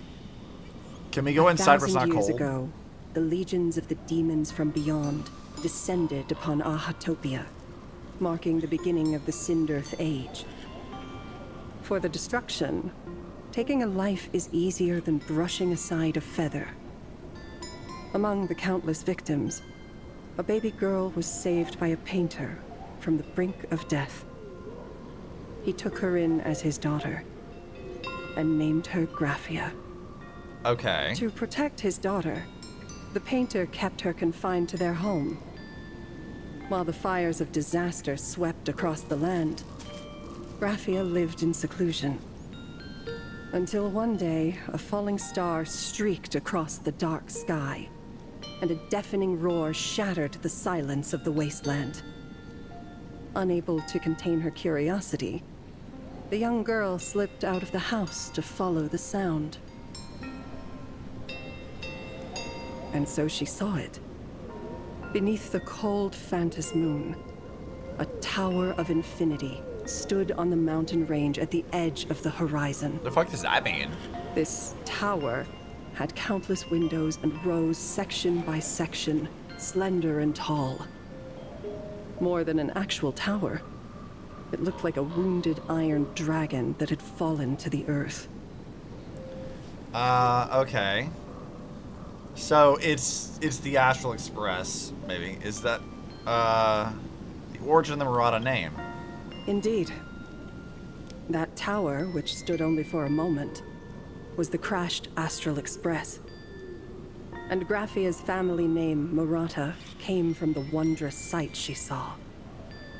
At the time, the wrecked train was surrounded by countless abominable monsters. Amidst these foul enemies, a few warriors in strange attire fought tirelessly. But they fell, one by one, unable to withstand the endless tide of monsters. Warriors in strange attire. It was only much later that Graphia understood that those who fought and died for Ahatopia shared a common name. The Nameless, who walked the path of the Trailblaze. Yeah, I mean, that was the obvious one. That was the day that Graphia stepped into the mortal world. Her life as the mother of Imogenesis began. In a long, drawn-out war, fought at a severe disadvantage. She was forced to seek the aid of the Phantas Moon Games, attempting to use the mighty power of an Aeonic ritual to lock the terrifying demon lord from beyond within a limited battlefield. This was also the first time in the history of the Phantas Moon Games that the 8 supplicants joined forces to confront a powerful enemy from beyond, the Lord Ravager, Asat Pramad. Right, which we're gonna have to do now. Did she win? She lost. Graphia did not win the Phantas Moon Games, nor did she manage to kill Asat Pramad. In the final days of the Sindirth Age, she gathered every ounce of wish power to paint the world into a scroll. Using herself as a nail to steady the canvas, she sealed the Lord Ravager outside. Okay, she made a seal capable of shutting out a Lord Ravager. Yes. As long as the scroll still enshrouds reality, he won't be able to lay a finger on the Leviathan's remains buried deep within Ahatopia. The story is over. I have received Evanesia's message. I also have a token I'd like you to give her. Please, let us journey together to the other side. Okay. What did you give me? So, are we leaving right now? Her model's really good. I can get over that. No, there is no need to rush. You have a friend here who is lingering with a heart full of farewells. Nihilux? You mean... Blade? Oh, yeah. Follow this path down to the riverbank of Myriad Wish Grove. You'll find many Wispe gathered there. When you are ready, choose a Wispe. Whisper Graphia's name and your wish to cross over to the other shore. Then release the Wispe into the river. When the time comes, I will bring the ferry to deliver you into the canvas. Okay. Thanks, Grandma. Graphia vanished? How elusive. Anyway, I should head to the riverbank of Myriad Wish Grove first. Mm-hmm.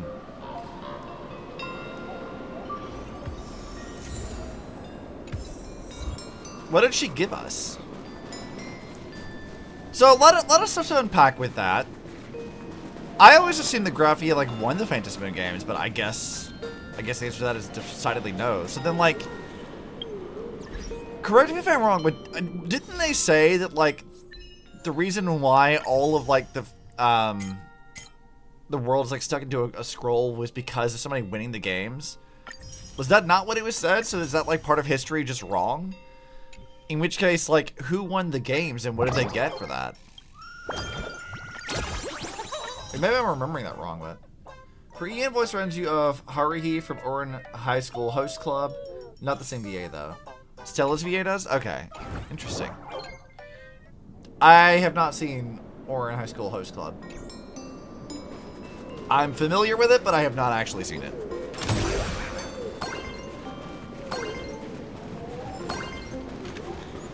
Not a lot of like going to gather later. A lot of little things to go do. Turn over this eternal pain. Cat and mouse time! Yes, run, Cypher. I've heard that in the same forest, giant trees will fight each other for nutrients. How about this? We just feed Shuhu to that tree in the courtyard. It would save us a long trip. Silverwolf is trying so hard. See something. Didn't know you were a forestry expert. Blade's making jokes. I'm not joking. I'm serious. If the Elwood absorbed another emanator of abundance, it would likely bring about an even greater catastrophe. Right now, there is no other option besides the Veracity Husk.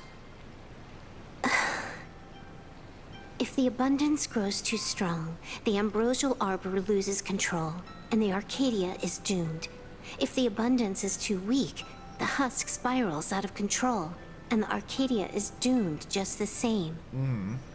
It's called an Arcadia, but the whole thing is built on a razor's edge. Does that mean the essence of the elation is just dark humor? You've met Aha, you should know. I'm not. I respect your choice. No, you are afraid. You don't want to lose your dad.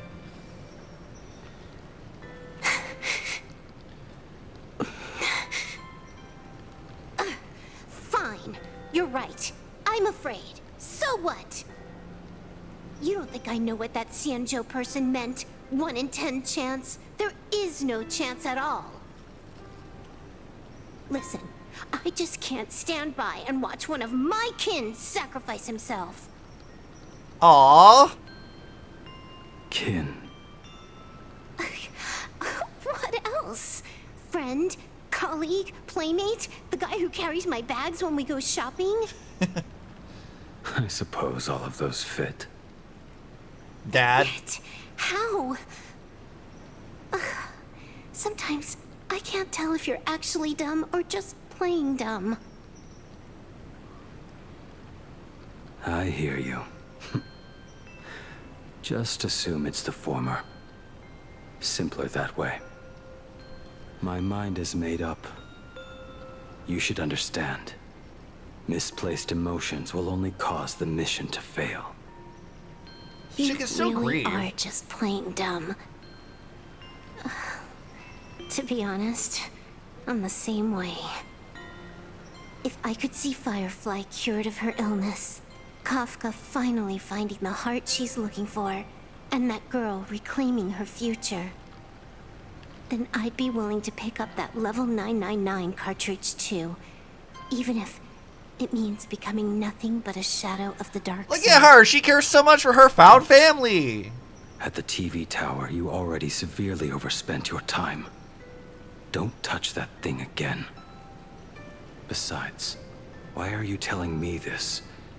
You should tell them yourself.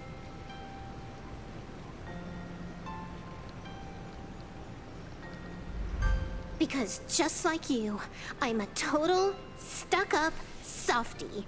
Happy now? We love Silverwolf here. No. Unless you give me a sincere apology and a proper goodbye, we're not settled. Not settled. Is that right? Give him a hug, goddammit. Enough. Whether as Ying Xing or as Blade, my journey has reached its end.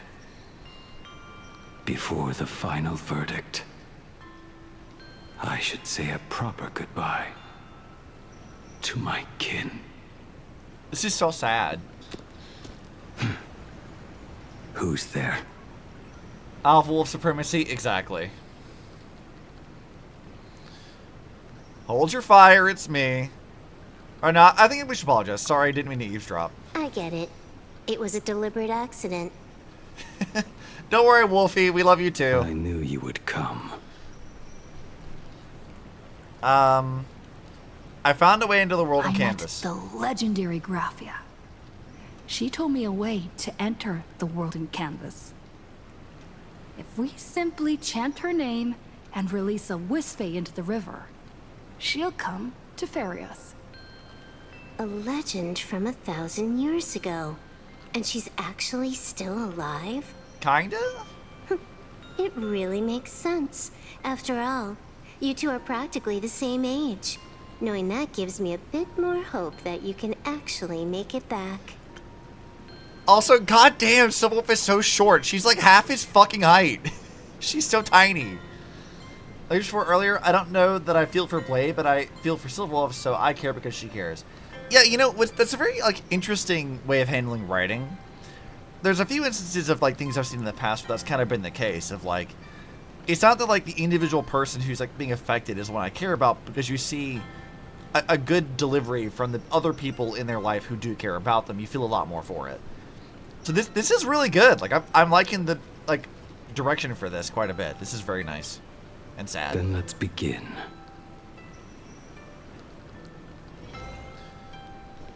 All right, before we do that, I gotta wander around and look for some stuff. You never know what we'll find around here. See, another one of these little things. I'm not doing those on stream anymore, I think. They just take too long.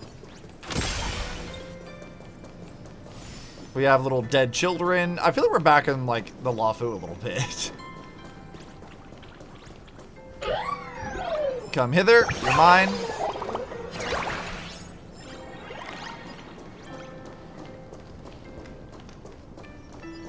I kind of like the vibe of this place, though. It's not bad. This fucking guy again? Looks like a bad guy from The Tick.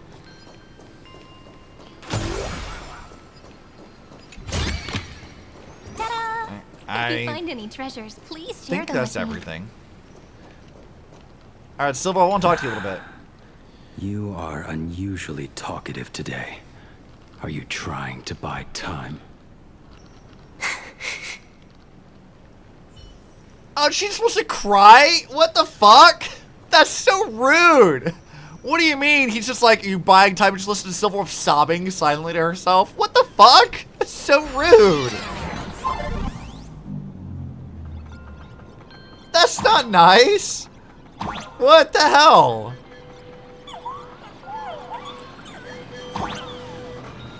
We're about 2/3 of the way through the patch. We're making good time then.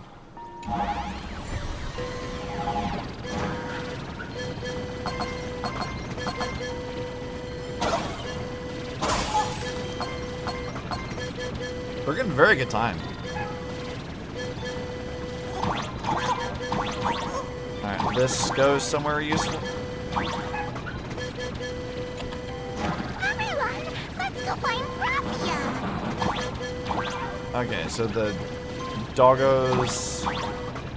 Why did I release the doggos? Silver really needs a hug. She does need a hug.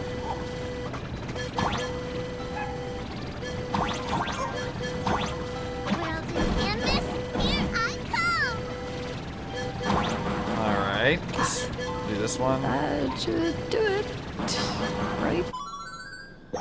I need to look for something down here. Dude, I love Silverwolf so much. She's such a great character. Very short patch too. Yeah, it is a little one.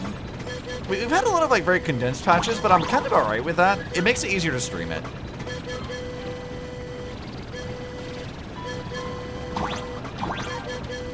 Place Wispe. Oh, right, we have to place them. Okay.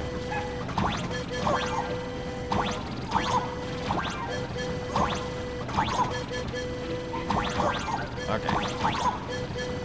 Little one, I choose you.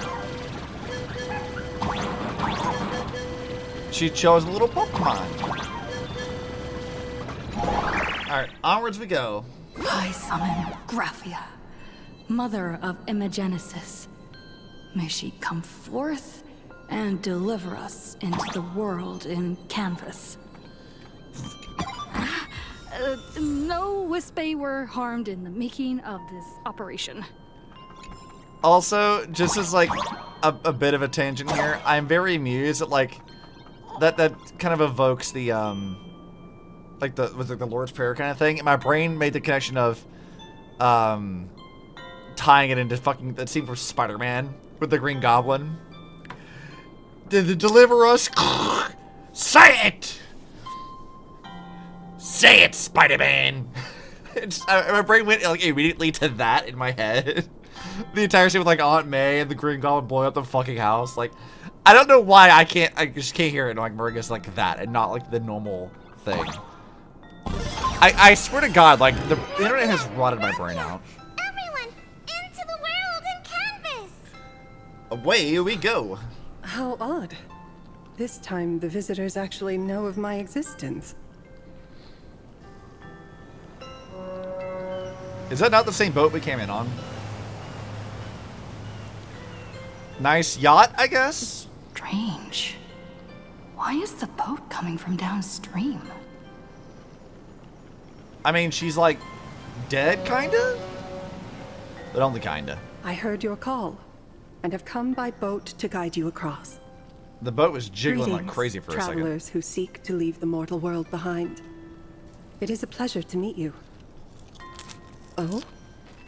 Not an Imagine, but someone here to settle the past and family members seeing them off? Yeah, we gotta go say bye to Dad. Guess so. The power of abundance. What a nostalgic scent. There is something terrifying slumbering within you.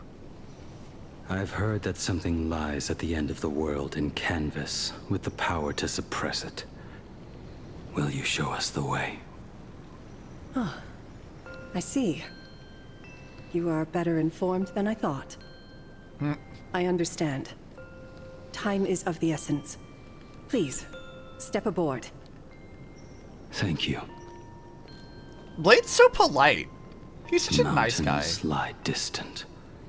The waters still. And snow settles. A fine moment to bring this weary life to its end.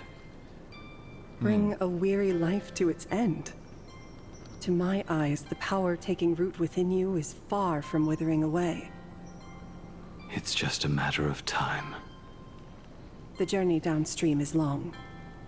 As is custom, Edgy boy, he is very edgy. I must collect your past stories as fair. I shall use them to paint the path forward, which will guide us to the other side. My past stories. Interesting. I am not much of a storyteller. There is no need to weave your thoughts into a complete story. A single memory, a single breath. These too are parts of your past. Only by letting go of the past can you truly set forth with an open heart. Is that not so? Go ahead. Say something. I'm curious too. She's trying to not sound like sad. She's trying to be disingenuous, but we know she's sad. Then, I shall begin with that lone island of Insumosu. It was a desolate wasteland, untouched and forgotten. Desolate, cold. The perfect place to lay the dead to rest. I planted rusted, broken blades in the wasteland as a mark of my departure. Little did I know that even after joining the Stellaron hunters, I would find myself returning there time and again, bringing along a few new swords with me. Their owners, some of them sought my life, only to fall by my hand. Others simply wished to see me one last time, as their own lives flickered out. I was once a craftsman, and those swords, they were all my own creations. I raised those wordless monuments for my old friends, one by one, until they became a forest of broken blades. And what about me and my sword? When will it finally join them in that forest? I will follow your words with my brush and paint the ideal end.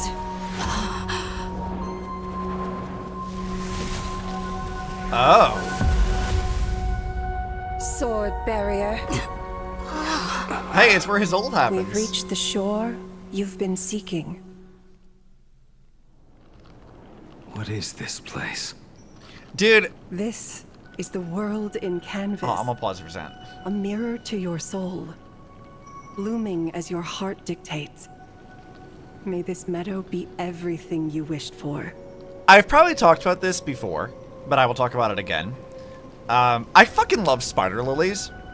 They're like the coolest fucking thing ever. Like, I know they're like symbols of death, which is why they get used all the time, but like, I love these fucking things. They're like legitimately my favorite flower. They're so fucking cool. I love them so much. Case in point, it's why Coco currently has one in her hair. And why we put one in the end of her braid when I was assembling this Kit Bash model. Because they're cool as shit. They just look so weird and neat. I love them things. Superb artistry. And yet, I thought you would paint the desolation within me instead. Desolation? I saw no desolation in your story. Instead, I found the lingering regrets of a master craftsman. The fire that tempers black steel and shapes 100 blades does not burn upon the forge or anvil. It burns within your heart. That spark within you has yet to fade.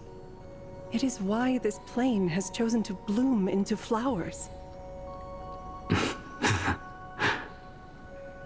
We've got no clue what you two are on about with all this cryptic She's like, talk, what the fuck are you on about?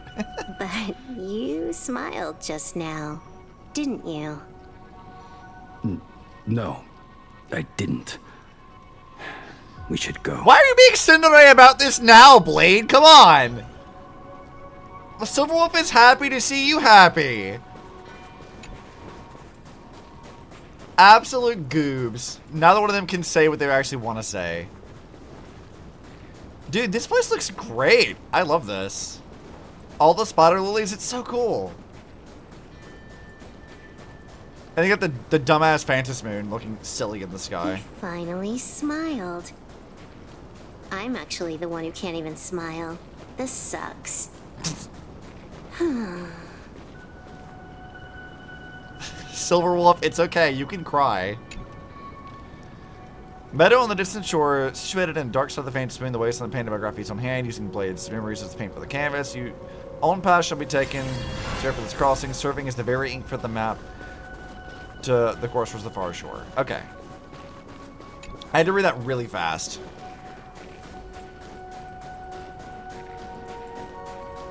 I love this place. This is cool as shit. We have reached the end. That blue maw. So, this is it. Correct.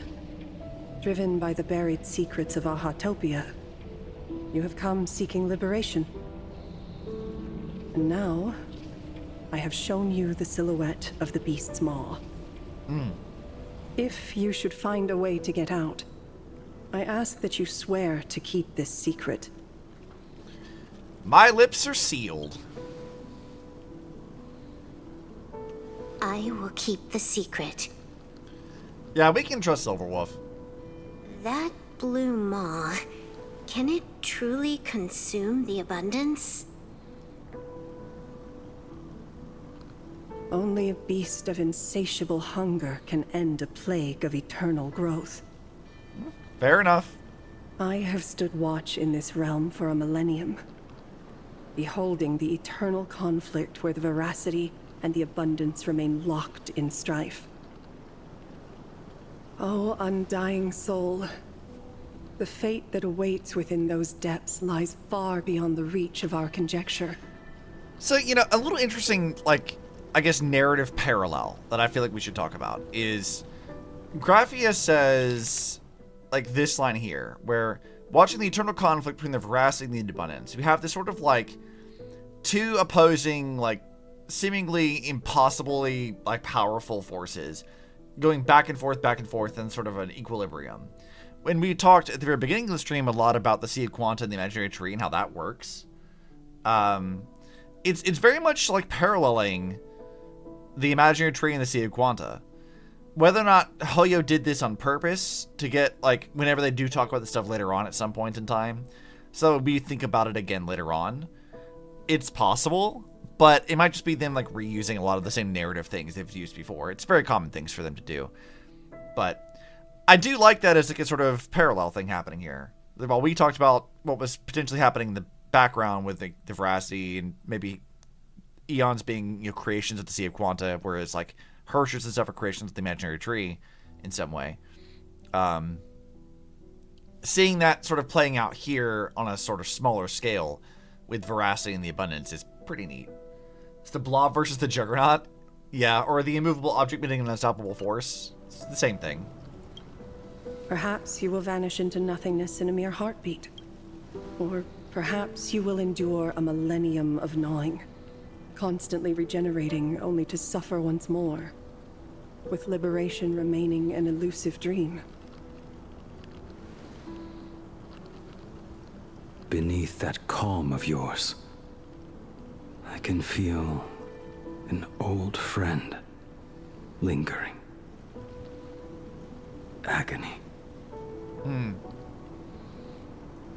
This is the price I must bear for becoming one with the canvas.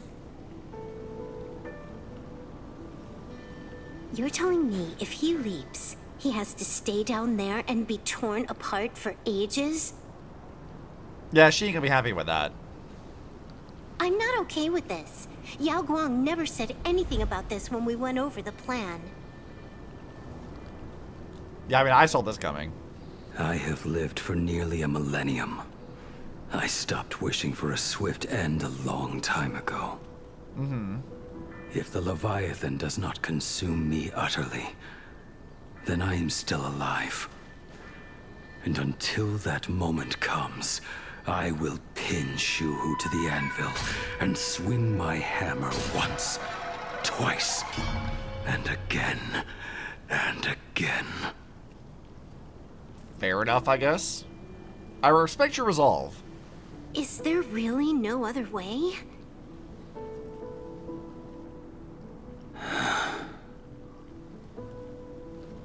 Silverwolf, I was never one for sentiment. I'll only say this. In my past life as a smith, I made it a point to forge something for those friends I found tolerable. What a blade way of wording that. But ever since I joined the Stellaron hunters... Oh, right, I get it. You want me to go back and take apart that box Kafka uses as a footrest, right? What? You already took it apart? A long time ago. Quite a few treasures in there. A master-crafted blade, a game controller, and a portable reactor. That's the armor core, reforged from the remains of the Glamoth Queen. Oh? How the fuck did you find that? Scratching post. When did you find out about these items? You? You mean we. We all found out. Think you hit it that well? Please, give me a break. We're a pro team, you know.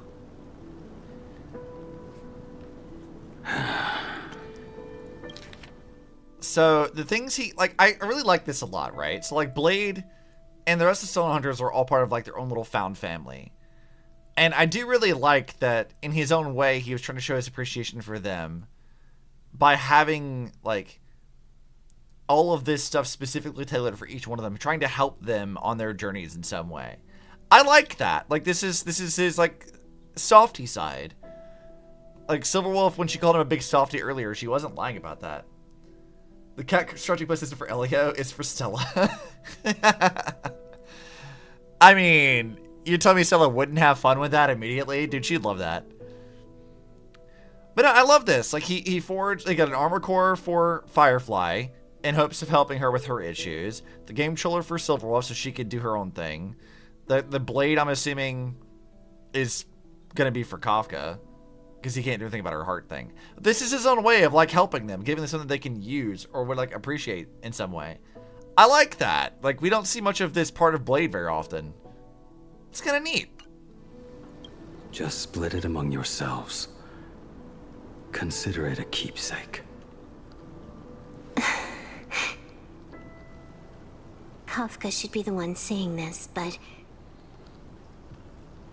you are the most perfect blade the Stellaron Hunters could ever have. Aww.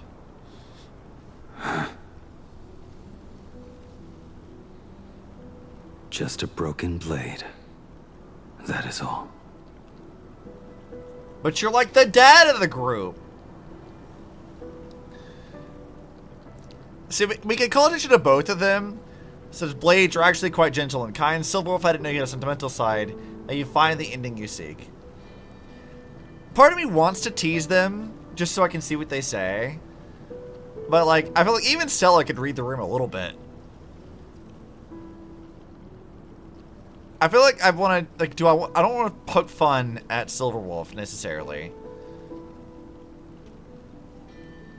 So, you know what, let's do this one. Blade, you're actually quite gentle and kind. You talk too much.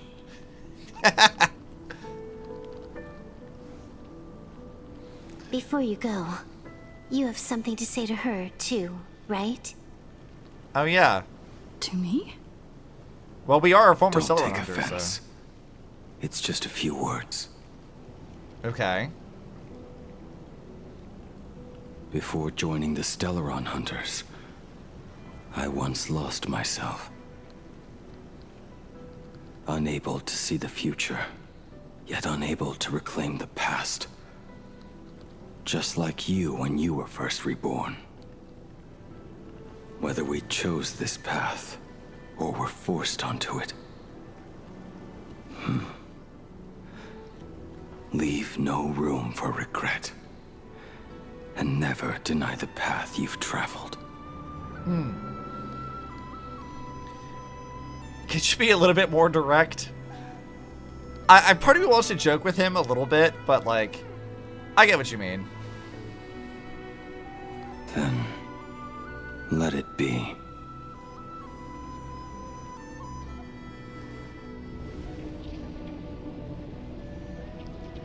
I like this patch being like more somber. It's pretty interesting.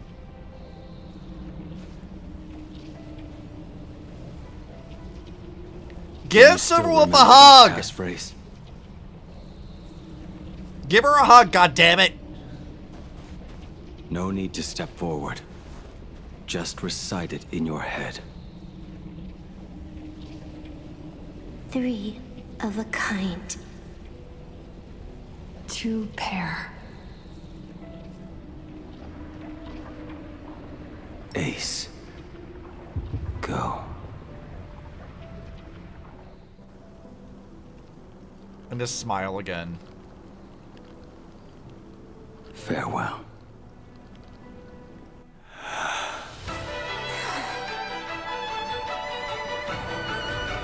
Yeah, I'm totally here for this. Let everything end. Or truly begin.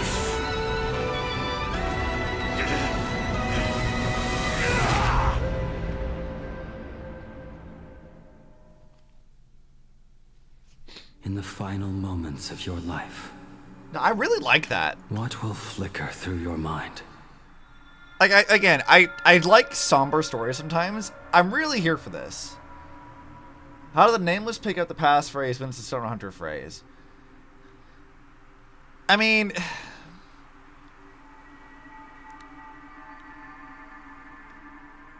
let me ask you this, Krail. Did they have the phrase before Stella joined them? Because if they didn't have it before Stella joined them, then the phrase came from Stella. And the rest of them don't know that it's a Stellaron Hunter thing. Because that's the thing where I would say is maybe the case. Is that that's why that is.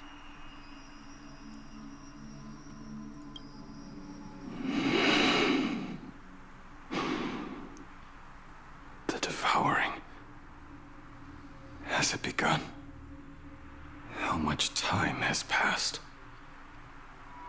His tone is well done. I agree. It's fantastic.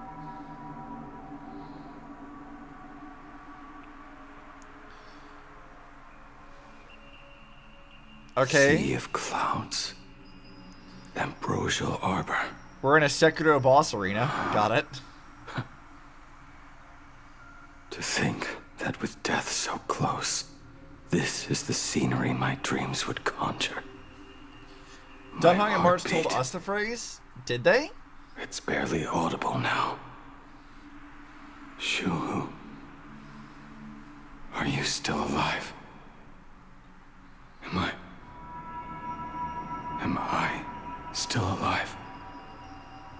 Finally woke up, Yingxing? Huayan, why are you here? Master, I am sorry. You have the wrong person. I am not Yingxing. Huh. A lad your age, yet your head is more muddled than mine. You're talking nonsense in your sleep, boy. It has been ages since we last met. Tell me, have you let your craft go to waste? Your master wishes to see what you can do. So, I want to look at this for a minute. So we have Kafka's blade here. That's Ashvale's weapon here, like his cane. I'm assuming this is Don Hung's lance and March's bow. Who is this blade? That's not Blade's blade. Who is this blade for?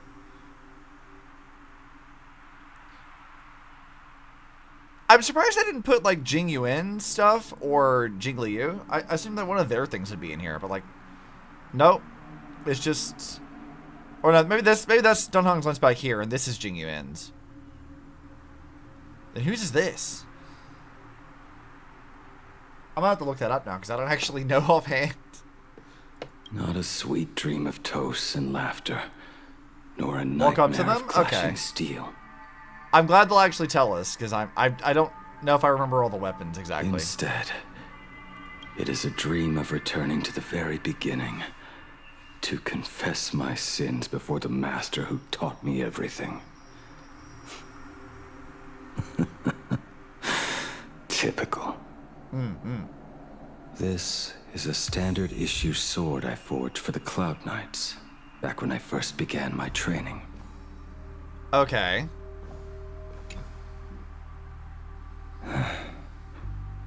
Looking at it now, it is a crude piece of work. Senior Frater, are you truly from a short-lived species? Why do you ask? I mean, no offense. I just wondered, why would you come all the way to the Xianzhou to learn the craft? My home became a grazing ground for those boars and beasts. My parents, their fertilizer. Yeah, his planet was destroyed by space you, werewolves. I won't live to see them wiped out. But my blades will. Look at this blade. Fresh from the forge today. Is that the weapon that Yun Qing uses? He said it's a standard issue Cloud Knight sword. So cool! Is that what Yun Qing's looks like? Stop flattering me. This is just a standard issue sword for the Cloud Knights. According to the template, its name should be New Blade 01.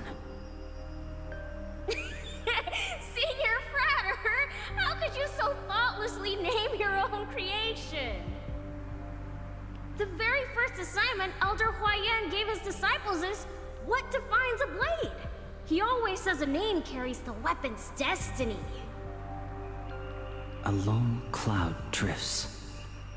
A crane departs the woods. Let's call it Departure, Junior Frater. Okay. Senior Frater! I thought you'd go with Lone Cloud or Guiyun. Interesting. Alright, what about March's bow? That's not March's bow. And that bow I forged for her. Oh, okay. Interesting. View the recurve bow. In the end, it was I who forged the greatest sin. For me? Oh, we actually get to see her for once. I told you, didn't I? I forgot what she looked like. As long as you set your heart on what you love, nothing can stop you. Hey, did you give this bow a name? I named this bow Lure after a mythical steed from the primeval Imperium. Legend says it was one of the Emperor's finest mounts, a divine beast that could tread over any chasm and lead its master back from the brink of death. How did you get so off track? Why pick a name meant for a horse? That won't do. It does not suit me at all. I'm gonna call it Recurve Bow. How very bland. That Hato sounds Foxu. terrible. Yeah. It's like my mother naming me Human. At least change it to something elegant like Winding Stream. Fine. Have it your way. So, correct me if I'm wrong, but like, we've only seen Bai Hung like once before, way the fuck back in the Xianzhou, right? Was she even voiced back then? I also don't remember like us actually being able to see a proper design for her. I just remember like seeing more of like a vague silhouette or like a low detailed art. Nothing like this. This feels like the most detail we've ever seen of her. I mean, it's been a long time, so I don't know if I really remember or not, but like, interesting. I like that this is a proper design for her. This is good. Look at you! Skilled with both the pen and the sword. You really should not be trapped in this flame wheel forge for the rest of your life. Hey, perfect timing! I have a few friends getting together on the Luofu. Wanna come along? Staying in a single place your whole life. You saw her in Story videos, That won't not story do. though. Like, I feel like I remember us seeing her on the Xianzhou. But like, it was not voiced and it was not for very long. It's what I'm remembering. But like, that's been so long now that I can't really say for sure. Jing Yuan's Devastator Glaive. Oh, that was Jing Yuan's weapon. The weapon I promised to forge for him all those years ago. Okay, so then that other one is Dan Heng's lance. Old friends have drifted across the stars, but he remains. You hear her in a flashback or two? Genius. I suppose Master Jing Li's swordplay should be no trouble for you then. Hi, Alejandro. You little rascal. Do not try to act like my senior just yet. I am from a short-lived species. Xianzhou's swordplay takes hundreds, even thousands of years to master. I simply do not have the time. I heard your bold claim. Hey, Amelie. I'd rather leave this world in a blaze than live until the end of time. It seems you think little of us Xianzhou people, then? My, the future sword champion has sharp ears. It was just drunken rambling. Don't take it to heart. So, you know what? Whenever we were in Amphorius and we saw, like, young Blade smiling, that felt really weird. This feels a lot more natural than that. Like, before it felt really awkward and strange, and I was like, this makes me uncomfortable. I don't feel as uncomfortable from this one. This feels different, but, like, not in the way that the Amphorius one did. Amphorius Yingxing It would was be a waste to throw my skills concerning. away on the battlefield. You go to the front, and I will forge the divine weapons for you. It is a promise. All right, deal. Then I want a Devastator glaive, 4 meters long, decorated with green silk, and you should engrave the blade with cloud patterns. Or maybe lightning. Alright, Sayu. Wait until you have grown a bit taller. Then it is settled. When the time comes, you shall arm each of us with a weapon of our own. Let us face the fires of war in your place, and handle all that tedious business on your behalf. If Shig was drunk, yeah. Come, friends, drink up. We 5 come from all walks of life, but here and now, we are one. Together, we shall bring glory to the Xianzhou. Sing Jing Liu happy is peace also to a weird all one. who dwell beneath the stars. By the rainbow and the 10 lords, if I betray our bond, let all of existence hunt me down. Starfall Reverie. You guys have great memories. I don't remember these interactions anymore. I mean, I just remember like stuff being a bit wonky because we streamed that. The prosthetic arm and sword staff from Mr. La Mancha were works created by my master and me. Okay, it was Asheville's thing. I didn't realize you made Asheville's weapon. Interesting. He came to visit me even after I was cast into the shackling prison. Yingqing. No. Yingqing. How did you end up like this? The shadow has tasted the flesh of abundance within you.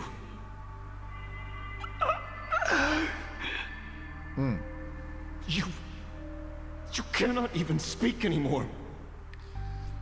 Yingqing, look at me. Lift your head. It was only thanks to you and your master that the shadow of veracity was sealed. I owe you both a debt of gratitude. So I have but one question. Do you want out? If so, just nod. You know, Ashvale and Blade having not just like history, but like they were like good friends. That's really an odd thing I wasn't expecting. I feel like it's not that I can't see them interacting, I just wasn't expecting it. Interesting. There is always a way out. Just give the word, and I will carve a bloody path to get you out. Right now. What the fuck? What the fuck? Why the hell is Spotify playing music? Stop that. I was so confused for some. I like tapped my headphones briefly. I started playing Spotify. What the fuck? Ruining the emotional moment of this. Damn. Let's see if I can re-listen to this now. There is always a way out. Just give the word, and I will carve a bloody path to get you out. Right now. There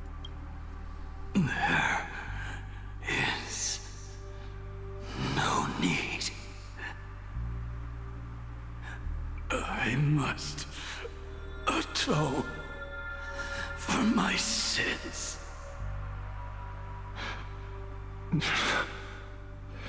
Perhaps if I had taken you away from Flamewheel Forge back then, your fate would have been entirely different. I respect your choice, just as I did all those years ago. Pity. So much in this world does not go as we wish. Interesting. Not a connection I was expecting, but interesting nonetheless. Like how Asheville follows the path of his own morals. Yeah, I like that too.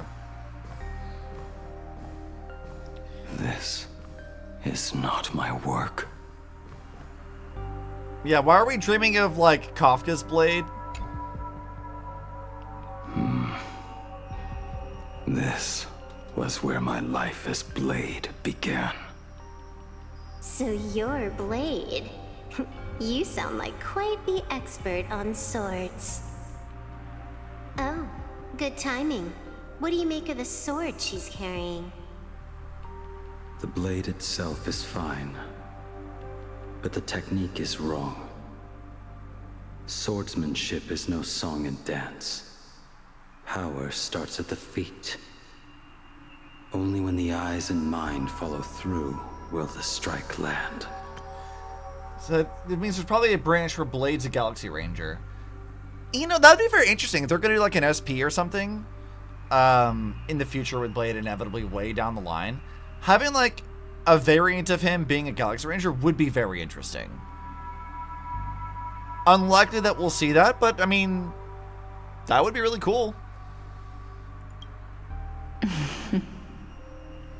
My, oh my, Bladey. You really are the ultimate Blade critic. Since you have so much to say, Master, why not forge a legendary blade for each of us? I put down the hammer a long time ago. My hands cannot do what my mind wants anymore. Fighting with a weapon that does not suit you is just a quicker way to die. From now on, if a sword is needed, let it be mine. This shell of mine is the only blade there is. I'm really digging this backstory for Blade, like really liking this. Alright, now what say you about Dan Heng? A weapon given by Ying Xing to an old friend. But we are no longer who we once were to each other. Who I am does not matter. What matters is, do you remember this weapon? I don't understand what you're talking about. All that happened. You think you can just walk away from it all? You would do well to keep Cloud Piercer by your side. Or, next time we meet, I will be the end of you. What a pity. In the end, we still cast our weapons aside. He's so edgy. I like him though. This is probably the most endeared to Blade I've been, like, in the entirety of Star Wars' existence. This is the only time I've actually felt like, yeah, alright, I vibe with Blade's story. Alright, Hawaiian, what say you?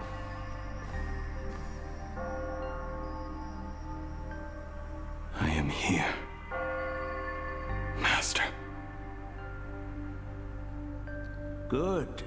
I have waited a long time for you. You have seen every blade I have forged in this life. Fine work. Somewhat flawed, perhaps, but their edge is undeniable. The marks of a true master.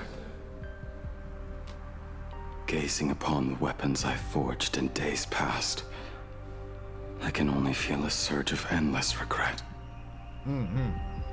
The hammer falls and cannot be undone, yet I have spent my life taking one wrong step after another.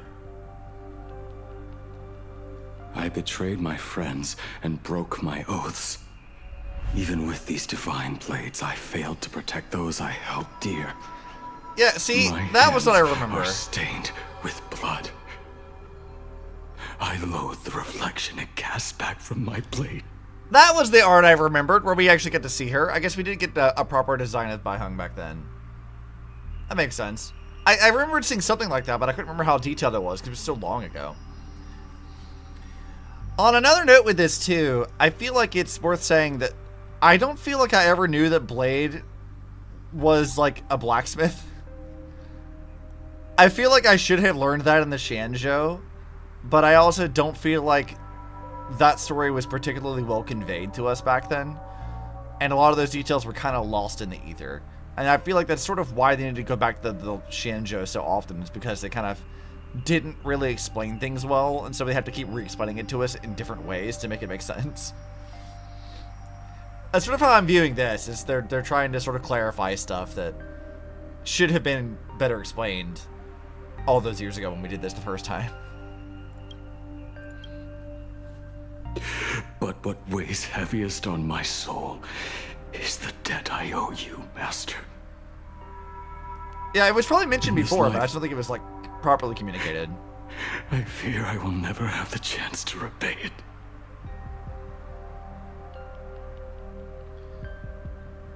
Let it all out. You feel a bit lighter now, don't you? But isn't there one last piece you've yet to show me? For whom does the death bell toll? It is yet to be named, has it not? That is a mere scrap from the forging of Shard's sword. I hid it away, fearing it would bring shame upon our school. Master, how did you... Can a mere boy keep secrets from his master? I entrusted General Yao Guang to bring it to you. Since the day you left, I have kept this blade hung in the hall, gazing upon it daily. That raw, youthful spirit within it, it burns to the touch. It is the same light that shone in your eyes the day you bowed to me.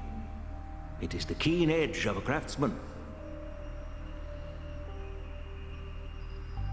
I am but rusted scrap now. My light has long since faded. This is where I belong. Buried. I'm here for a Blade Redemption arc. Crushed ore, old materials, rusted iron. As craftsmen, we spend our entire lives in such company. Waste not the bounty of the world, but perfect it through craft. To take what is useless, to take every failed scrap and forge it anew. Isn't that our very mission as craftsmen?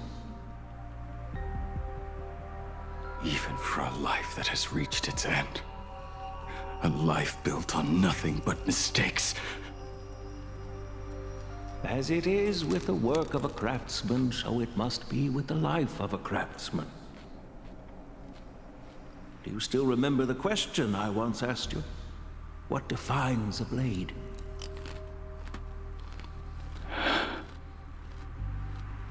The answer already lies within you.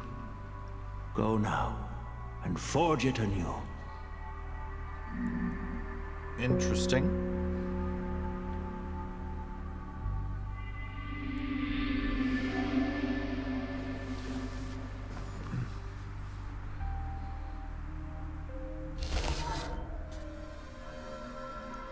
Forge it anew.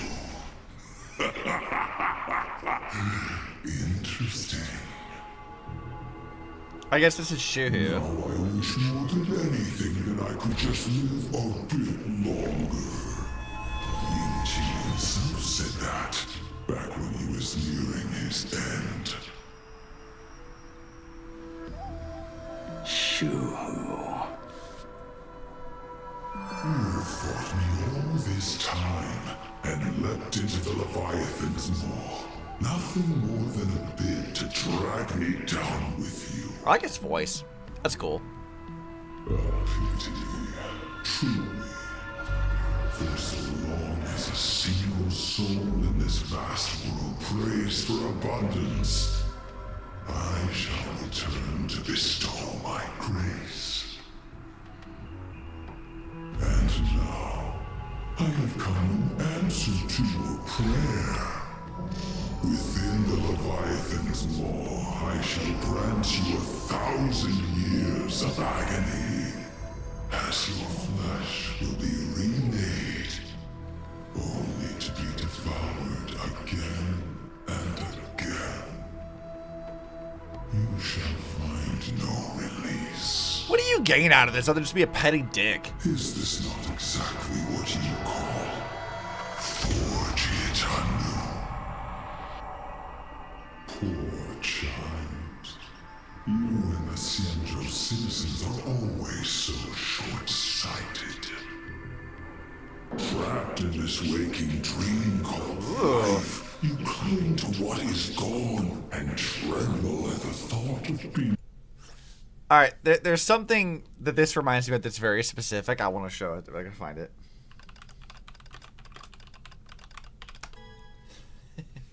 This is such a specific thing. Hold on. Let me open the image in a new tab. Yeah, I don't think this was deliberate, but it reminds me of this. The Godzilla versus Biollante poster. Like, that feels very, very similar, and I do not think for a second that this is deliberate, but I do like that is what that looks like. It's very similar to me. He's got a lot of time on his hands these days. Being petty is about all he can do at this point. You know what? If I were mortal, sure. I bet being petty would be what I'd do to pass the time. Yet when I come to carve through your flesh and awaken your minds, you spurn my beautiful gift. Uh-huh. Let's turn this back on autoplay. You were once some master craftsman. You should know best about the beauty of shaping. His voice sounds familiar, but I don't know why. Grant you the power of reshaping life and death, bringing those you loved and lost back to life. Let your friends return to this world again and again, giving you the chance to right every single wrong. It's not how that works. Righting wrongs. You mean by carving out more walking husks like me? Things that crave an end they can never reach?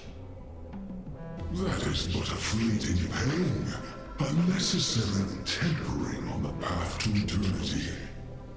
If you persist in spurning this gift, this law shall become your prison for all time. I mean, he was prepared for that, so. Your body will churn for millennia, caught between being digested and reborn. Every inch of your flesh will remember the agony of being ground to pulp, until your very will dissolves into nothing, leaving only a hollow husk that can cry out my name. Uh-huh. Whatever, dude. Are you done talking? Do you truly believe that I am the only prisoner here, Shuhu? You are the one bound most tightly by your chains. For so long as a single soul in this vast world prays for abundance, I shall return to bestow my grace. You are nothing but an echo of them, a slave trapped within your mission of compassion. You mock our obsessions. You are Yao Shu's most pathetic prisoner. Hell yeah, Blade. Are you trying to provoke me? Do it. Piss him off. No. I am pronouncing your sentence. I never dove into this abyss for the sake of a mutual end. I came for forging. As long as you cling to life, you must keep reshaping this body to fight back the gnawing from the veracity. And that struggle is exactly what I want. Let the maw of this Eon husk be the furnace. Let our undying flesh be the iron. And let death, 1,000 times over, be the hammer. Sarah loves torturing their male Right characters? here, Yes, they do. I shall forge and recast you again and again. Not to destroy you, but to create a cage that can hold you prisoner for all eternity. And the thorns of this cage shall forever be aimed at that savior who branded you with your mission, Yao Shu. Are you ready to turn Also, your Doctor Strange vengeance moment? A against little your bit, yeah. God? Shoo-hoo, I've come to bargain.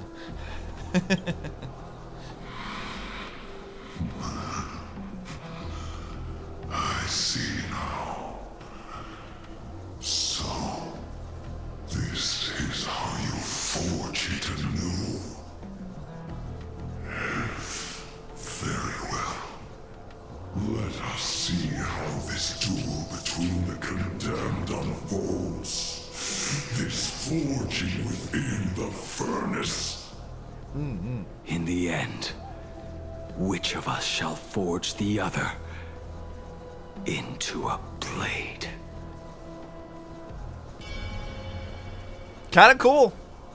I'm here for it. It's a bit badass, Blade. A while ago on the Express. Oh, right. Yeah, I forgot Himeko was doing shit. When reunited with family after a 15-year separation, 22% of organic life forms will weep and embrace, whereas 59% will exhibit indifference or outright rejection. Yet, choosing to conduct a covert investigation instead is entirely unheard of. You harbor suspicions regarding Mr. Ryusuke. Why is that, Miss Himeko? Because there is not a chance in hell that motherfucker's not evil. There's no fucking way he's not evil. I've been saying this from the very beginning. Ryusuke's fucking evil. He definitely is. Before Star Rail Fest began, I stopped by his office to look for the family's records on the Phantom Moon games. Out of concern, or perhaps curiosity, I leafed through his portfolio. The artwork was magnificent, with each piece serving as a microcosm of a different planet. That was when it suddenly dawned on me. 5 of the worlds he captured in these paintings are now gone. Lost to the fires of war waged by the Antimatter Legion. Just as you suspected, Mr. Ryusuke's travels have been highly suspicious. Damn right. In the year 1969 of the Arcadian calendar, he traveled to the Delcor Ring to sculpt a statue for the Doctors of Chaos. 2 years later, the IPC received word that the last local resistance group had rejected all aid and launched a suicide charge against the Legion. I've never met a more nicer man than Ryusuke. Remember how he bought all the Himekats? I mean, he did buy all the Himekats. But still, there's never a world where Ryusuke's not evil as shit. I'm telling you. I've been saying this from the start. That motherfucker's evil. Also, in 1984 of the Arcadian calendar, he traveled alone to the planet Goliath's Shepherd. After a century of resistance in the fires of war, the planet was officially declared dead 9 years later. Both incidents point back to a single culprit. The Lord Ravager Asat Pramod. However, there is also evidence suggesting that Mr. Ryusuke was still in Planarcadia when Asat Pramod appeared. Okay. Additionally, the IPC recovered a commission he received. It read, "Please carve a trace of our lasting glory, just before the world meets its destruction." I ask you this, can a man who purchases goods at a con possibly be evil? I mean, I don't know. I have suspicions. You guys ever met anime fans? You tell me that any anime fan at a con who buys merch isn't evil? Some of them definitely are. We all know this. I was there like Uncle Ruckus. A little bit. God, I haven't seen Boondocks in ages.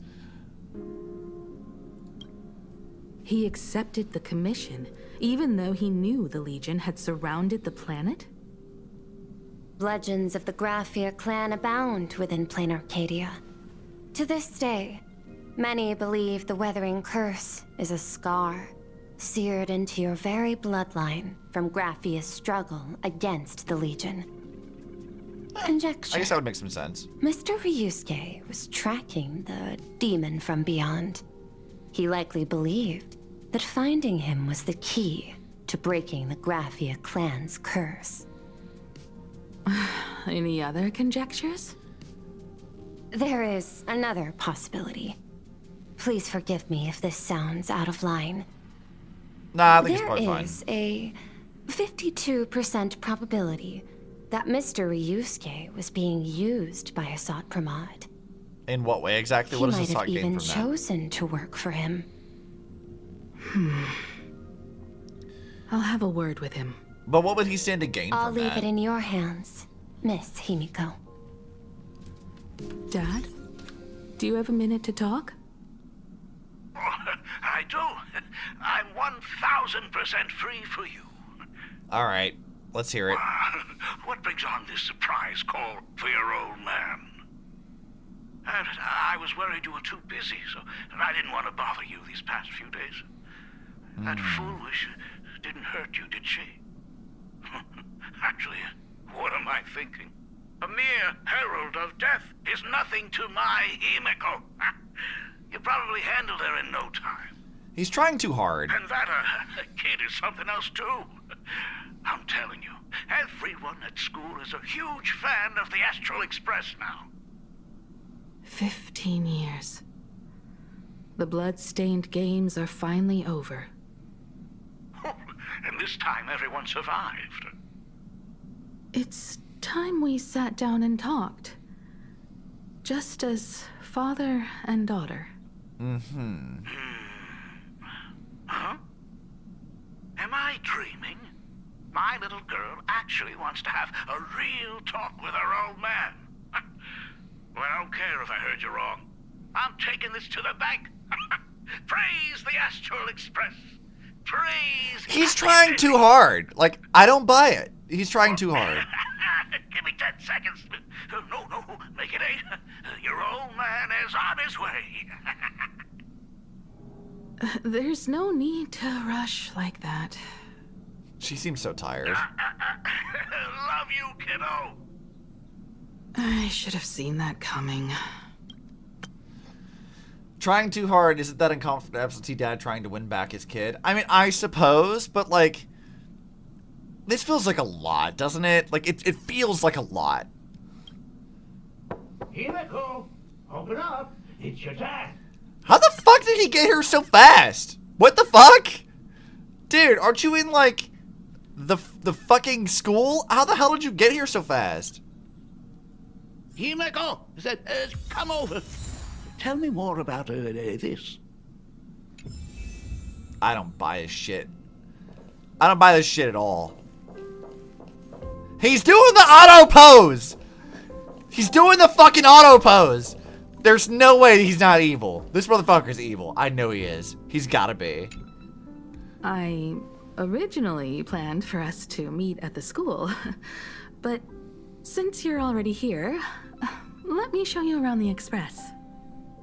Oh, I would love that. I was in such a rush last time. I really want to get a good look at the place where you spent the last 15 years. Who could have imagined it? The thing that connects this nearly infinite universe is not some distant godlike Shipe, but a single express. Why mention Shipe here? I have met many artists who dreamed of Goku with the instant Express transmission. just to get a closer look at the legacy of trailblazing. So I am curious, how will the great artist Ryusuke evaluate it? God, I realize how to pronounce his fucking name. Me? Well, I'll give it my all. I was only joking. There's no need to be so serious. There's actually so much interesting stuff on this express. I don't buy This it. table is kind of different from the others, isn't it? I mean, they all look alike, but this one doesn't seem authentic. A lot of old furniture was destroyed when the Express crashed. Pom-Pom and I spent quite some time picking the right replacements. Ah, out with the old, in with the new, huh? Well, the Express has been running for years, so it's only natural to have to patch things up every now and then. Odd that he would draw attention to this. Like, I mean, I get that, like, if you're buying new furniture, that's gonna be its own thing, but, like, this is allegedly the only time he's ever seen this, right?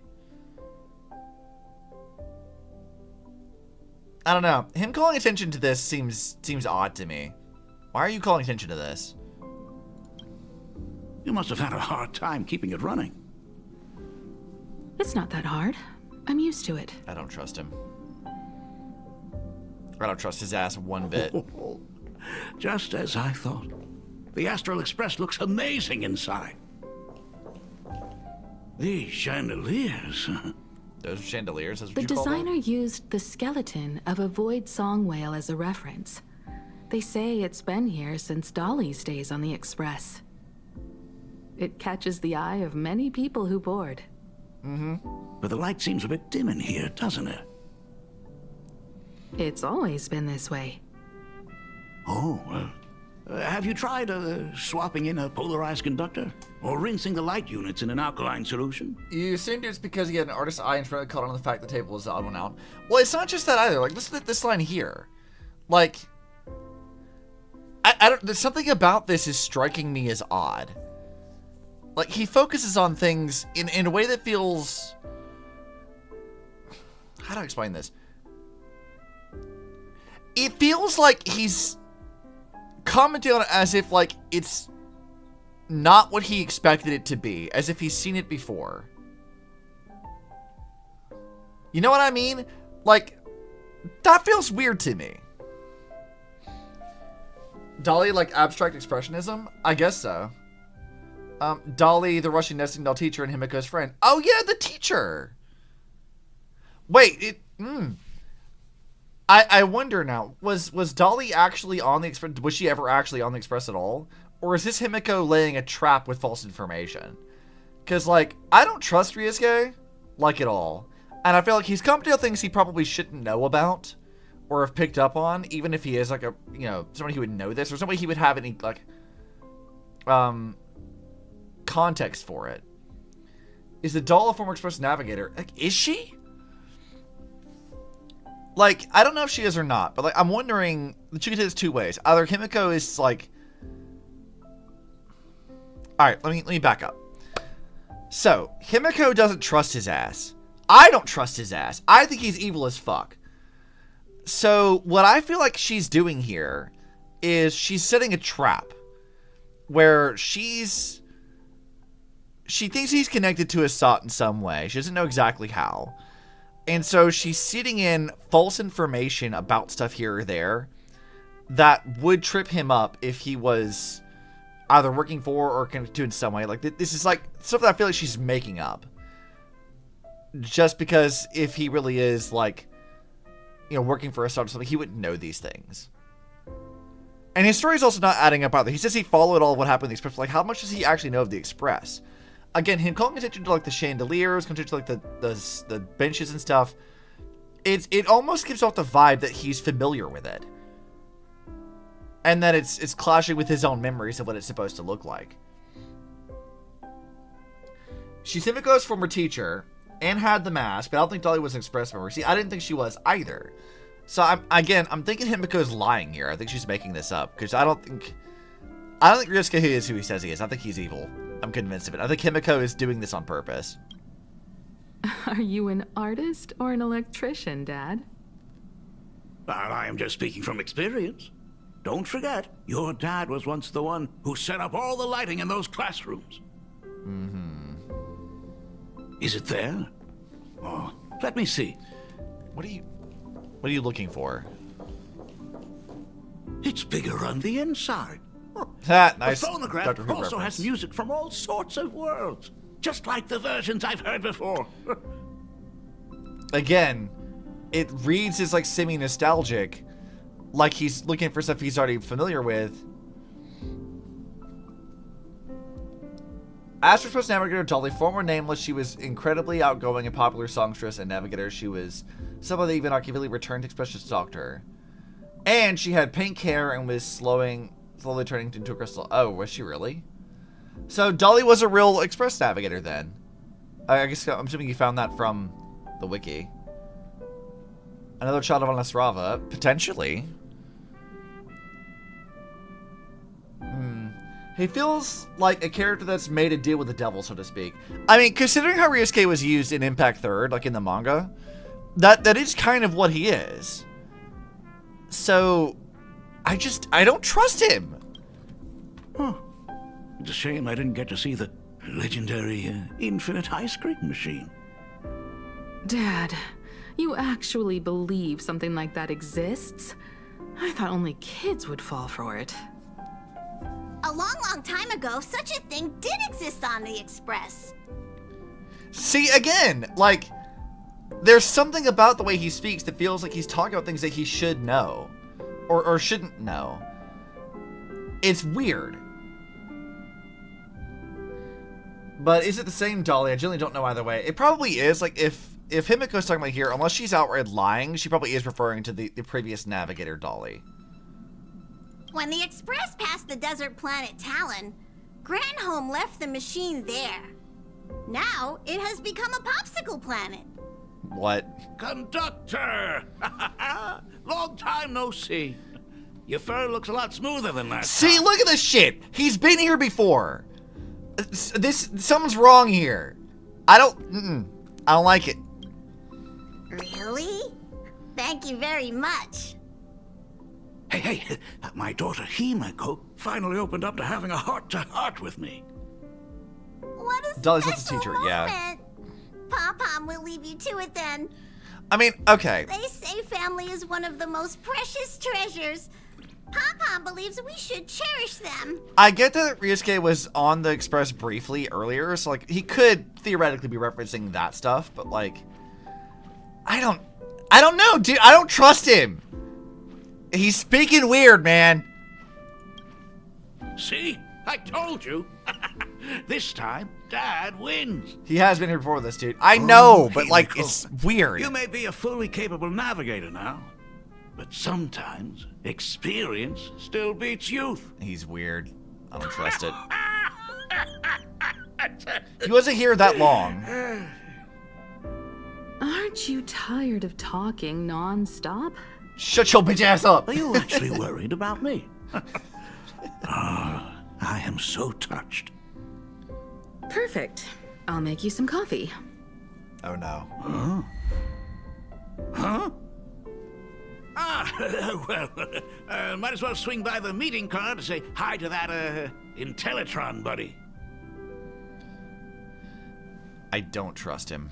Even if he has been here briefly. Pom-Pom finds Himeko's father very easygoing. Himeko, come on. Let's walk together. I don't like you.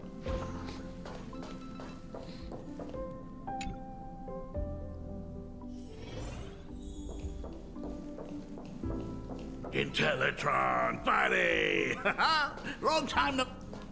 Rumor has it that the drinks in the World's End Tavern are all brewed from jokes. Since we are in Planarcadia, any single joke before a drink would be second to none. So, this is completely unrelated to my distrust of Ryusuke, but like, Shush was rebuilt by Vord Archives, right? Why did he do that? Like, why did he do this? Why did he subject us to Shush? What was the point of that, Vord Archives? What do you get from doing that? Is it just because you want to be an ass? Because I think it's because you just wanted to be an ass. You just wanted to irritate Welt. That's what it was, wasn't it?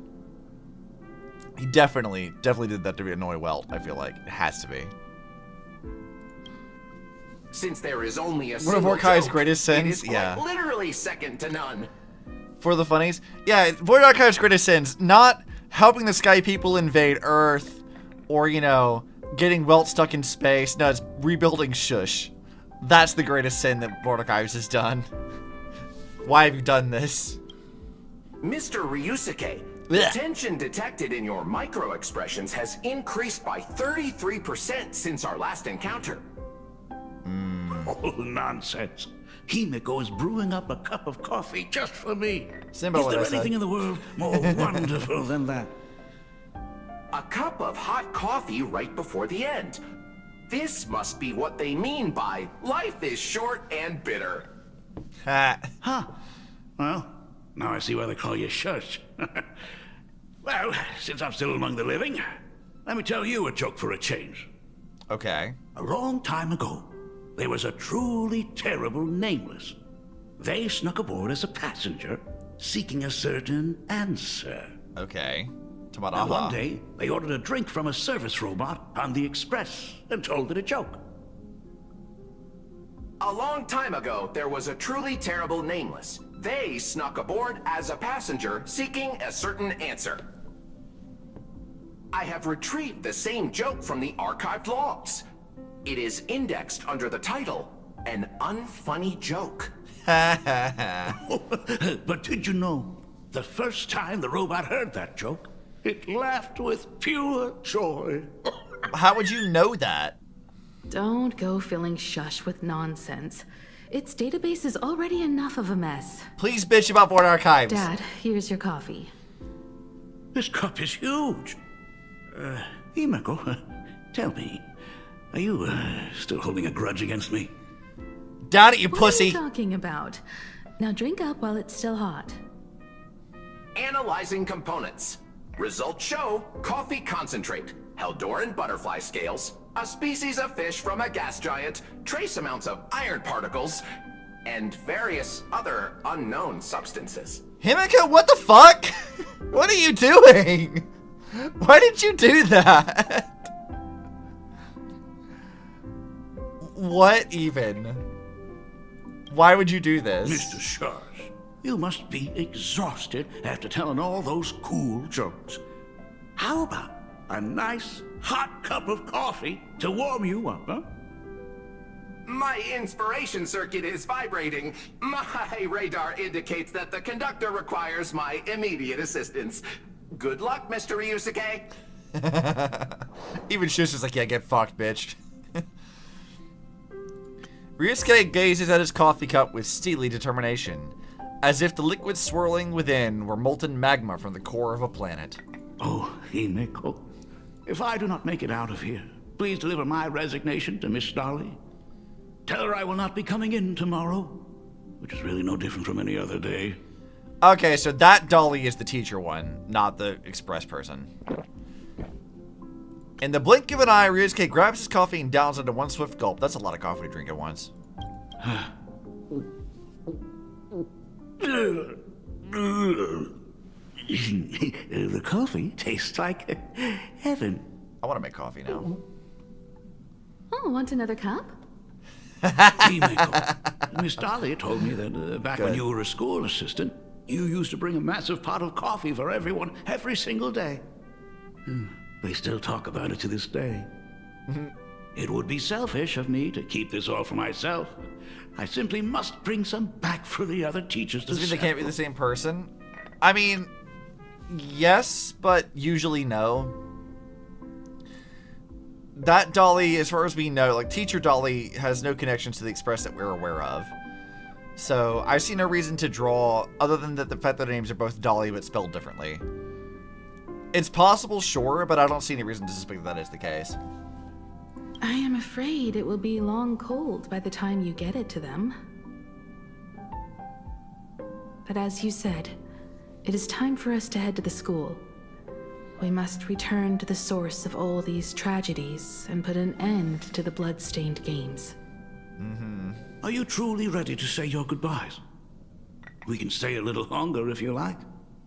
We still have plenty of time. We should go now. I have been ready for 15 years. I don't trust him. It has been 15 years. Those ghosts have been repeating their final day over and over, trapped inside the classroom you imaginated. Even if they are merely shadows of the past, they deserve to be set free. What are the chances that there are two women named Dolly that happen to come up in the same time and both mentioned with the same Dolly sequence without differentiating between them? I mean, the difference is that their names are spelled different. So, that would be the first thing. And that, yeah, it is odd they'd bring it up, but like, Ryusuke allegedly is like the dean of the school, so referencing a teacher isn't surprising, and she's the only named teacher we've met. So, that's not out of the realm possibility, but we've also been discussing previous navigators to the Express, so not talking about the other navigators. This also makes sense. So, like, I do feel like, while usually you could maybe write it as a odd thing, I think, in this instance. I don't know that there's really any reason to suggest that there is a case for that. I could be wrong, but I'm thinking no. I think it really is just a coincidence this time. Oh, you're right. Let us use one final goodbye to close the chapter on the Herald of Death incident.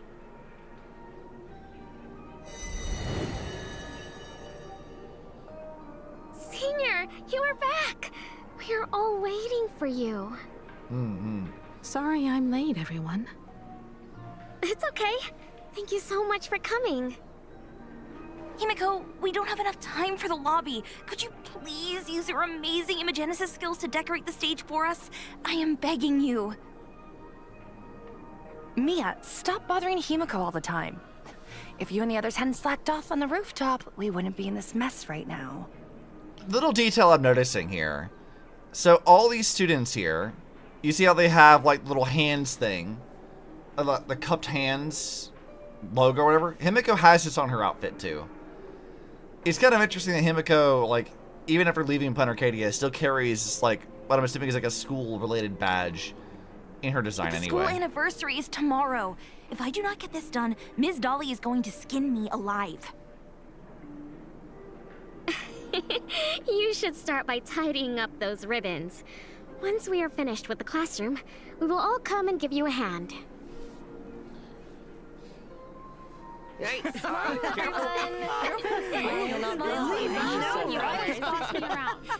See, laughter fills the classroom, but the living know the truth.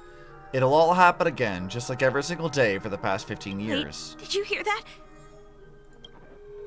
It's him. He's back again. Everyone, hide! Don't let them find us! I see. The Herald of Death is back! Don't be afraid, Belle. I'm here. No more They are spelled running different. away. So, yeah, I told you, don't they have are to spelled face any different. Herald of Death anymore. Like I said, like, it's Dolly the teacher is D-O-L-L-I-E, and then Dolly the navigator is D-O-L-L-Y. So, like, yeah, it is just a coincidence. It is a hell of a coincidence, but it is just a coincidence. Really? When have I ever led you astray? Look, even the dean has arrived.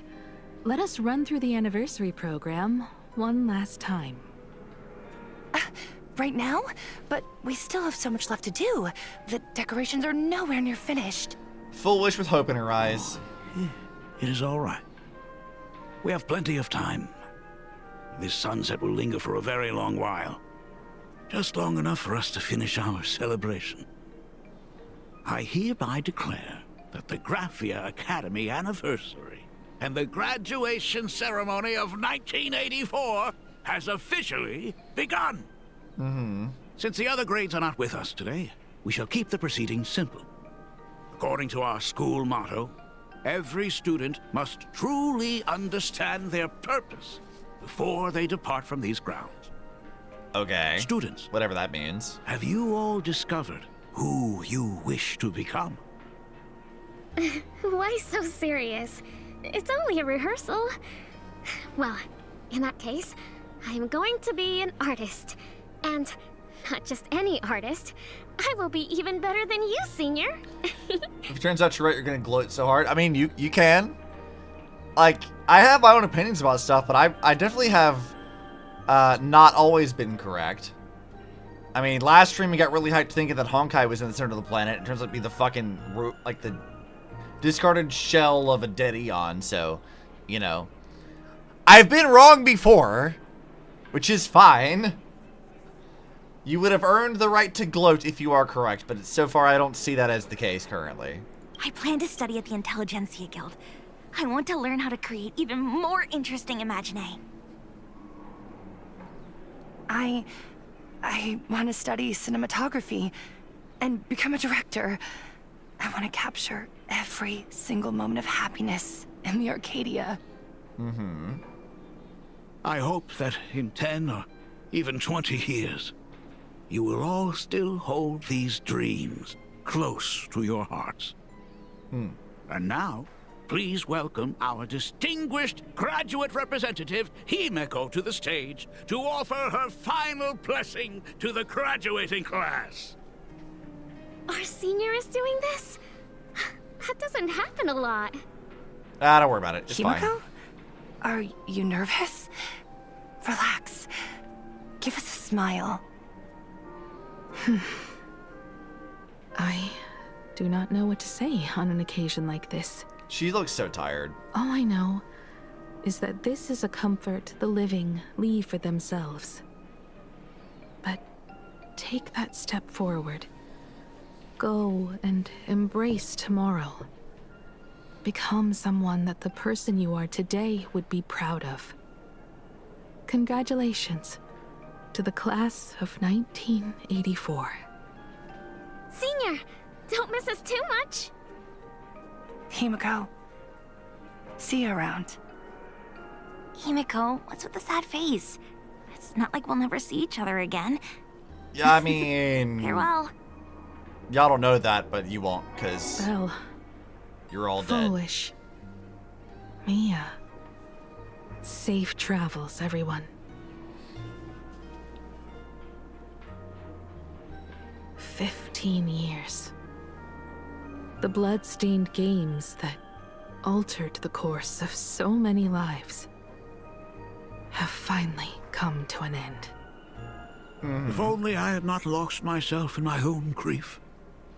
If only I had looked after that child properly.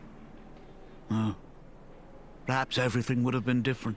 I mean, it wouldn't have been your It was responsibility not looking for only the Foolish, herald but of death that pushed her towards that abyss.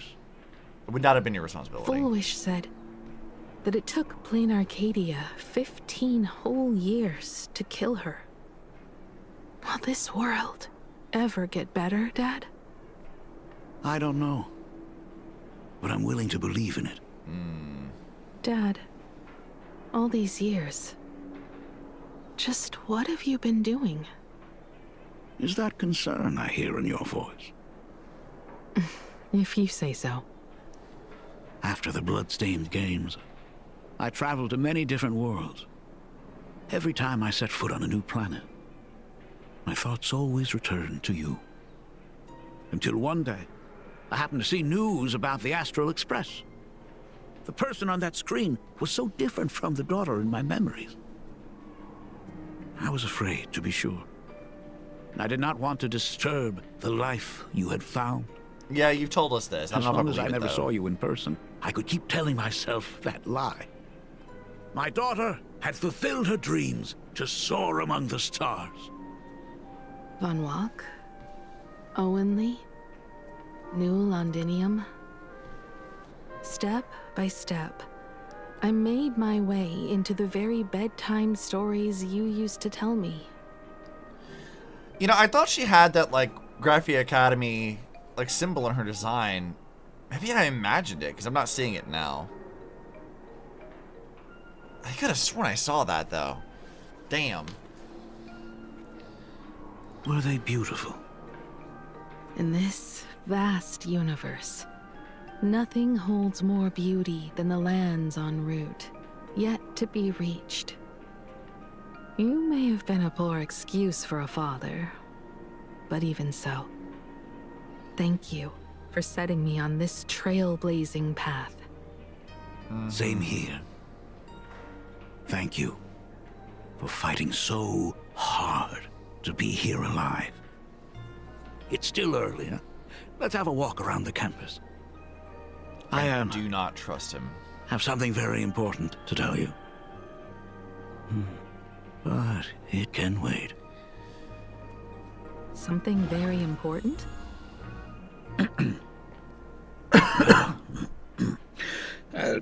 Give me just a moment to gather my thoughts. Yeah, does she not have that? I could have sworn she had that thing on her outfit. It really isn't there. I thought it would have been. That would have been kind of nice, though. Like, that would have been a really cool thing to do. Like, taking an aspect of Himeko's design and having it be, like, connected to Graphia Academy as a thing they, like, brought back later on. Like, that would have been really neat to do. But it seems like I was wrong. That wasn't... As far as I can tell, there's nothing in here that suggests that it's the case. Damn, I could have sworn I saw that in her design.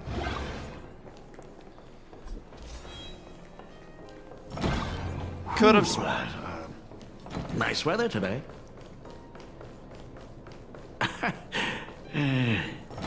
Let's go downstairs. Yawn. Oh my god, it's her! Oh my gosh, I'm such a huge fan of yours! Right, yeah, Go the fluffy on. fans. Keep those compliments coming. I could listen to this all day. Goodness, they are not talking about... Senior Himeko! Oh wow, she actually looked at me! Her navigator aura is incredible! Whatever, guys. We love Himeko, but like, come on. Astral Express, I love you! Were people just protesting us? Like a love song, baby! What? Baseball Raccoon didn't come? I love the guy doing fucking Carmel dancing over there in the crowd. Oh, Himeko is so pretty. It gladdens me that my daughter is so popular. But you're all supposed to be in class right now. The Herald of Death incident just ended. It is only right to let them breathe and relax for a while. Yeah, I guess so. To think that it all happened only yesterday. Young people really do have a way of returning to their carefree selves so quickly. I suppose it is because they believe the Astral Express will always be there to save them. Mm-hmm. It brings back memories of you as a little girl. Whenever you heard someone mention the universe, the light in your eyes would outshine even the brightest supernova. That is true. The very first Imagine I ever brought to life was modeled after the rocket atop the Phantom Moon's head.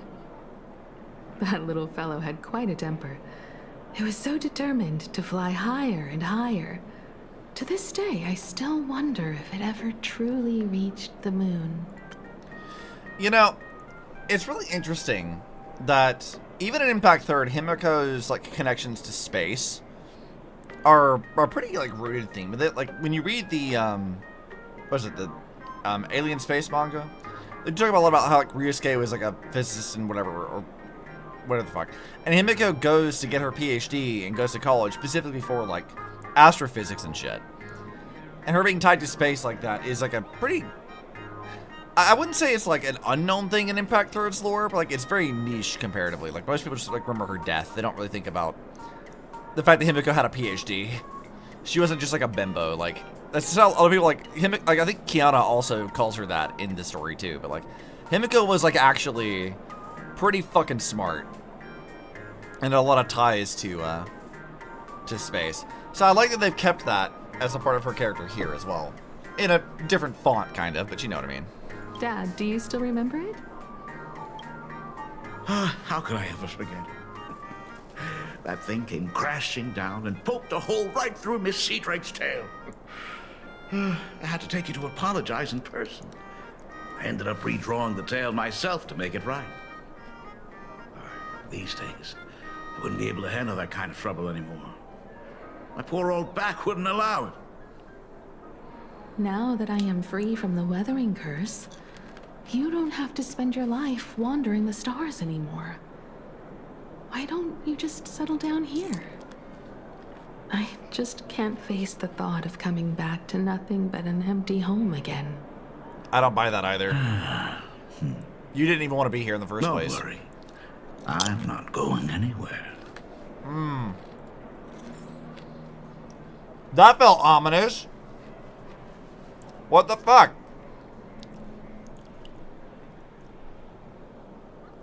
Why did his tone change so weirdly? That was odd. That felt really, really odd. The Imagenesis classroom is ahead. Ms. Dolly? She might have taken the... I never noticed it before, but on closer inspection, this classroom is so much bigger than it used to be. It must be because of that incident. As the culprit behind it all, you haven't forgotten, have you? Of course.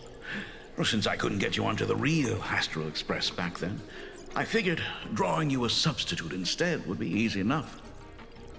The principal himself imaginated an express and went tearing across the campus with his daughter in tow. It even made the front page of the dual-mentioned city news back then. Looking back, you were always such a bright and spirited girl. Which is why I encouraged you to reach for the stars. When the weathering curse took hold, did that dream only end up weighing you down? I still feel like she's making shit up to trap him. This feels like she's setting a trap, that she's letting him dig his own grave by making things up because she knows none of this ever happened. If it weren't for those dreams you gave me, I wouldn't be the person I am today. I'll never forget. Whenever the weathering curse flared up, he would always sit by my bedside and hold my hand, telling me the stories of Sir Kamor. That was always your favorite. Whenever your fever refused to break, you would cling to my sleeve and just wouldn't let go. So, I would start from the moment Sir Kamor invented the diving device and go all the way to the second voyage of the interstellar explorers.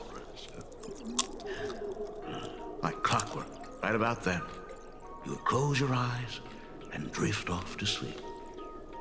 Yeah, that was the first story you ever told me.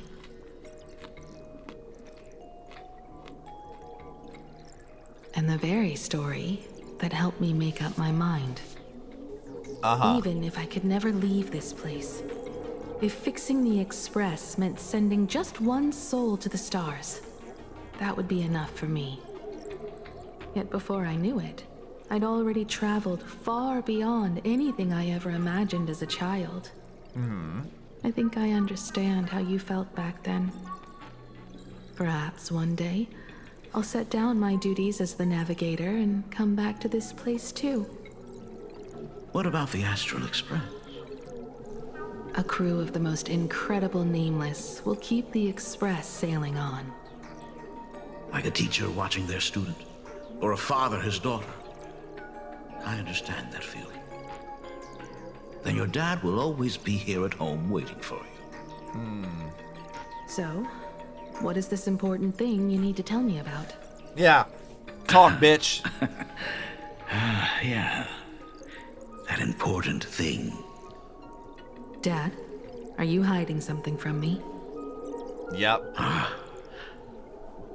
I knew I couldn't hide it for long, Himeko. Alright, let's go. What is it? I am sick. What? This isn't the right place for this discussion. Let's go to my office.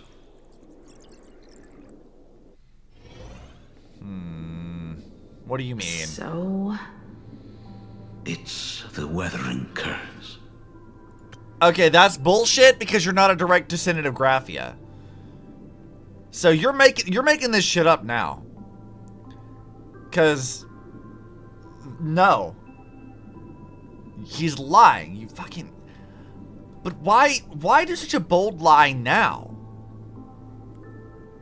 Because, I mean, he already told us a couple patches ago that, like, when we asked him about it, he said, oh yeah, no, like, that was on the other side of the family, it's not mine. And now he has a weathering curse, allegedly? No. Why the fuck are you lying about this now? I know what you're about to ask. I do not share the Graphia lineage, which is why I believed I could find the demon from beyond and save you and your mother. Yeah, explain yourself, because that's some bullshit. I know you're lying.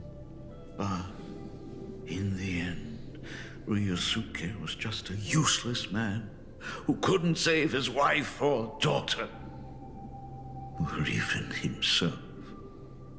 Tell me, what happened in the past 15 years? You've seen my portfolio, haven't you? Those worlds are just like Planarcadia. Every single one of them has fallen victim to the demon from beyond. In those places, luck is a very real thing, and the demon from beyond can manipulate misfortune. What does that even mean? In ways beyond comprehension, you feel misfortune crashing down like a tidal wave. Solar storms, diamond rain, system failures, one disaster after another. But if you make it out alive, bizarre strokes of luck come swarming back to you. And so the cycle repeats, washing over the world, tearing it apart. It sounds more insane than the Phantasmoon games. The universe is sheer madness, beyond all reason. I survived over and over, yet my body has become as fragmented as Graphia once was. I don't buy his bullshit. way of torturing the rebels? I don't know. But by the time I realized it, there was no escape. Why didn't you tell me earlier? I could have reached out to the IPC's doctors. It's no use. I've been chasing after him my whole life. I know him better than you do. Himeko, remember when you first learned to paint? I told you then why we must paint the beauty that we see. Because the ugly, the despicable, and the cowardly, they endure forever through evasion, like beasts driven by survival. Beauty remains ever fleeting, just as heroes find their end in sacrifice, and stars dissolve after they shine. Humans have surpassed their animal nature. We face our pain and our end to win a dignity that the vast universe cannot ignore. So we must capture what is noble and bright to show that such things truly lived. As for the barbaric and the low, they will endure regardless, needing no witness to their existence. But Himeko, you are no longer the one who paints. You have become the very splendor that I strive to capture. Fate works in mysterious ways. I'm so glad to see you once more in my final moments, watching you fulfill your childhood dream. You are standing before me as the navigator of the Astral Express. I should have come back earlier. I'm so sorry. This falls into the speechify trap. It does. I very am much the so. one who came back too late. I've thought about it 1,000 times. On that final night of the Bloodstained Games, if only someone had been there to sit by your side. After everything, does this tardy father still even deserve to hear what his daughter wants to say? If you're willing. Okay. I mean, again, so far there's not any, like, obvious contradictions necessarily, but I don't fucking trust him. He's definitely evil. I'll tell you about everything that happened. Thank you, Akiveli. What? Thank you, Himeko. All of this happened after you went away. You were jumping from one job to the next, and for 4 long years, Why didn't he say I thank had you, heard Akiveli? nothing from you. During those 4 years, I found the stranded express deep in the canvas world and kept trying to repair it. Watching the Phantasmoon grow fuller, I remembered the mask that had been handed down through our family for generations. If I could claim victory in the Phantasmoon games, then perhaps by harnessing the divine authority of elation, it might just be possible to set the Express in motion once more. But the Herald of Death was a complete madman, and he smashed every dream to pieces.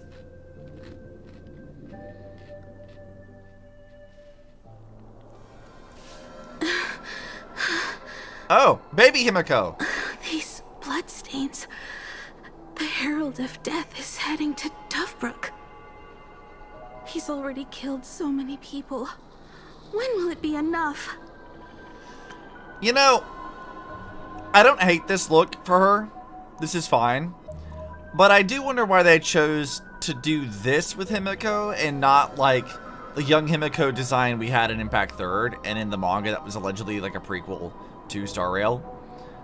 Because like her little like back ponytail thing is super cute. I wonder why they didn't decide just to do that instead and to go with this.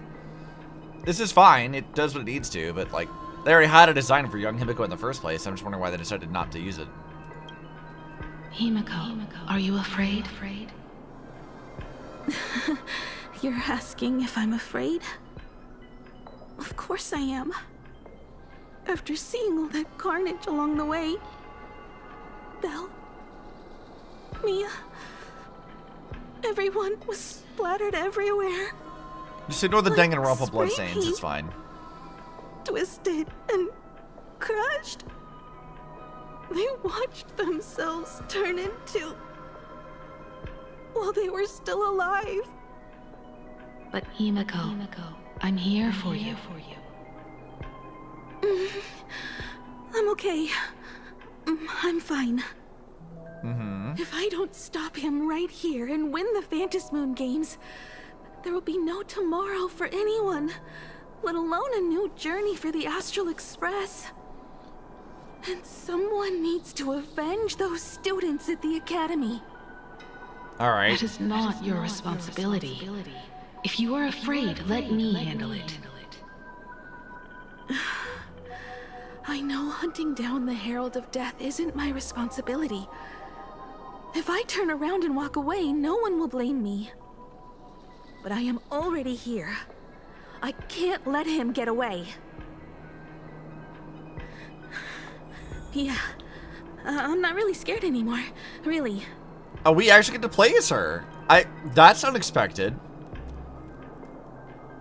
Let's go look at this model for a minute. I'm assuming that like blue is part of the weathering curse. Does she have the Graphia Academy thing on her anywhere? She doesn't. Don't run. If I turn back now, there's no one else. Yeah, okay, I know that. I wasn't trying to run away. I'm trying to like look at your design a little closer.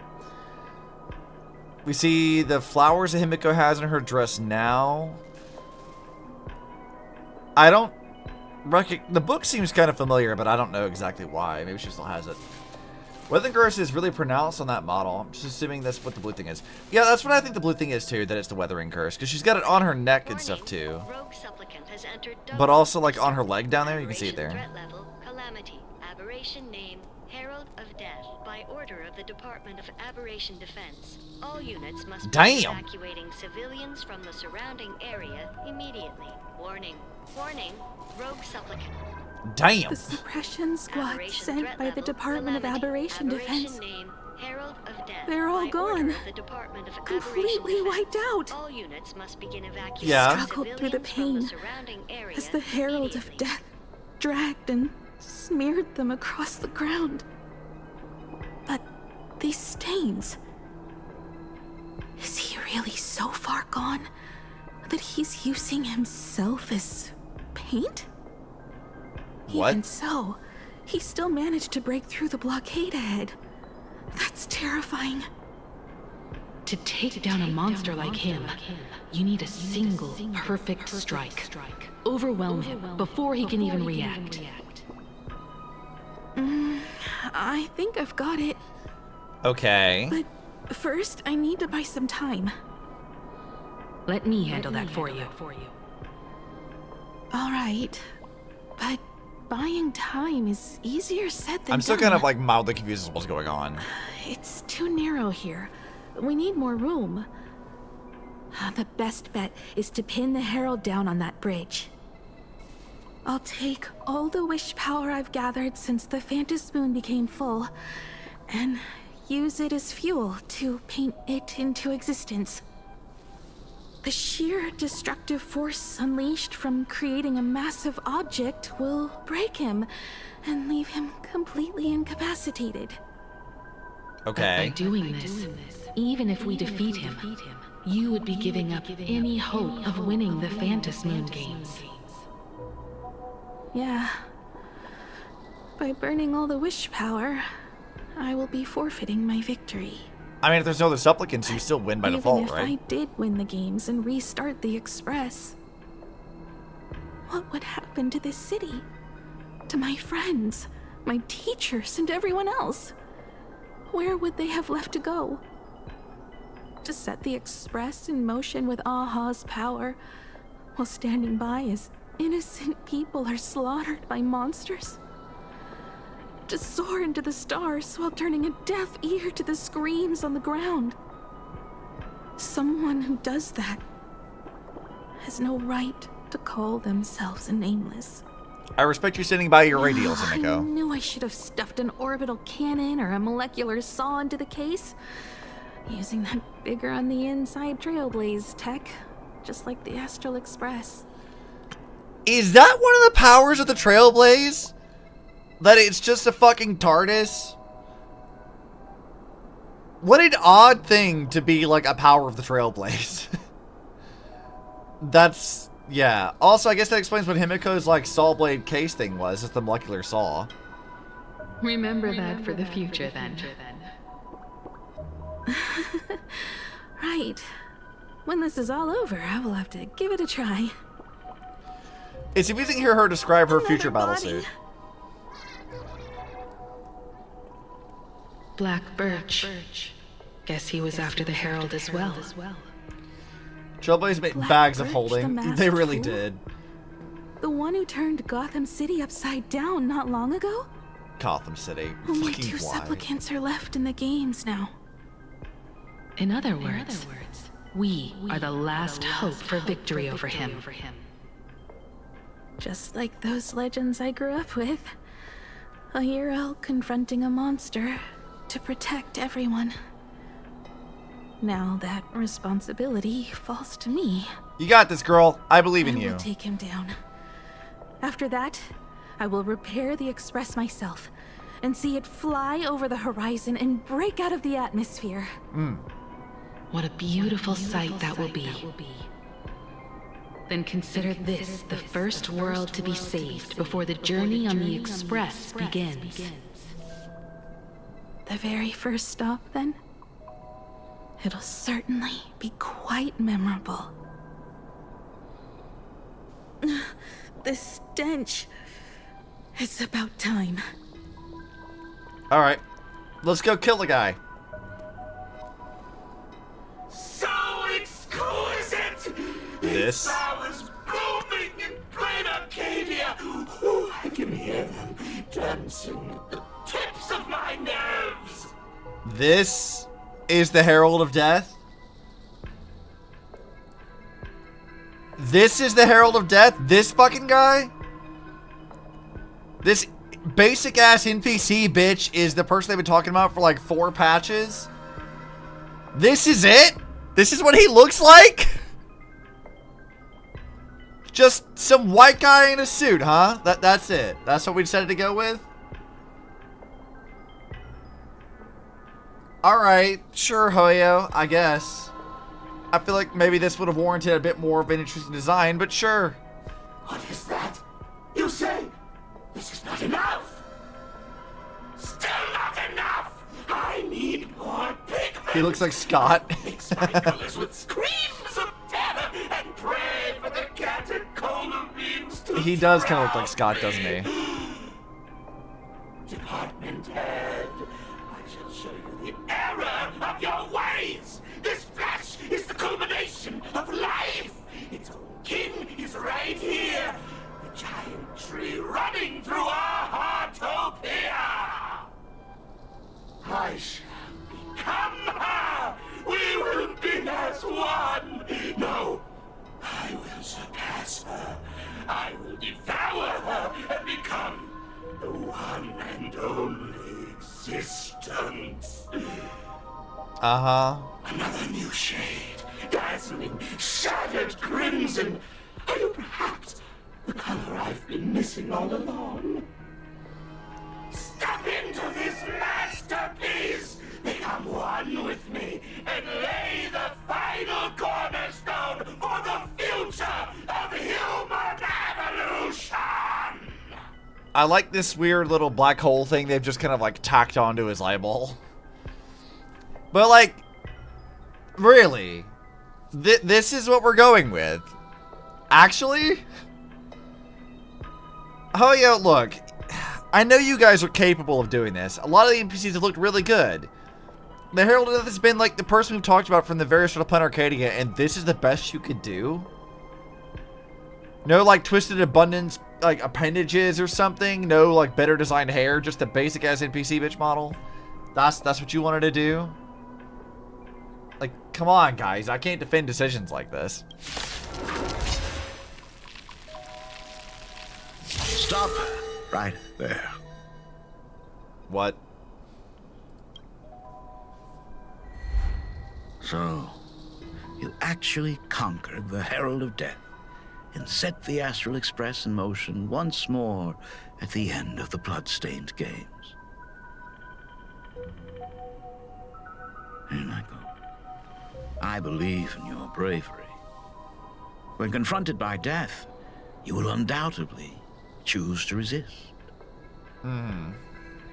But he was so frail and sickly. How could you possibly defeat the Herald of Death, who slaughtered every single supplicant? And how could you hope to repair such a massive, stranded express?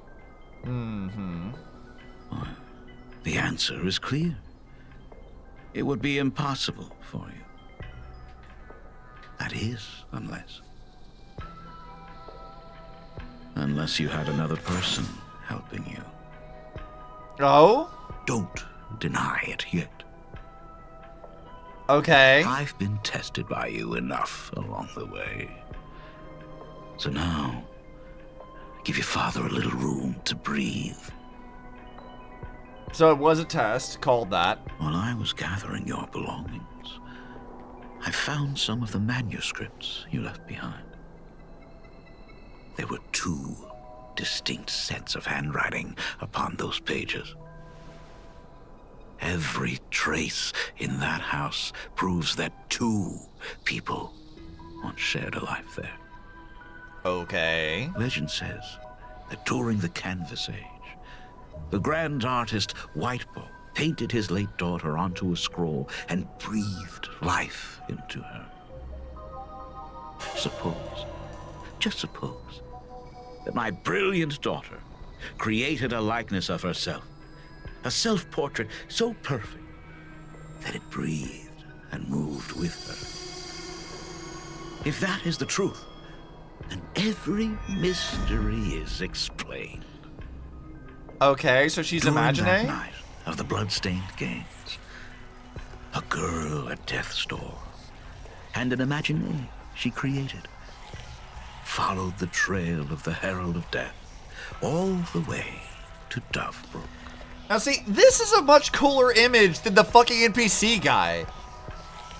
Like this is way cooler looking, because it's like the foolish boss.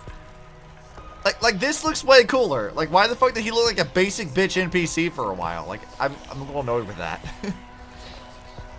But okay, but this is an interesting twist. That our Himeko is a strangeling. As a monster bearing Shuhu's flesh and a supplicant lost to madness, Marcus Antali defeated the pair before him without lifting a finger. Driven by pure instinct, he slowly closed in on them. He intended to use their very lives as pigment to paint a new bloody bloom. Little did he know that he was walking straight into a trap of their design. The moment he drew near, a massive iron fist was imaginated from the sky above. It crashed down and crushed into dust. Hey, fucking called it. The Himeko was July 22nd, an imaginary? 1984 of the Arcadian calendar. A colossal shockwave radiating from Dovebrook district shook the earth. As the dust settled, a strange urban legend found its way into every corner of the world. I mean, you did mention that. I do recall. So we should give you credit for it. I think like the question that I had at the time was like, And I think this still is a question in my mind, and I don't know how we like, really explain this, which is how do Imagine survive off-world?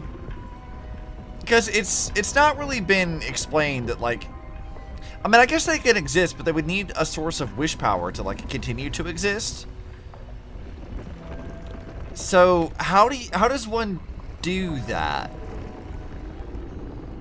At least like on like Planarcadia, they can generate that, but like wish in and of itself is a really weird concept at all. Like, what exactly is wish power? Like, what are they tapping into precisely? Because like I feel like maybe that's sort of where the issue is. It's like how do we even explain what wish power even is, much less how Imagine exists without it? So like, theory is that they found a way to persist off the Trailblaze. Maybe. I don't know, because it really does seem like what we were told is that Imagine cannot exist off-world. So if our Himeko really is an Imagine, I just don't know how she continues to exist unless you're right that she's like sort of parasitizing the Trailblaze in some sense. Over 10,000 sightings reported a giant arm descending from the sky that evening. In the hours that followed, the Department of Aberration Defense confirmed that the Herald of Death was completely incapacitated. Maybe there was a result of Himeko's wish. There is that too. Maybe Himeko used the power of relation to make it that her Imagine self wasn't dependent on wish to exist. That actually does seem within the realm of possibility. Like, we don't... But then she also said she wanted to use her wish to repair the Express. She only gets one wish. So either her wish was to repair the Express, or it was to give her Imagine self the ability to survive without wish. Your theory is that Himeko and her Imagine self merged like Sparksy and Sparkle, or should Himeko gave up control afterwards? Okay. But there's also the possibility too. So let's say that we believe Ryusuke, which I don't. But let's say that we believe Ryusuke and that this is how things went down, and that earlier when we talked to him at the very beginning that he buried a Himeko, right? It could be that like this Himeko died and he did bury her, and that one of her last wishes was to like either make that Himeko like is to get the Ion's power for a minute. Yeah. Oh yeah, I guess that is true. It's the Ion's power for a minute. Maybe she made 2 wishes then. Like maybe she did both of those things. Because like it's sort of framed like it's a wish. But like you are correct that it is for like a minute. So maybe she used that power to make sure that Imagine Himeko could live without wish. And that the Express could be repaired.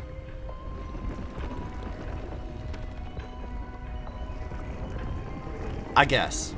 I don't know. I feel like we need to like see what they explain more about, because I feel like we're missing information, and I don't know if I really trust Ryusuke. You get the power for a minute, but you can use the power to effectively grant your own wishes. Yeah, that is true too. So it's not just like a single like genie wish. There is a little bit more to it than that. You are right. I think we need more information about this. I don't think I have enough information yet. Theories were endless. Was it a divine act by Yaha? Or a weapon built by the IPC? No one knew for sure. Yet the silhouette of that giant remained etched in every mind as a testament to heroism. It was just an arm. Yet beneath the brush of a girl who yearned for the stars, it became an extension of humanity's reach. So she made a mech to kill it, which is hilarious. I guess it explains Nova Himeko's mech thing. The girl achieved her dream, and the stars set sail once more. Truly a most romantic fairy tale. And now... That's gonna trigger so many people. I already know that line is gonna trigger so many fucking people. This is a romantic story like none you've ever heard before, right? That's what this is? Unfortunately, I have to destroy this fairy tale myself. You don't believe me? I have no idea who you truly are. But that little girl who longed for trailblazing, my frail and sickly daughter. From the very beginning, Himeko never left Planarcadia. Right. That is not something you should joke about. You know better than I do whether I'm joking or not. By the way, things outside aren't looking good. The Arcadia is drowning in problems. No, not the most Is it really romantic wise story. to stay here instead of helping the younger crew members? Those kids are all grown up now. They can handle their mission. And as for myself, I am staying right here to deal with the biggest problem of all. So he is evil, like we thought.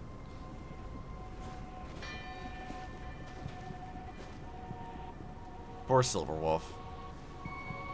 Give her a hug, Stella, goddamn!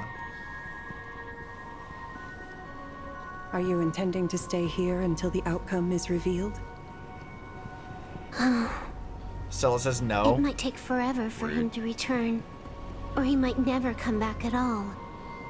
No one ever Or hugs maybe, Silverwolf. If I know. I just complain and say, I wish Blade were here, he'll just show up. Anyway, it was his choice. We already said our goodbyes. Thank you for staying with him. Is there a until budget the to make a very hug end. animation? Sag. Now, it is time to deal with your matters. Gray-haired girl, you seek me out with her token in hand. What is it that you desire? Didn't you ask me to come here? I don't quite follow. Our first meeting was just before we took the boat here. I only answered the call of wish power because of that mask. The one painted by Evanesia. Without it, I would not be here. So, who is this me you speak of? Me, of course. Not you again. A meanie will Fucking always be a Assad. meanie. God damn it.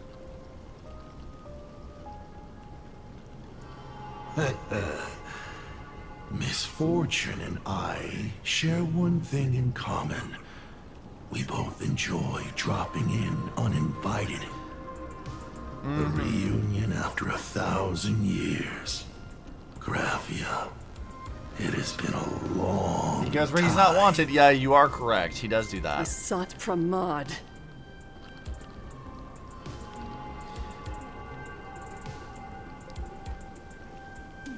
So you finally... I think I'm gonna go cocky. I think I'm gonna go the cocky one. So you finally showed yourself, Lord Ravager. Back at Ingford Hermitage, what you heard was only half the story. 1,000 years ago, amidst the ruins of Ahatopia, I found a baby girl on the verge of death. Her cold, lifeless body reminded me of the legend of Elation. Aha heard an infant cry and burst into laughter. Oh yeah, we did talk about that. Too bad I never did get the joke. So I came up with a much better one. I infused that child with the power of destruction, giving her the rebirth of a Void Ranger. I taught her to paint her monstrous beasts using the life of the veracity as pigment, all to carry out the Legion's divine will.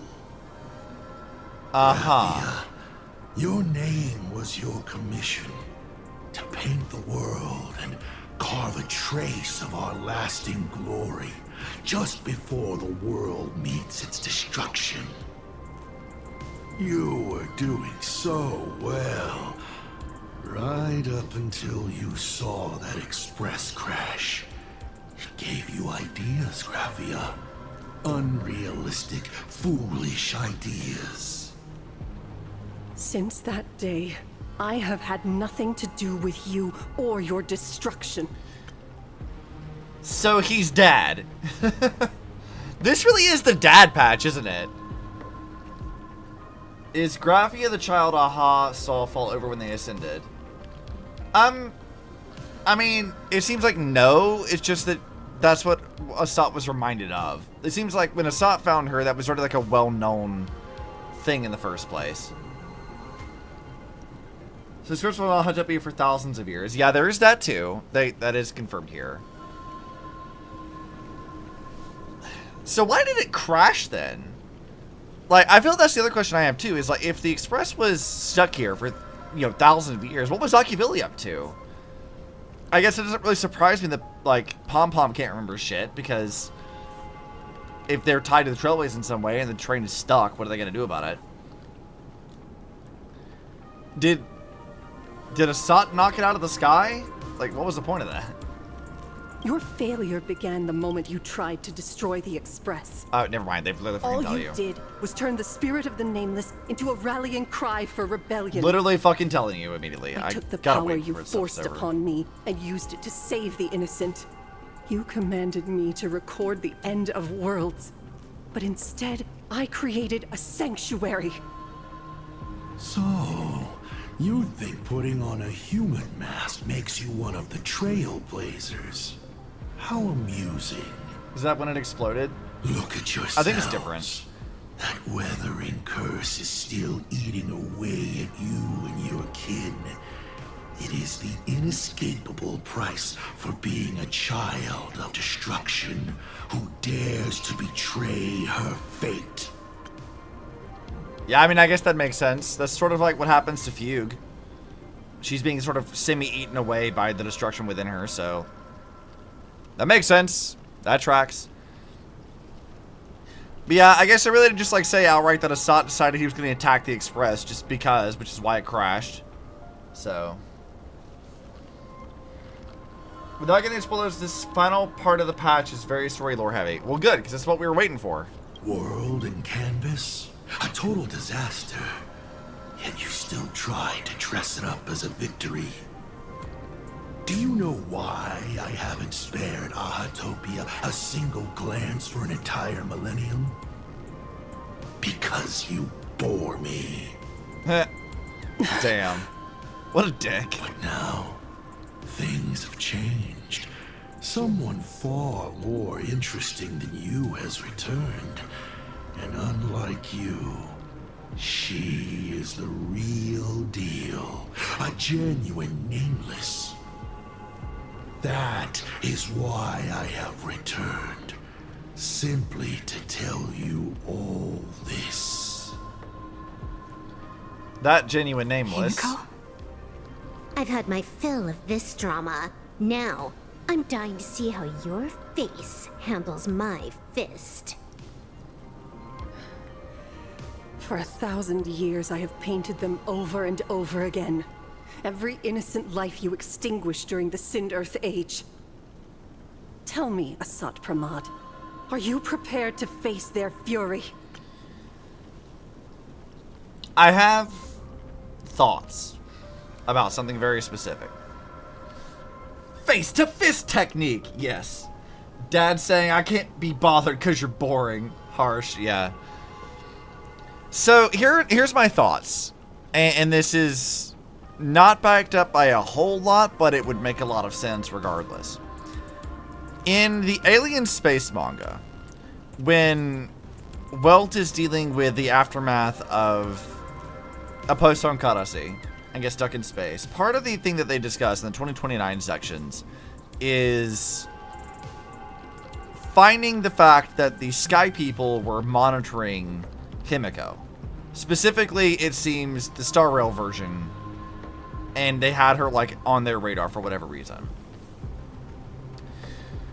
We don't know exactly what the whole deal is with the Sky People. We know that they can go in and out of the barrier that like protects the solar system through a Stargate, because Mara confirms that stuff later on in part 1.5. And while they do seem to be connected to Vita in some way, we don't know exactly what way it is. But part of me wonders if this section of the manga wasn't somewhat retconned and that the Sky People might actually just be parts of like things that are connected to the destruction in some way, and that it was like Asat monitoring Himeko. I don't know that we've seen any evidence of that right yet, but I do wonder if like the rumors be true that a lot of the Alien Space 2029 sections were retconned, because they were originally like advertised as sort of like a prequel comic to Star Rail. But I don't know how true any of that really is anymore. So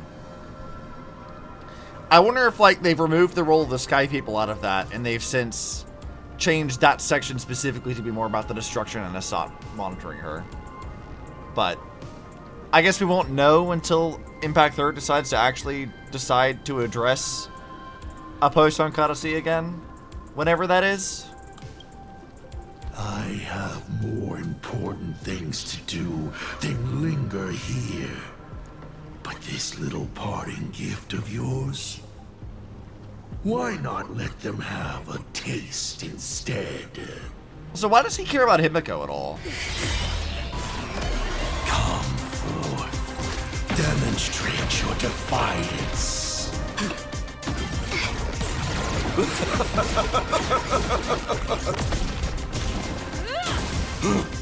Yeah, fight me, bitch. Is it over?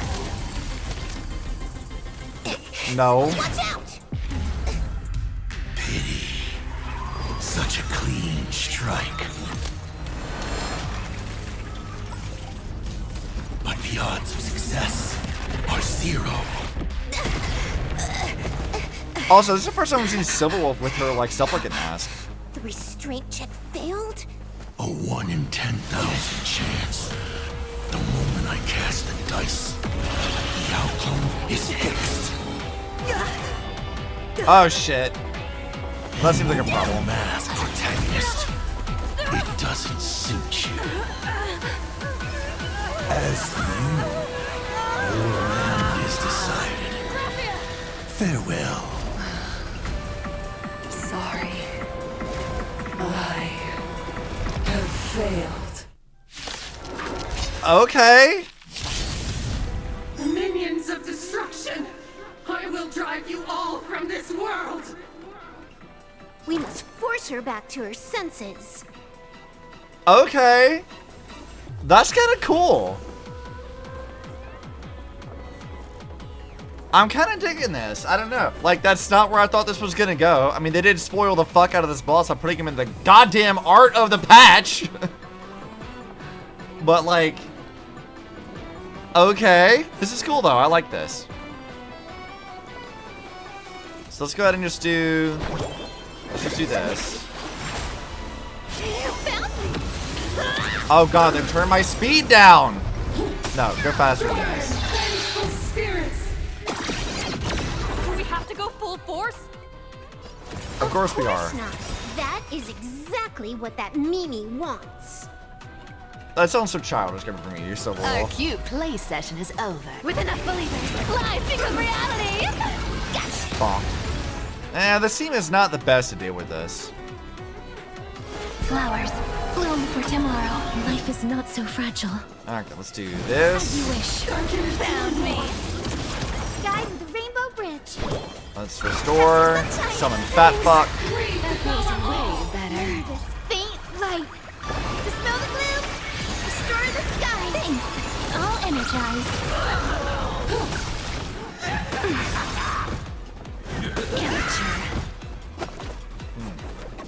Managed to avoid spoilers for this boss. I now avoid all official media before the patch. But a fourth we have to finish in Dangerous. Yeah, like, I didn't watch the trailer, which I'm glad I didn't watch the trailer, but, like, I had to, like, go make the thumbnail for this just before stream. And I had already seen it because, like, when you open the fucking game, Wait any longer and you'll they have the, they have, like, you know, like, the launcher has its art and stuff. She's on the fucking launcher art. Why would you put the boss in the launcher art? Keep it a secret. Oh, yeah, what the fuck? Why would you do this? Embrace a new life. One of the final lines of the 4-3 is in the trailer. Wow, what the fuck even? You can't run.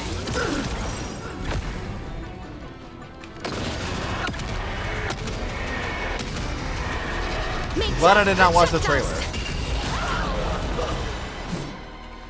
Yeah, I remember saying it, telling you not to watch anything. I didn't. I absolutely avoided that, which I'm glad I did, because what the fuck is this?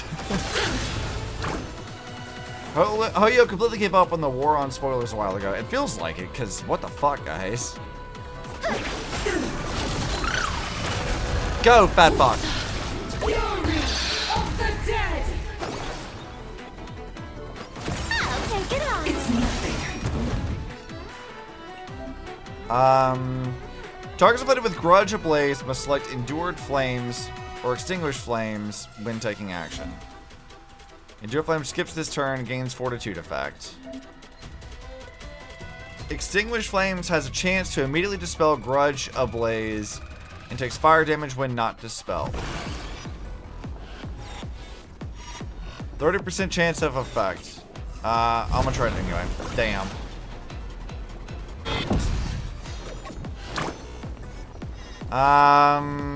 Fat fuck is still around for one more turn, so we can do this for a bit. Alright, Ellie, time to do your thing. Memories waiting to be woken up by a shooting star. Remember me with love. Okay, let's pick Cass. In life and death, sprout new buds. That won't work. We need to do this. May this faint light Oh, I should have done Ellie's again. Sorry.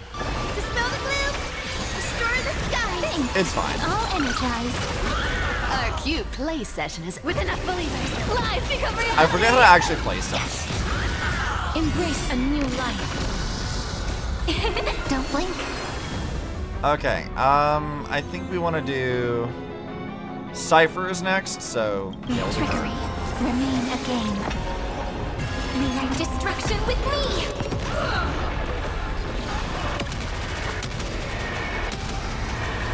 May death protect us. And dead.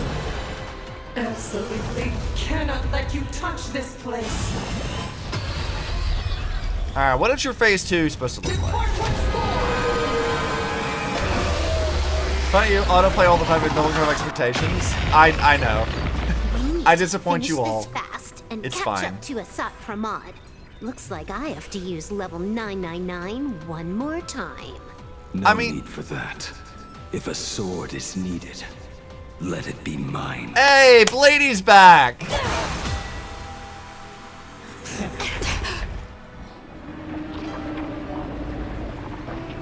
What's up, lady? Have you thought it through? What defines a blade? The sharp one's always up. I do know that. The sharpness that endures, after all has worn away.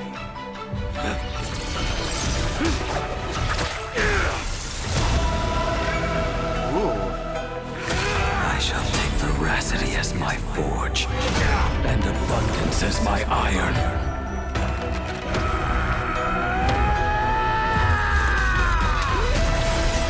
Hell yeah, Blade. Die a thousand deaths. Tempered into a blade. Hell yeah, dude. Fuck yeah, my guy. Not even a welcome back. Nice drip. Life is not so fragile. I just love that she attacked with a train. Yeah, no, that's great. I like that. Slay her inner demons with his forged blade. Okay. Serve as the tempering fire. No way! Blade! You answered my prayers. Oh, look at how happy Civil Wolf is. 10 chance of survival. I choose to survive.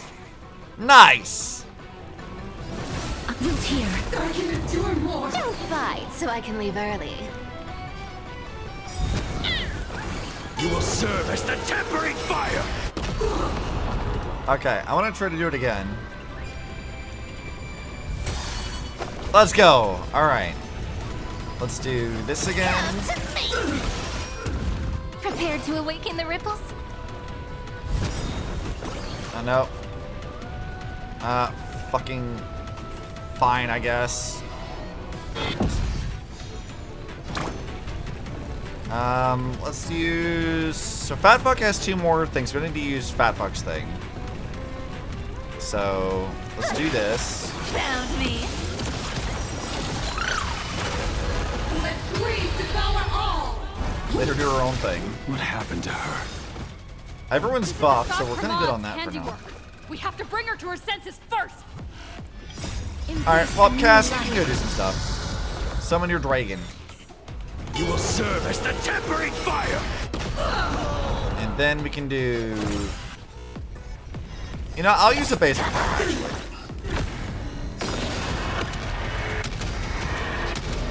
Build back up some skill points. Protect us.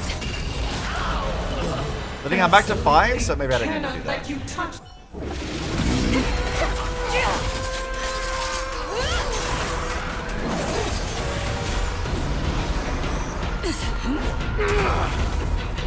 Nice.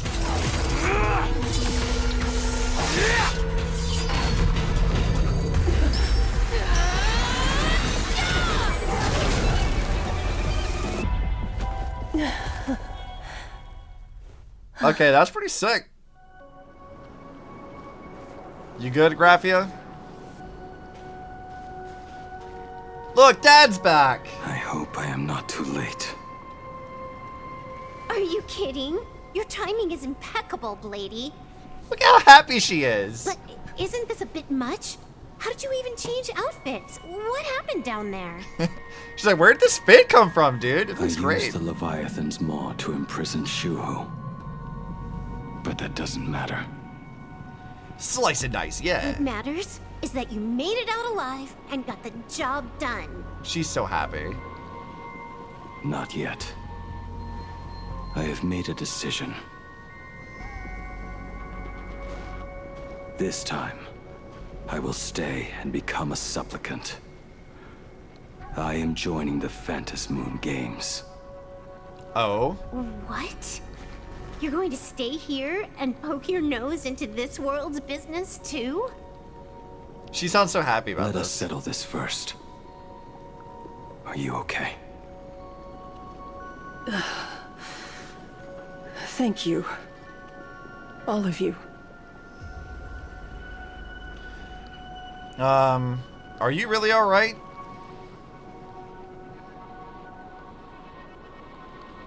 As long as the canvas remains, Asat Pramod cannot kill me. You have fulfilled what Evanescia entrusted to you. Good. It was all me. For 1,000 years, I was the one obsessed with bearing every responsibility alone. She's a little jittery in this animation. Asat Pramod was right after all. I have been a ghost of 1,000 years past. Arrogant enough to think my seal over the world and canvas was unbreakable. I really believed that accumulated wish power would be enough to strike him down when he returned. I mean, you can blame him for being a little hopeful. The same nightmare that survived a whole Sindearth age. The same monster that an entire era could not even overcome. Just how did he even sneak into the world and canvas? The first time I stepped into Inkford Hermitage, a strange Wispe tried to latch onto me, but it didn't succeed. Maybe that was the first step in Asat Pramod's plan to I gotta give Stella infiltrate this credit for place. that, because I would not have remembered that shit. Then, he took on Graphia's form to tamper with my mask, and even taught me the way to summon the real Graphia. In the end, he got what he wanted. So, this guy has only been after one thing this whole time. To break the barrier of the world in canvas. And to awaken the husk of the veracity. We need to leave this place as soon as possible. The giant maw that swallowed me is starting to stir.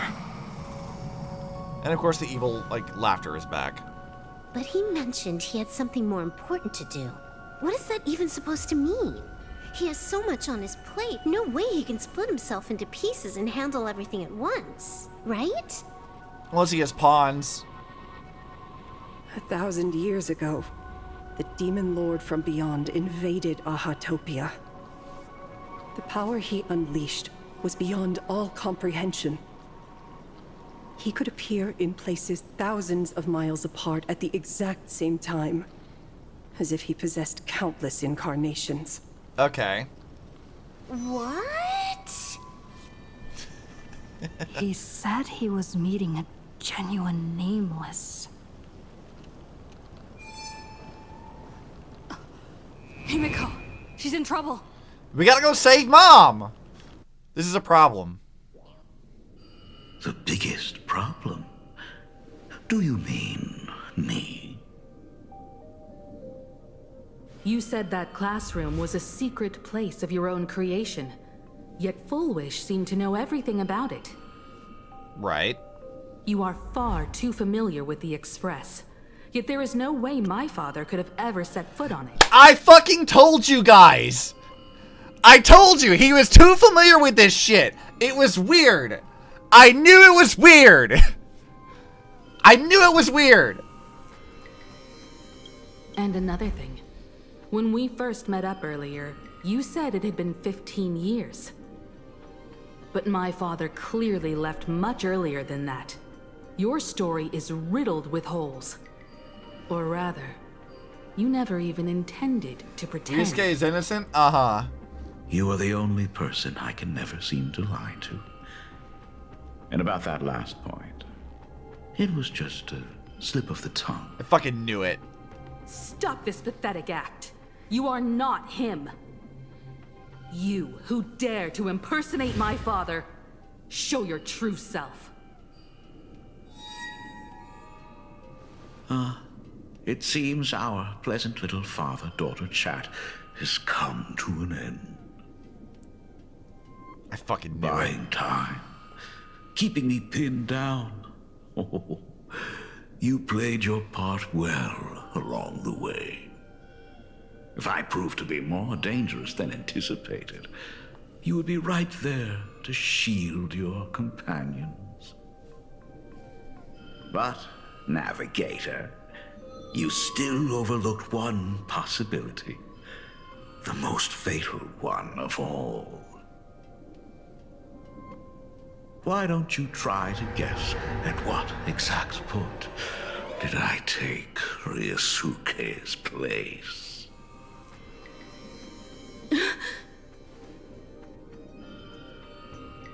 It happened on the day that man, in his desperate search for the source of the Weathering Curse to save his family, was destroyed by me.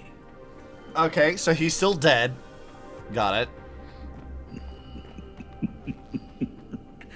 That year, Himeko was 6. At her mother's funeral, she met her father for the first time. You are lying. I have told you only one lie in all these years, my dear daughter. Nice to meet you. I'm your father, Ryusuke. He's giving, like, okay, that line read is very Green Goblin coded. Let's hear that again. This sounds like he's doing a Norman Osborn Green Goblin. Nice to meet you. I'm your father, Ryusuke. Misery, misery, misery. That's the price of being a hero. Like, it's really just that fucking voice. I love it so much. I knew he was fucking evil from the start. I knew this shit from patch 1. There's no way Ryusuke's not fucking evil. We don't know about her actual death because he's been dead since before the game started, but still, fucking knew he was evil, dude. I clocked this shit. No fucking way he wasn't gonna be evil. We knew it. All that effort. He's just all dead. Those years spent by my side. What are you really planning? Even I find it hard to tell what goes on in this head of mine sometimes. Ryusuke is innocent. He's just dead. But now, maybe. As I look at your face, at that exquisite expression, it all makes sense.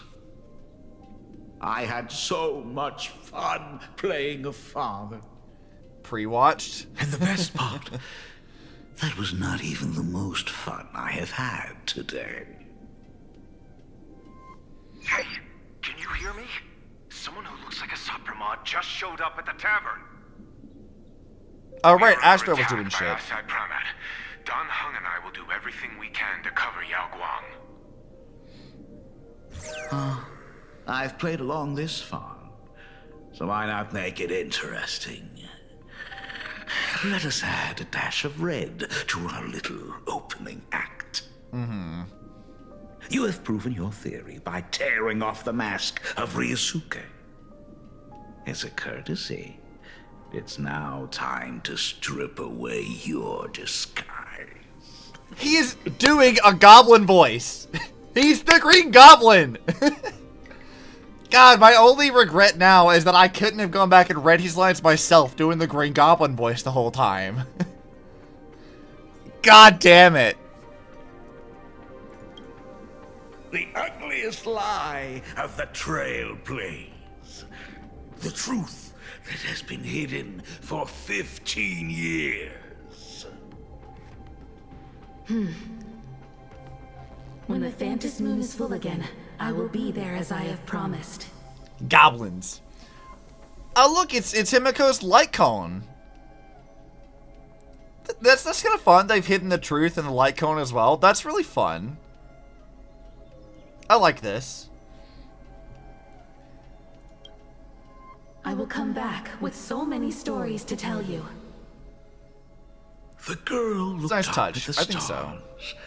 but in her heart, she was terrified of setting out. She was afraid of the universe, and even more, she was afraid of the weight of responsibility. Also, you may notice that, like, adult Himeko here, she has the blue weathering curse on her as well. Which is interesting. If she's an Imagine, why would you paint the weathering curse into your, imaginated self? In the end, she left her wishes to someone else. As for her, she chose to lie in a grave and stay in the Arcadia forever. Ryusuke's daughter, Himeko, is long dead. When she saw how vast the stars really were, she ran away. Man, Himeko really is dead in every universe, isn't she? Though this time she doesn't die nearly as, like, dramatically, I would say. But, like, Himeko really just is dead in every fucking universe. Just as the Trailblaze will always converge with the destruction, culminating in awe-inspiring obliteration. God, it really is the Green Goblin. Also, wasn't this fucking banger of a song?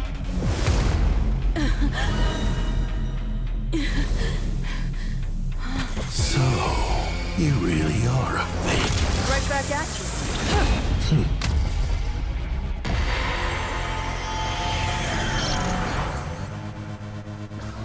O denizens of this Arcadia, lost in its splendor, once I beheld the Astral Express rise again towards the stars here. Since then, you have known 15 long years of unbroken peace.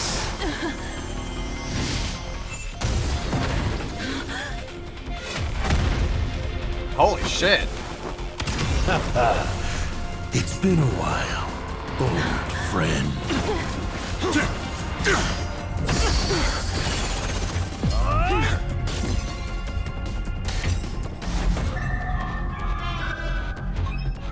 All right. For 15 years, Saruman, who delivered every promise of beauty. Yo, hold on. Was that the black hole? Let's go. Using Star of Eden, finally? Now.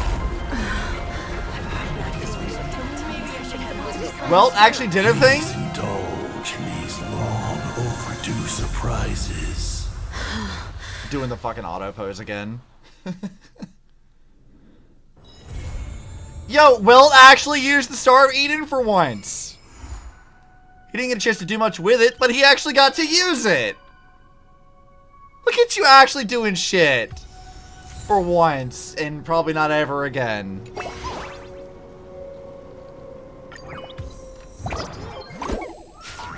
The secret of escaping Himeko curse is to not escape it. Yeah, it's just to die in advance. Don't worry about it. All I know is that if I don't get a crazy-ass mecha fight animation between Star Travelers and the Trailblazer mech, I'm gonna flip out. Yeah, I mean, why would they not do that? We need to get Himeko's mech, Star Traveler, and Arahato. All three of these need to have a big mech battle. I need it to happen. Well, could make it happen. He can make things still. He has his her share of, like, reason stuff. Let him make Arahato again. Himeko's been dead for 15 years turns out to not be a joke. I know, we made that joke when we started this shit. We made the joke and then it turns out that it's real. I don't know how to feel about that. I genuinely have no idea how to feel about that one. Alright, let's go back to this. Submit all of this stuff. I'll probably get these last two after I do the event thing, which we're not doing right now anyway. Claim that, thank you very much. Alright, let's go grab all of the other stuff here.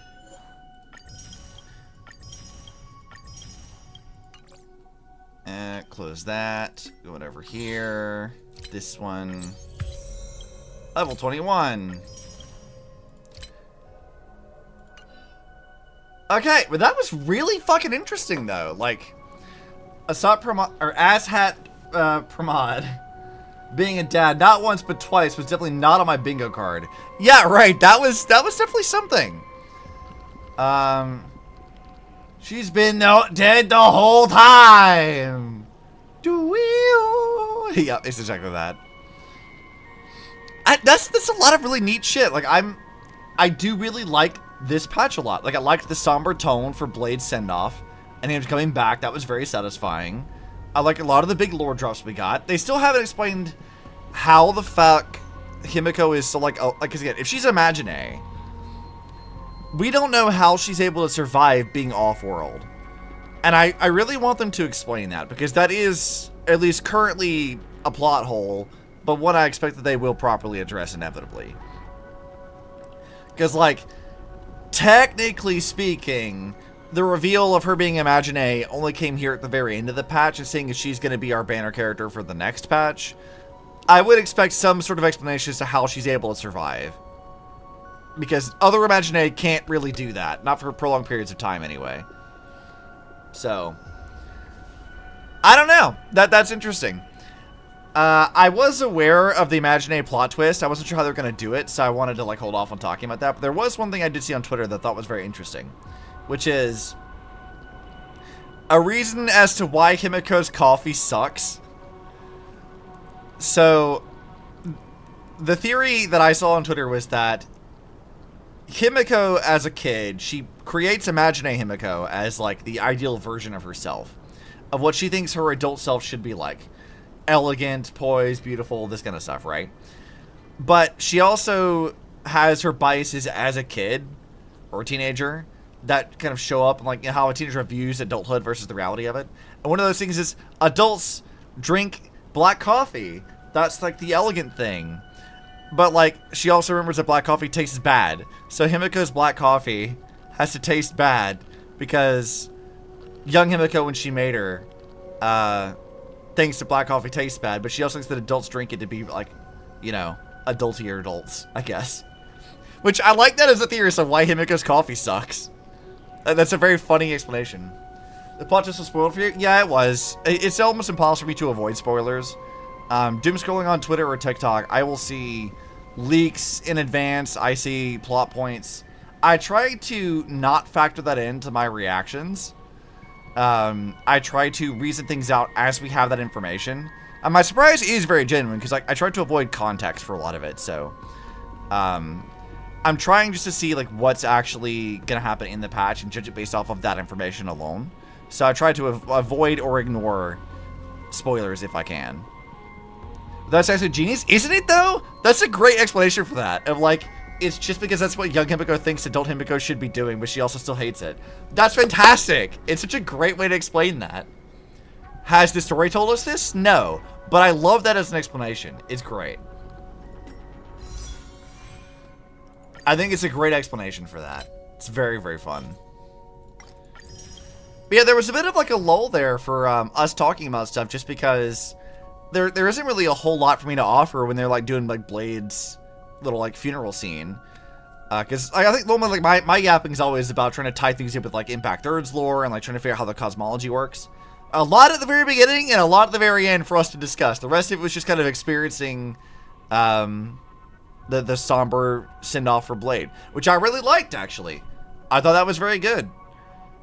I feel like the Blade section specifically does a good job of sort of explaining stuff that I think the Shanzhou should have explained to us beforehand and failed to do. So, good on him for that, because that kind of needed to happen. I like this patch. This was a good one. This is a very good one. I'm very curious to see what our next stuff is going to be. Like Himeko and her big-ass mech. That should be very fun. And hopefully they'll explain how the hell she's able to survive, because I don't understand how that works. I imagine they weren't supposed to be able to leave the planet. And if Assad really attacked the Express, what does he hope to gain from doing that? For the record, I didn't look around to see if there might be a new Star Travel random interaction in this patch, like the last two. I haven't looked around for that either. There might be one. What do we got here? Oh yeah, I hadn't really checked the map. There's a lot of other shit to do here, isn't there? Yeah, we have a lot of things to go collect. I'll do that later. I'm not too worried about it. Map pull for Blade to revive your Acheron team? Yeah. Theory time. You think Asat Pramod used to be Aha? When Ryusuke talks about the malicious person going on the Express, they and there were used, which is only used for eons. Okay. The thing I would throw into that is they kind of tell you that Icy, the navigator, is also Asat. Right? Like, Pramod is a former navigator of the Express as well, for whatever reason. So, I think that he isn't Aha purely on the grounds of that, and that he's talking about, like, the malicious person being just Aha showing up and, like, causing problems. Him being a navigator probably would have a good, view of Aha, really, in that context. He also, being a former masked fool, definitely doesn't like Aha. So, I feel like that's how I would explain that, rather than him being Aha personally. Set that Lich God is already dead. Yeah. I mean, there could be that too. I'm not really sure what's going on, because I mean, we haven't seen any evidence that Aha is like actually dead other than what they told us here, but we don't know if we can believe that yet. But if Aha is dead, like, who killed them? We know Aha was on this list. We do know that. I like the detail that the Express has a history of shitty members and is not a group of all Paragons. No, yeah, I do like that too. That's also very fun. So I'm not... I mean, I guess for the purposes of the Faintest Moon, it could be that Asat was pretending to be Aha in this context, that voice we were hearing was him. So, like, I think in that context, and you probably are right. Because he's orchestrating this entire thing, so the entire Faintest Moon game stuff could just be him trying to do it. But he also said something that was kind of interesting that I'm wondering how to, like, interpret, which is, he's there for Himeko. He doesn't care about the planet. Or the Veracity, really. He cares about Himeko specifically. There's something useful about her. And her being a nameless. That's something he finds more interesting. Because they already told us before that there are other planets that he's visited in the past that had, like, veracity in them, like the vestiges of that. Like, he's been to other ones, sure, but he could have been back here at any time, and he only chose to come back now because of Himeko. So that does beg the question, like, what does he hope to do with all of that? And why does he, like, why is Himeko so special to him? He doesn't care about her as a daughter, that's for sure, but, like, why is she special? Why is imagining Himeko so special? I wonder about that. That's a really interesting thing, because he's definitely only there for that. Wonder if he's truth about the weathering curse. Since Graphia has that because she turned away from destruction, maybe he has it because he was turned away from relation. I mean, he could have been telling the truth, or he could have been lying. That could be what happens to people who... Well, no, because, like, he's not, oh, I guess if your theory is right that he's been Aha the whole time, him turning away from his own path would be the way to kill him. So he'd be killing himself if that were the case. So I could see that being the argument. But, like, if he's not Aha, then he was just bullshitting. Because we've already seen, like, the Stellaron Hunters are all people who've abandoned their path, but they don't have any, like, weathering curse like that, really. So the weathering curse is almost certainly tied to destruction. Because remember, I mentioned this earlier before, but, like, that's also sort of what's happening to Fugue. Like, her body's being sort of, like, eaten away by the destruction that's within her the entire time. So she's hit a sort of, like, stabilized point with it, but that is sort of what that kind of is. Which is interesting, too.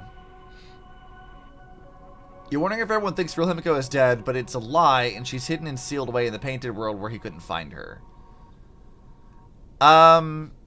Maybe? But I guess, because I suppose we do have the argument to be made that there's no reason to trust Assat at all. That there's no reason why we should believe whatever he says at face value. I don't know that there's enough information to say. We might get, like, a Himeko showing up later that's the real one. Or a ghost version of her or something, but it's also Himeko's fate to die, so we'll see about that one. I try to stick with whatever we've actually seen evidence for, and at least right now, there's no evidence to prove that real Himeko is still alive, so... You just have roots in elation. If he's not Aha, at least he was a masked fool back in the day, which we do know he was. He also talks a lot about jokes and humor, and one of his masks was a smiley face. Yeah. Well, I mean, again, as we understand it currently, Assat Pramod was a masked fool, and then he became the Navigator IC of the Express, and then he abandoned that to become Assat Pramod of the Destruction as the Lord Ravager. So, we know that he's done these things. He can duplicate himself for whatever reason, and there's that too. So he could be many of these things at once.